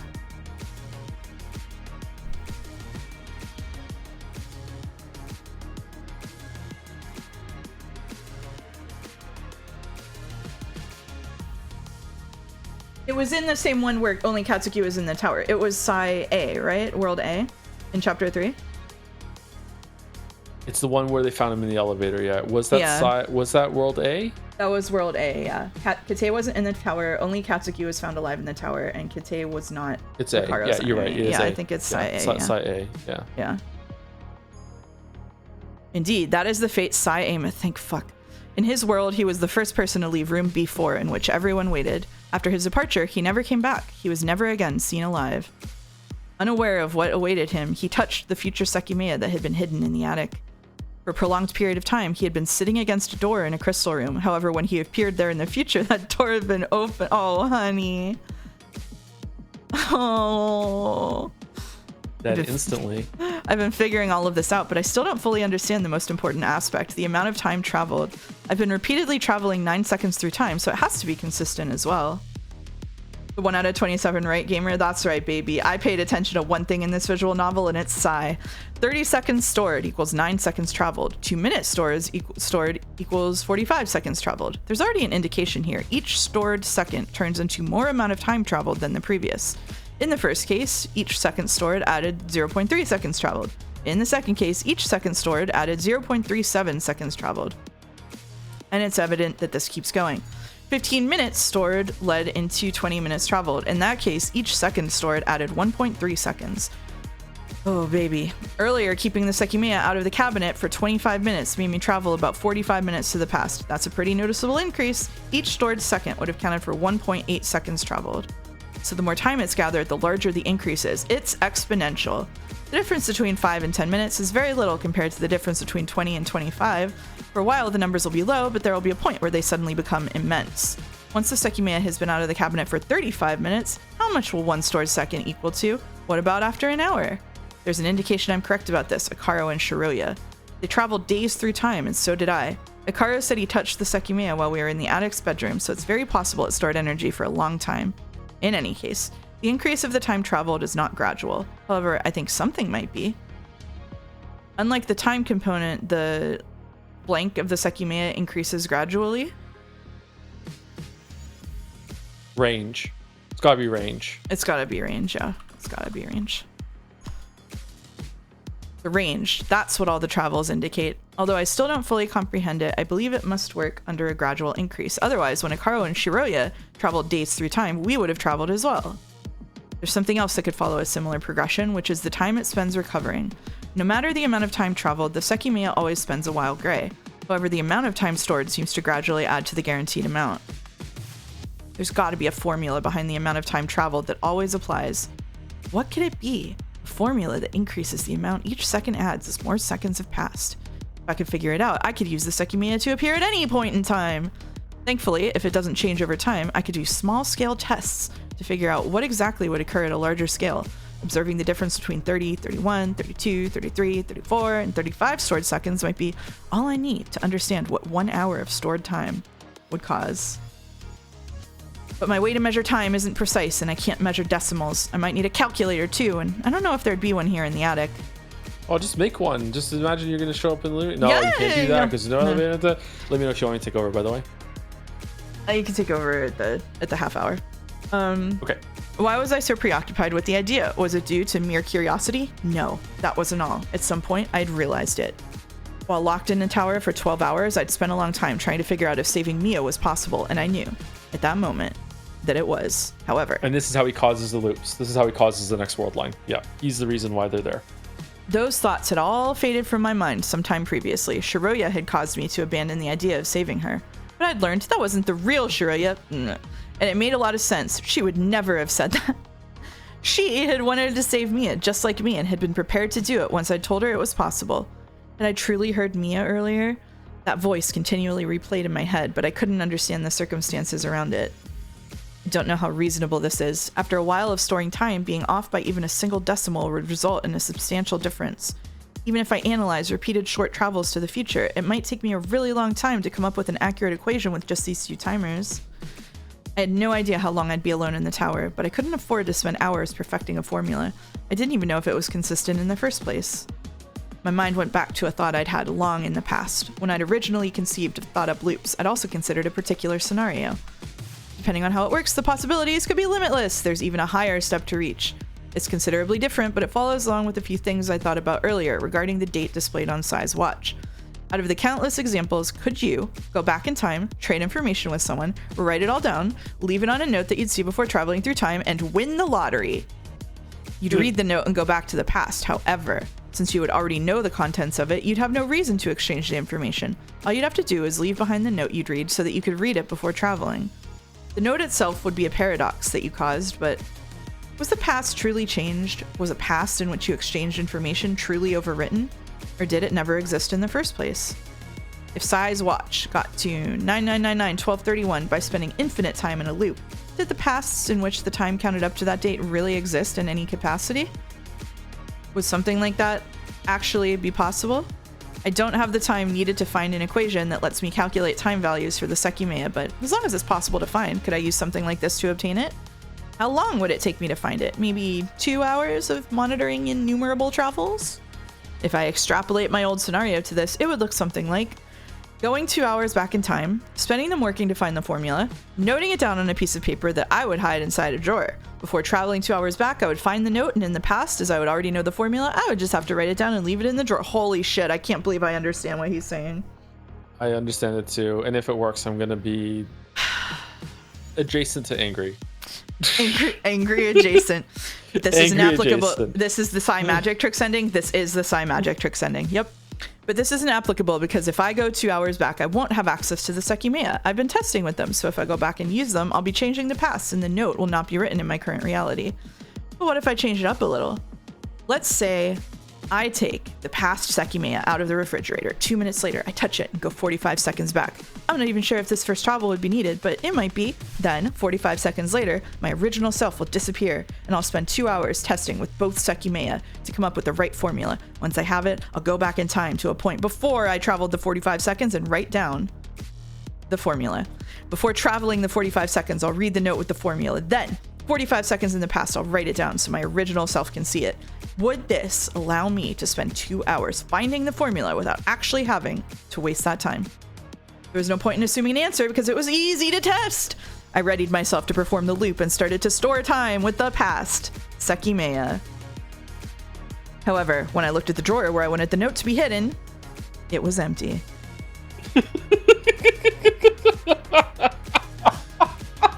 August says, okay, so just to clarify, since I'm a bit confused, they're trapped in this building for 12 hours? That's correct, August. Huh, okay. Why did it not work?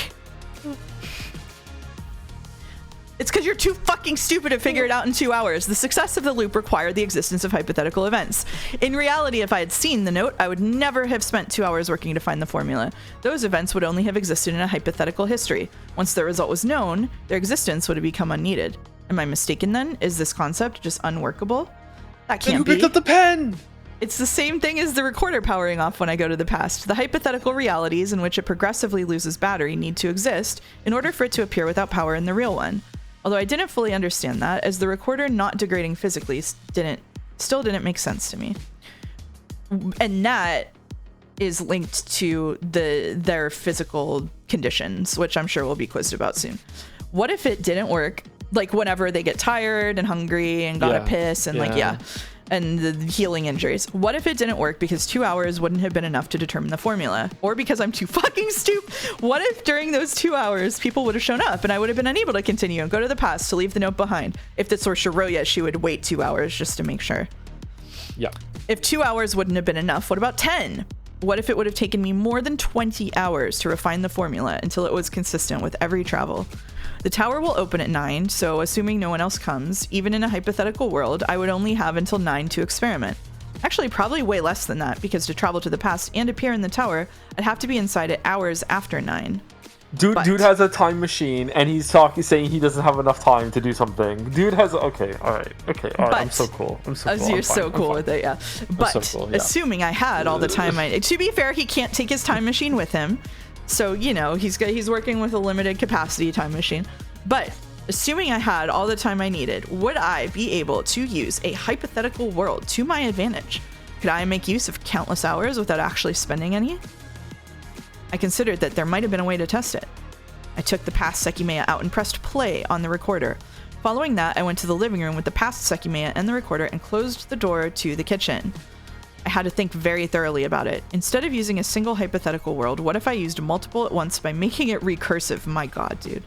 He's like a different character right now. He is, yeah. If I touch the Sekimeiya when 15 minutes have passed, I'll go 20 minutes to the past.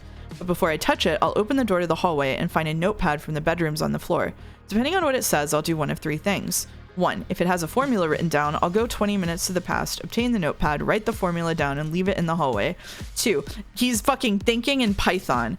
2, if I don't find a notepad, I'll go 20 minutes to the past, and using the future Sekimeiya in the kitchen, I'll start to work toward finding the formula. Before 20 minutes pass, I'll obtain a notepad from the bedrooms. In the top left corner of the first page, I'll write a 1, along with the progress I made in those 20 minutes. Then I'll leave it in the hallway. 3, If I find a notepad that doesn't contain the formula, it will have my current progress along with a number in the top left corner of the first page, which will indicate the number of iterations that have occurred so far. Remember when you thought Sai spent years time traveling to figure out all the crazy things you can do with the Sekimeiya? How do you feel finding out it was Katsuki doing it instead? Genuinely, if this exact same quiz were happening, but from Sai's perspective, I would probably be doing a lot better, actually.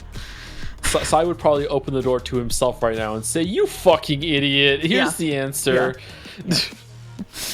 Before the 20 minutes pass, I'll write down the updated progress in a notepad from the bedrooms, increase the number I saw in the top left corner by 1, and then leave the notepad in the hallway.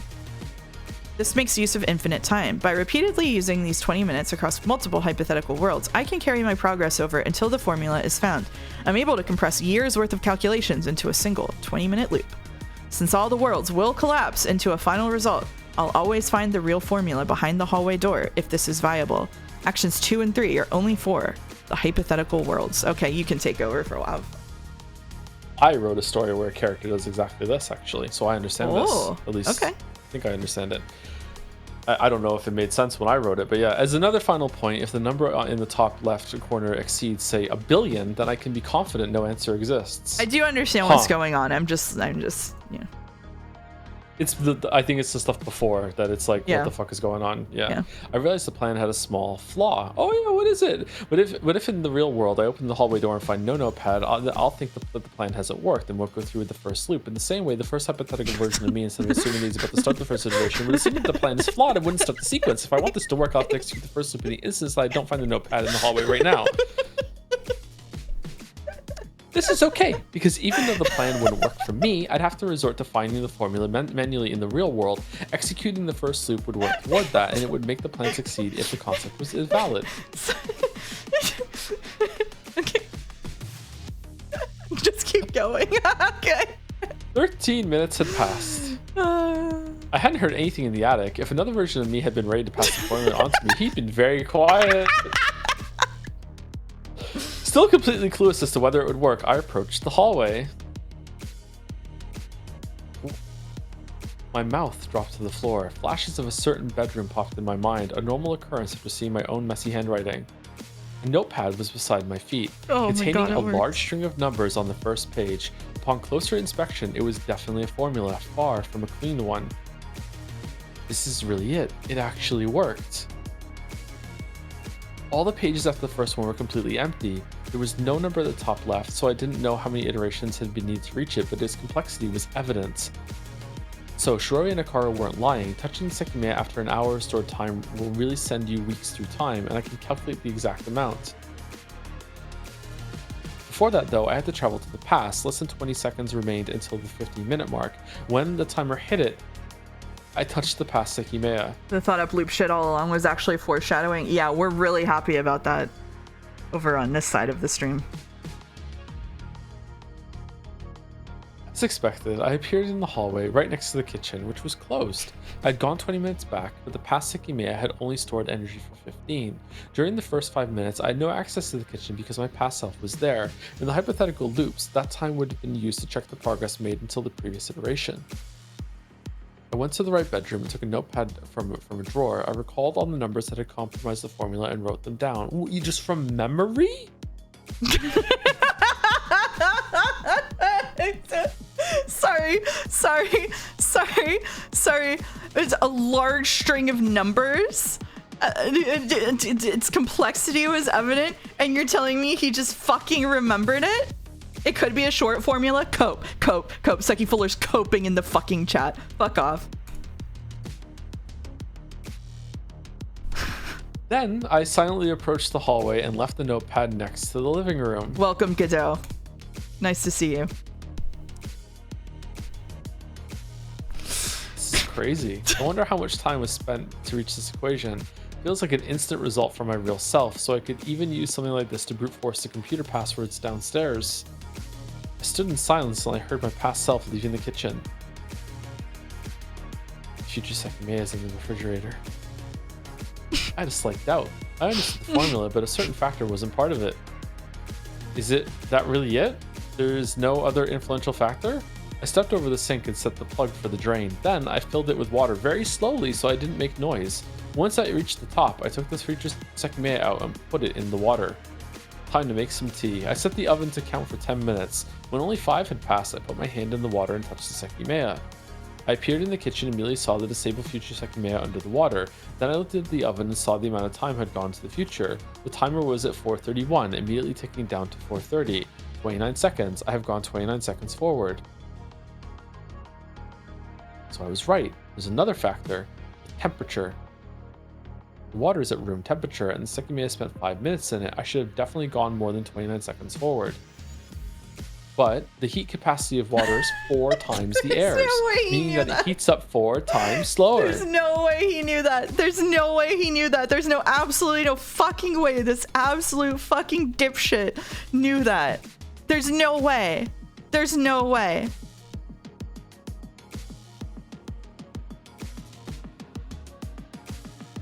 She skipped school. The problem isn't me. The problem is Katsuki. You know anything about Ice 9? It appears the temperature higher than the cabinet lets the Sekimeiya store energy and become hot. Of course, that heats up the air around it. The only thing I know about Einstein is that Cat's Cradle by Kurt Vonnegut is an excellent book, and I know nothing about it in any other context and do not want to. Thank you very much.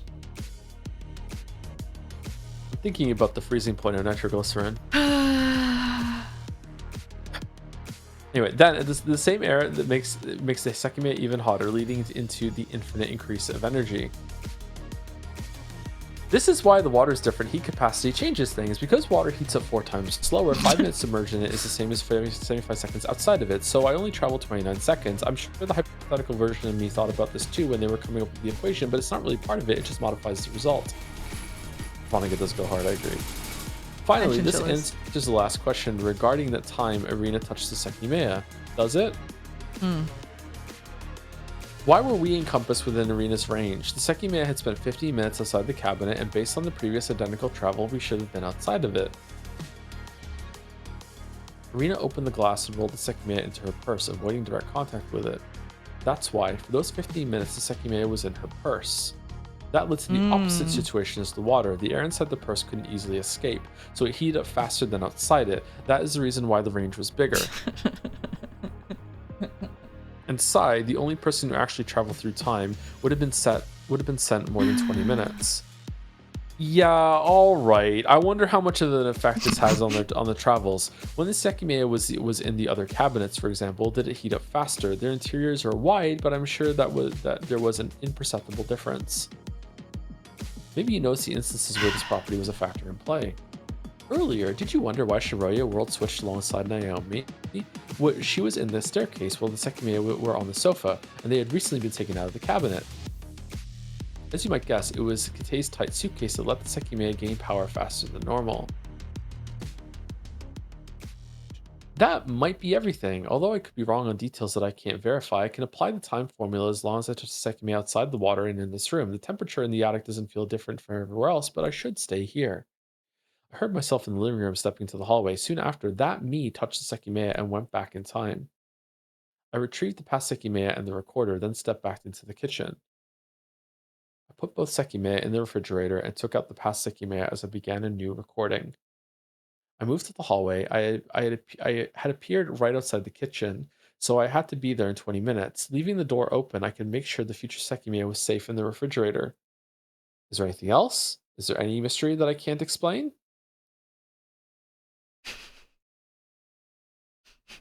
In the storeroom, I'd sporadically thought about the long series of events that had gone on during the 12-hour span of time. A few ideas had come to me, but I had to seriously think about everything with what I'd learned.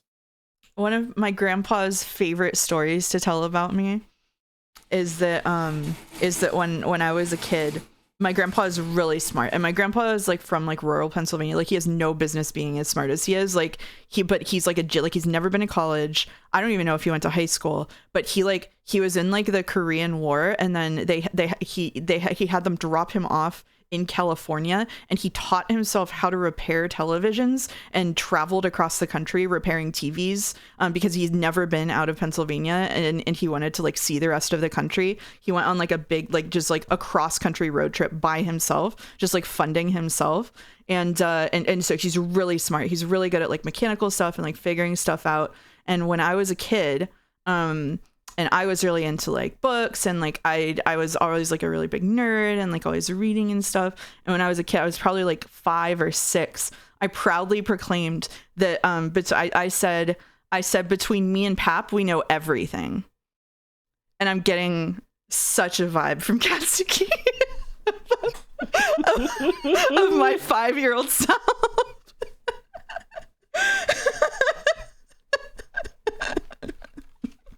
Okay. Anyway. But in this case, it's Katsuki and past and future Katsukis. Between the 3 of them, they know everything. Damn, and here you are playing video games? Yeah, man. Why do you think I have depression? All right, let's continue. Oh, good song. At 9, the smoke was released in the tower, beginning the attack that trapped us inside. What triggered the alarm? Was anyone aware of the Sekimeiya's powers? I'm still not sure about the details behind it, but it's a lot clearer now. While we were asleep, someone hid the Sekimeiya in room B4 and turned on the temperature regulation. You mean us, Sekimeiya? Was it Naomi? In this world, she ran up to the attic with them. There's also Kate. He wasn't in the security room, and he has to be who dropped the rusty key in hallway A. Beyond the truth of the attack, the 3rd Sekimeiya, the one that doesn't work, was the only one inside the cabinet when we woke up. When Isla touched it, nothing happened to her. Oh, it's really embarrassing to be Kate, knowing that he didn't need to like do it. He just should have like grabbed an egg and thought really hard about getting his key back. That's really rough for him. But the security room and contacted the outside. That's when we had to call with Surupo, who told us about the story behind Ashia and Zen. Before it ended, Sai turned off the monitor next to him. However, the whole computer immediately powered off too. Why doesn't Katsuki just think really hard about Mia and Shoya being alive on the other side of the door and then just open the door and give him a hug? Yeah, well, I don't understand. Like, yeah. Who did that and why? At this point, I believe there's an answer far more likely than the others. Who shut down the computer in World B? I think it's probably Kate. Which one was World B again? World B it was ours, right? Is the first one world. that we saw? Yeah. I don't think it benefits Kate to be So let's go back and read that scene. Let's monitor. Sure. Blue security cameras. Blah blah blah blah blah blah blah blah blah. Okay, here they are talking to Surupo.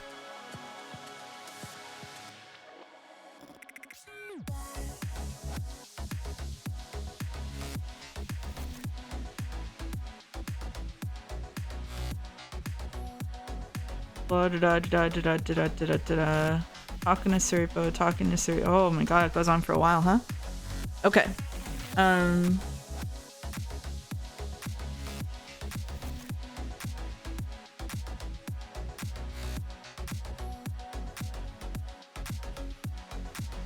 It seems like it was probably Kate, right?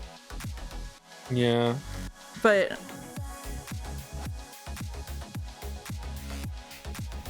did someone travel and shut it? Kate set up like a whole fucking like shutter defense system and everything, and then he spent like after this he spent like an hour trying to get the computer to come back on, and then Sai just came in and flipped the button or whatever, right? Yeah. Like I feel like it has to be Kate. Yeah. But maybe someone traveled. He says it's impossible to power off the main computer from the mechanical room, but is that actually true? They went and checked it because I was thinking, what if he?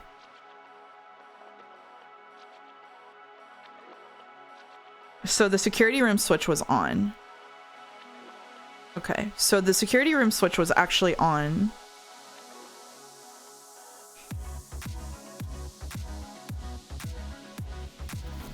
Hadn't fixed a thing.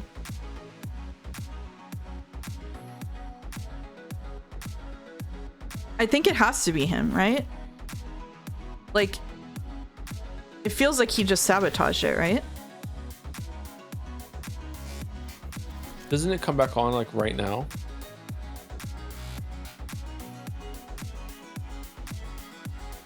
Yeah, it does. Yeah. Ooh. So what made this happen? I don't know what made this happen.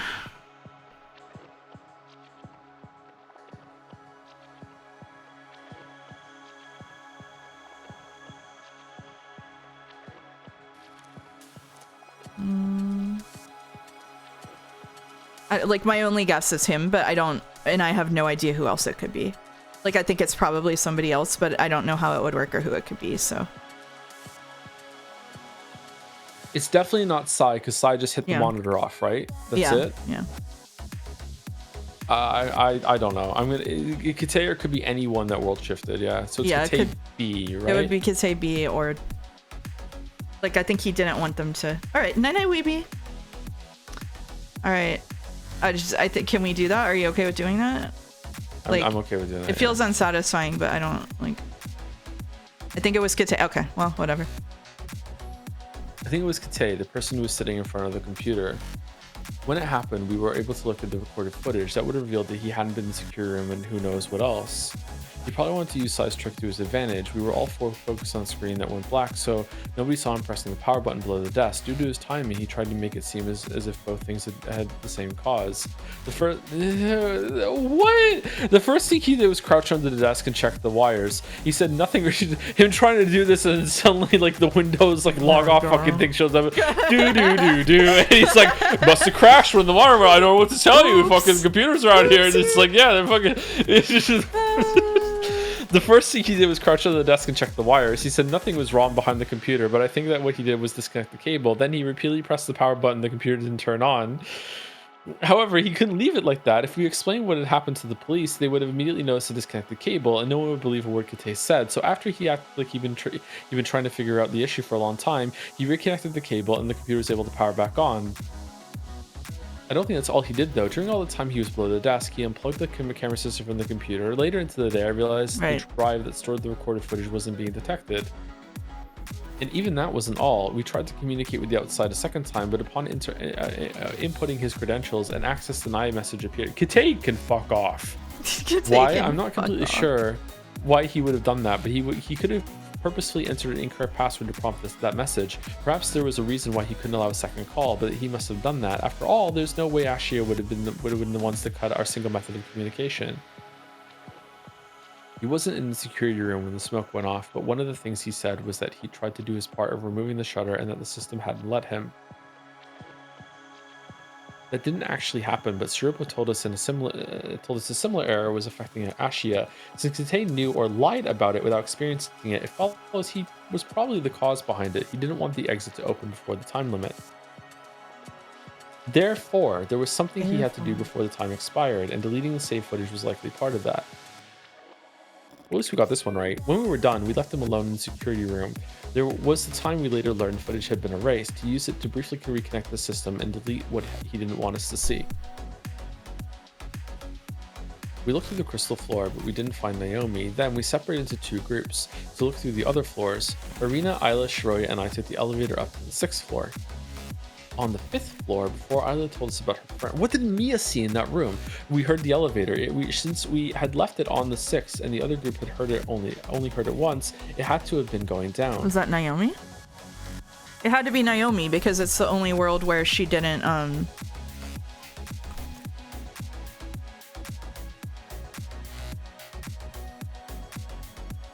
right? Because Naomi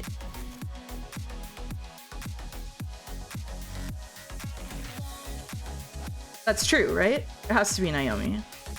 Because we talked about it, she didn't run to the attic with the suitcase, but one of them traveled, right? Didn't Naomi A travel? And then that was her, like, leaving the attic? And then later she wanted to come talk to Kite in the lobby? It's Naomi, right? I think it must be, but this is I get Naomi A. confused about this one. But it's Naomi A because Naomi B did not go there. Right? You get confused about me too, buddy.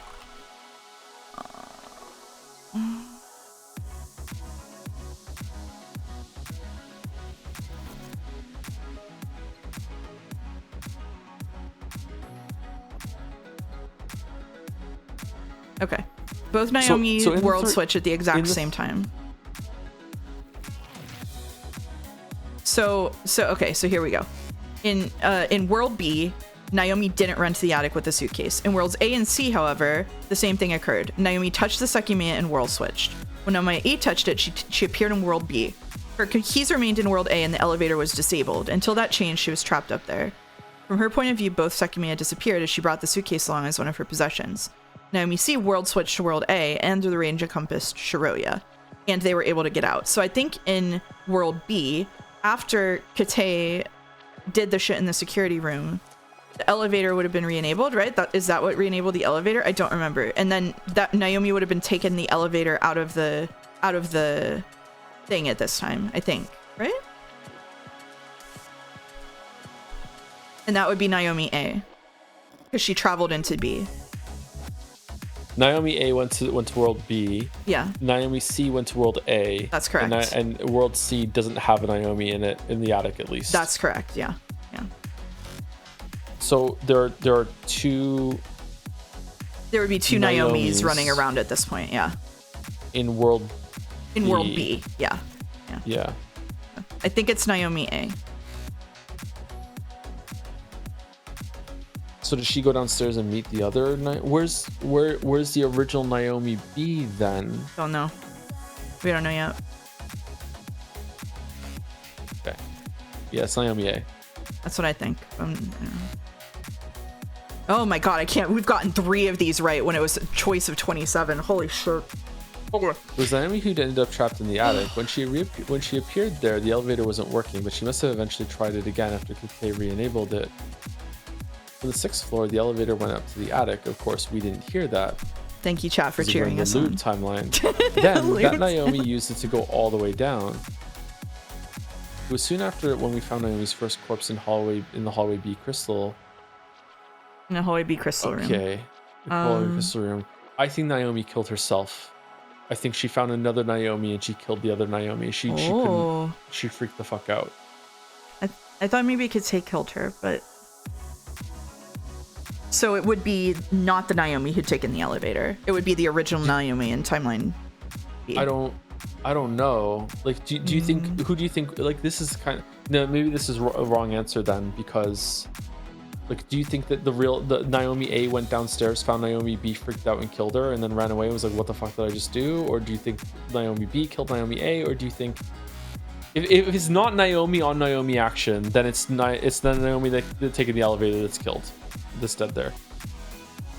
So in this one, did Kate take he took the Sekimeiya and then went to go hide it, right?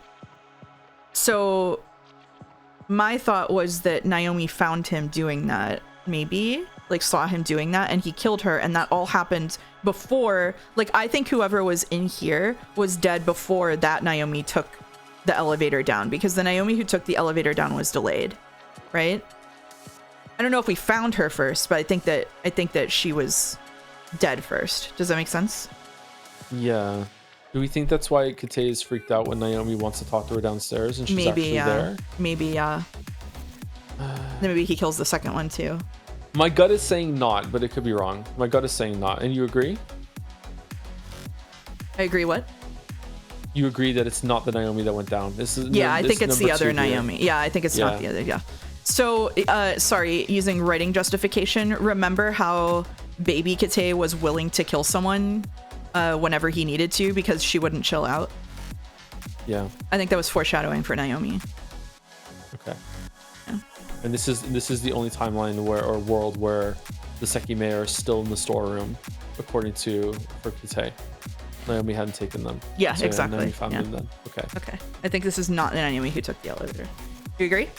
Lock in? Yeah, I agree. Lock in. Right. Yay! I don't think that was the Naomi who taken the elevator, though. The elevator moved after one Naomi had already appeared, and her set of keys was on the first dead body. That was likely Naomi from our world. She appeared in front of the others and asked to talk to Kate privately. Later, the Naomi in the attic went down. Okay. But after we waited, Kate came back alone, saying Naomi hadn't wanted to come back. If she was still down there, we couldn't let her keep escaping. Shoria and I waited in front of the elevator while the others went down to make sure we'd find her. Suddenly, we heard the elevator going up. We thought that was Naomi, but we didn't find anyone where the elevator would have stopped. The reason was that my past self was the person who used it. And while we were discussing what could have happened, Akaro came running. The Sekimeiya had vanished in the cabinet for the first time. Everyone was waiting near the stairs when we arrived. Shoria and I saw the empty cabinet in the event room, but the party was still Naomi. She had to be there. Making sure nobody could leave, room B4 was eventually looked into. That's where we found her corpse. Killed Naomi B. Who killed Naomi B? I think Kate, but what do you think? It's either Kate B or Naomi A. Yeah. I am convinced with your Kate B theory. Okay. All right. Lock it in. Lock it in. All right. Yay! You were right. Someone coming from the future could have killed her, but I'm inclined to think it was actually Kate. It happened in the room where the Sekimeiya were hidden, and in this world, Naomi didn't bring them there. That makes me think it was Kate who did.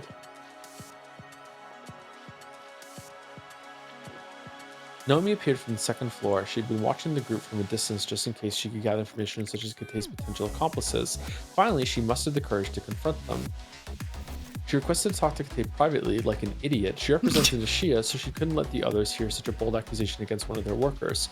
You're doing it now? If it was possible, an explanation existed. However, she knew Kate had taken the Sekimeiya out of the cabinet. Without speaking a word, they walked to the crystal floor. There, Naomi brought Kate to the room she'd seen him leave. The Sekimeiya had to be there. Naomi asked him to unlock all the cabinets and saw 2 of them lying inside. Raising her voice, she demanded an Oh, did Naomi A kill Kate later? Oh. Raising her voice, she demanded an explanation while Kate kept quiet. He knew how bad the situation was. Naomi would bring about his doom. She would ruin everything. Well, there were 2 dead Naomis here, but I think the one who sat up and said you're a murderer was talking to Kate, right? So if God, now if the other Naomi came and was dead here too, that would mean that we're in world B. Yeah, that would make sense because then Naomi A would travel to C, and then that Naomi would look at Kate and say you're a murderer because she saw him do this. Maybe.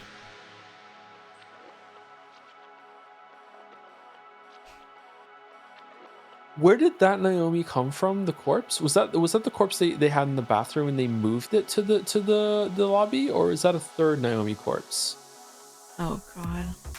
There's bathroom Naomi corpse. There's this room Naomi corpse. No, the one they dragged to the lobby was the one who was actually alive.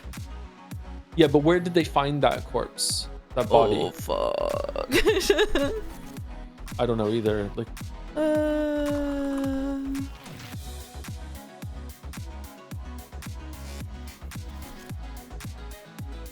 I saw Naomi's body. Inside the men's was Naomi's body. It was in, oh yeah, it was in the elevator with Shiroya. Yeah. Yeah. Was Shiroya dead? Shiroya was dead. I mean, they said Naomi was dead too there, and she wasn't. But they touched Naomi.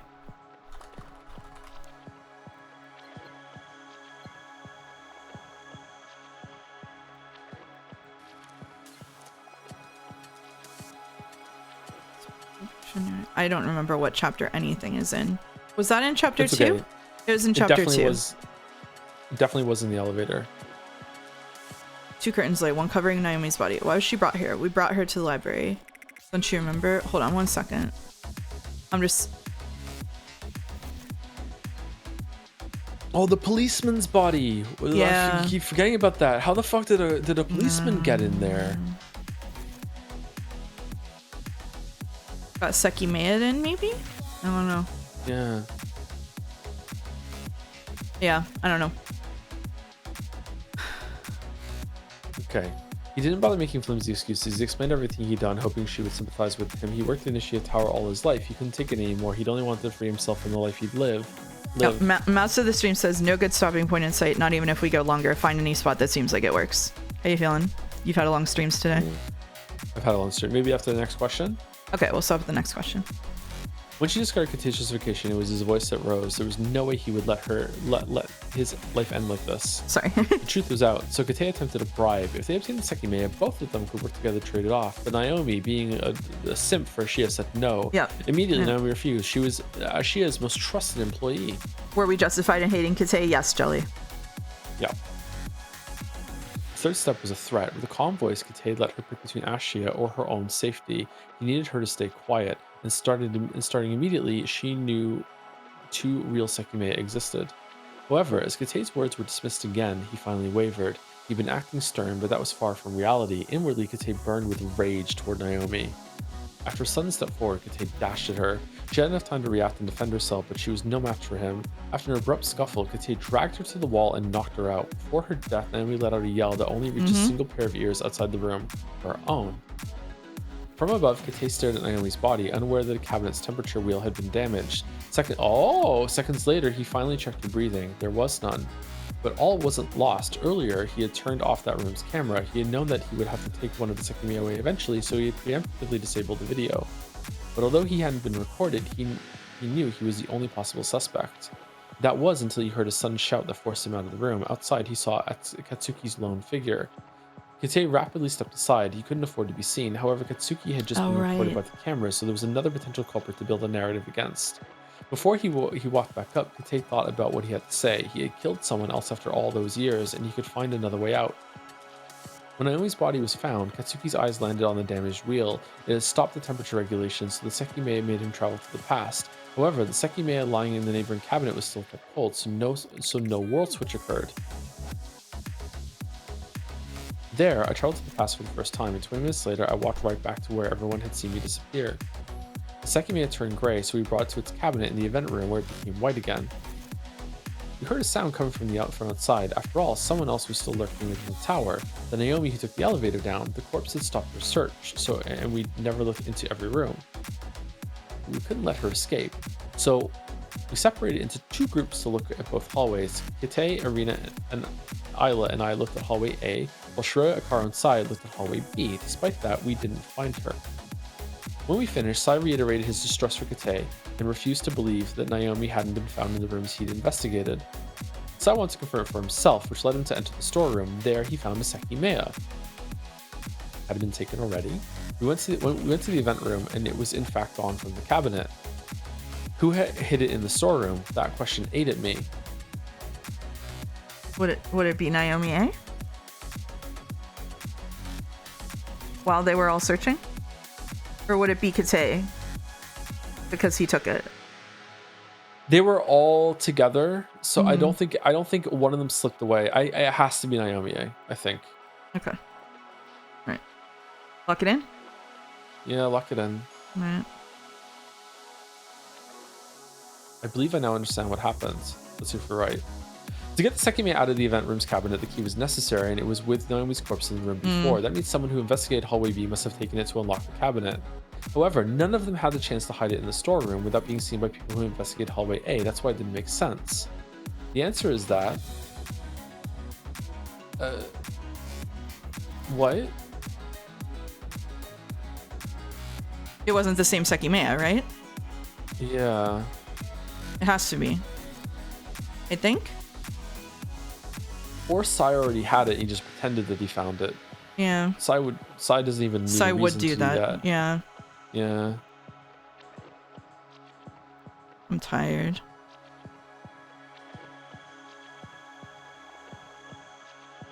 Tired too.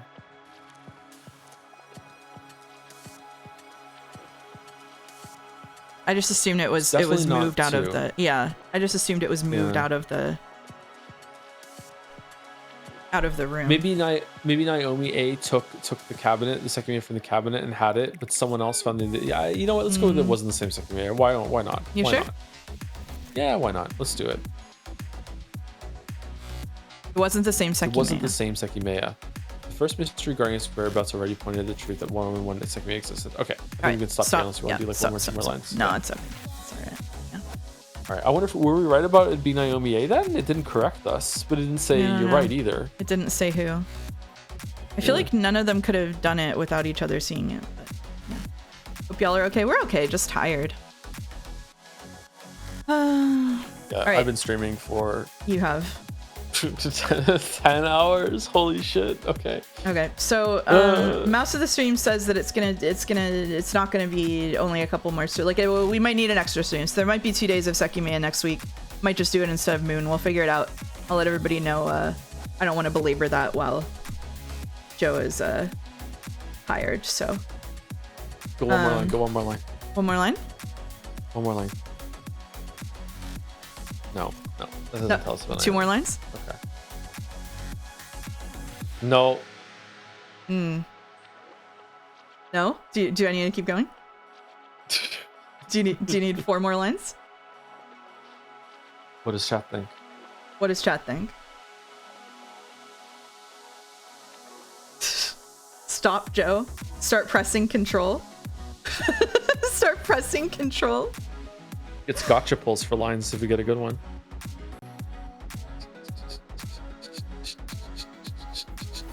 No. I don't think so. It's not telling us. It's not telling us. It's not telling It's not telling us. God All damn it. right. No. Well. Oh well. Does somebody have someone for us to read? I will be gone this weekend. Jelly will be on for Umineko tomorrow. I need to do voice assignments for you both. Sorry, haven't done that yet. And we'll be back next week. More Sekimeiya. This is a funny stream. I think so. Germa is playing Castle Crash. Okay. Castle Crashers just had a big update. That's why he's playing it. Umi Saturday. That's right. Yeah, Saturday. Oh yeah, sorry. It's almost Friday. Yeah, whatever day it is.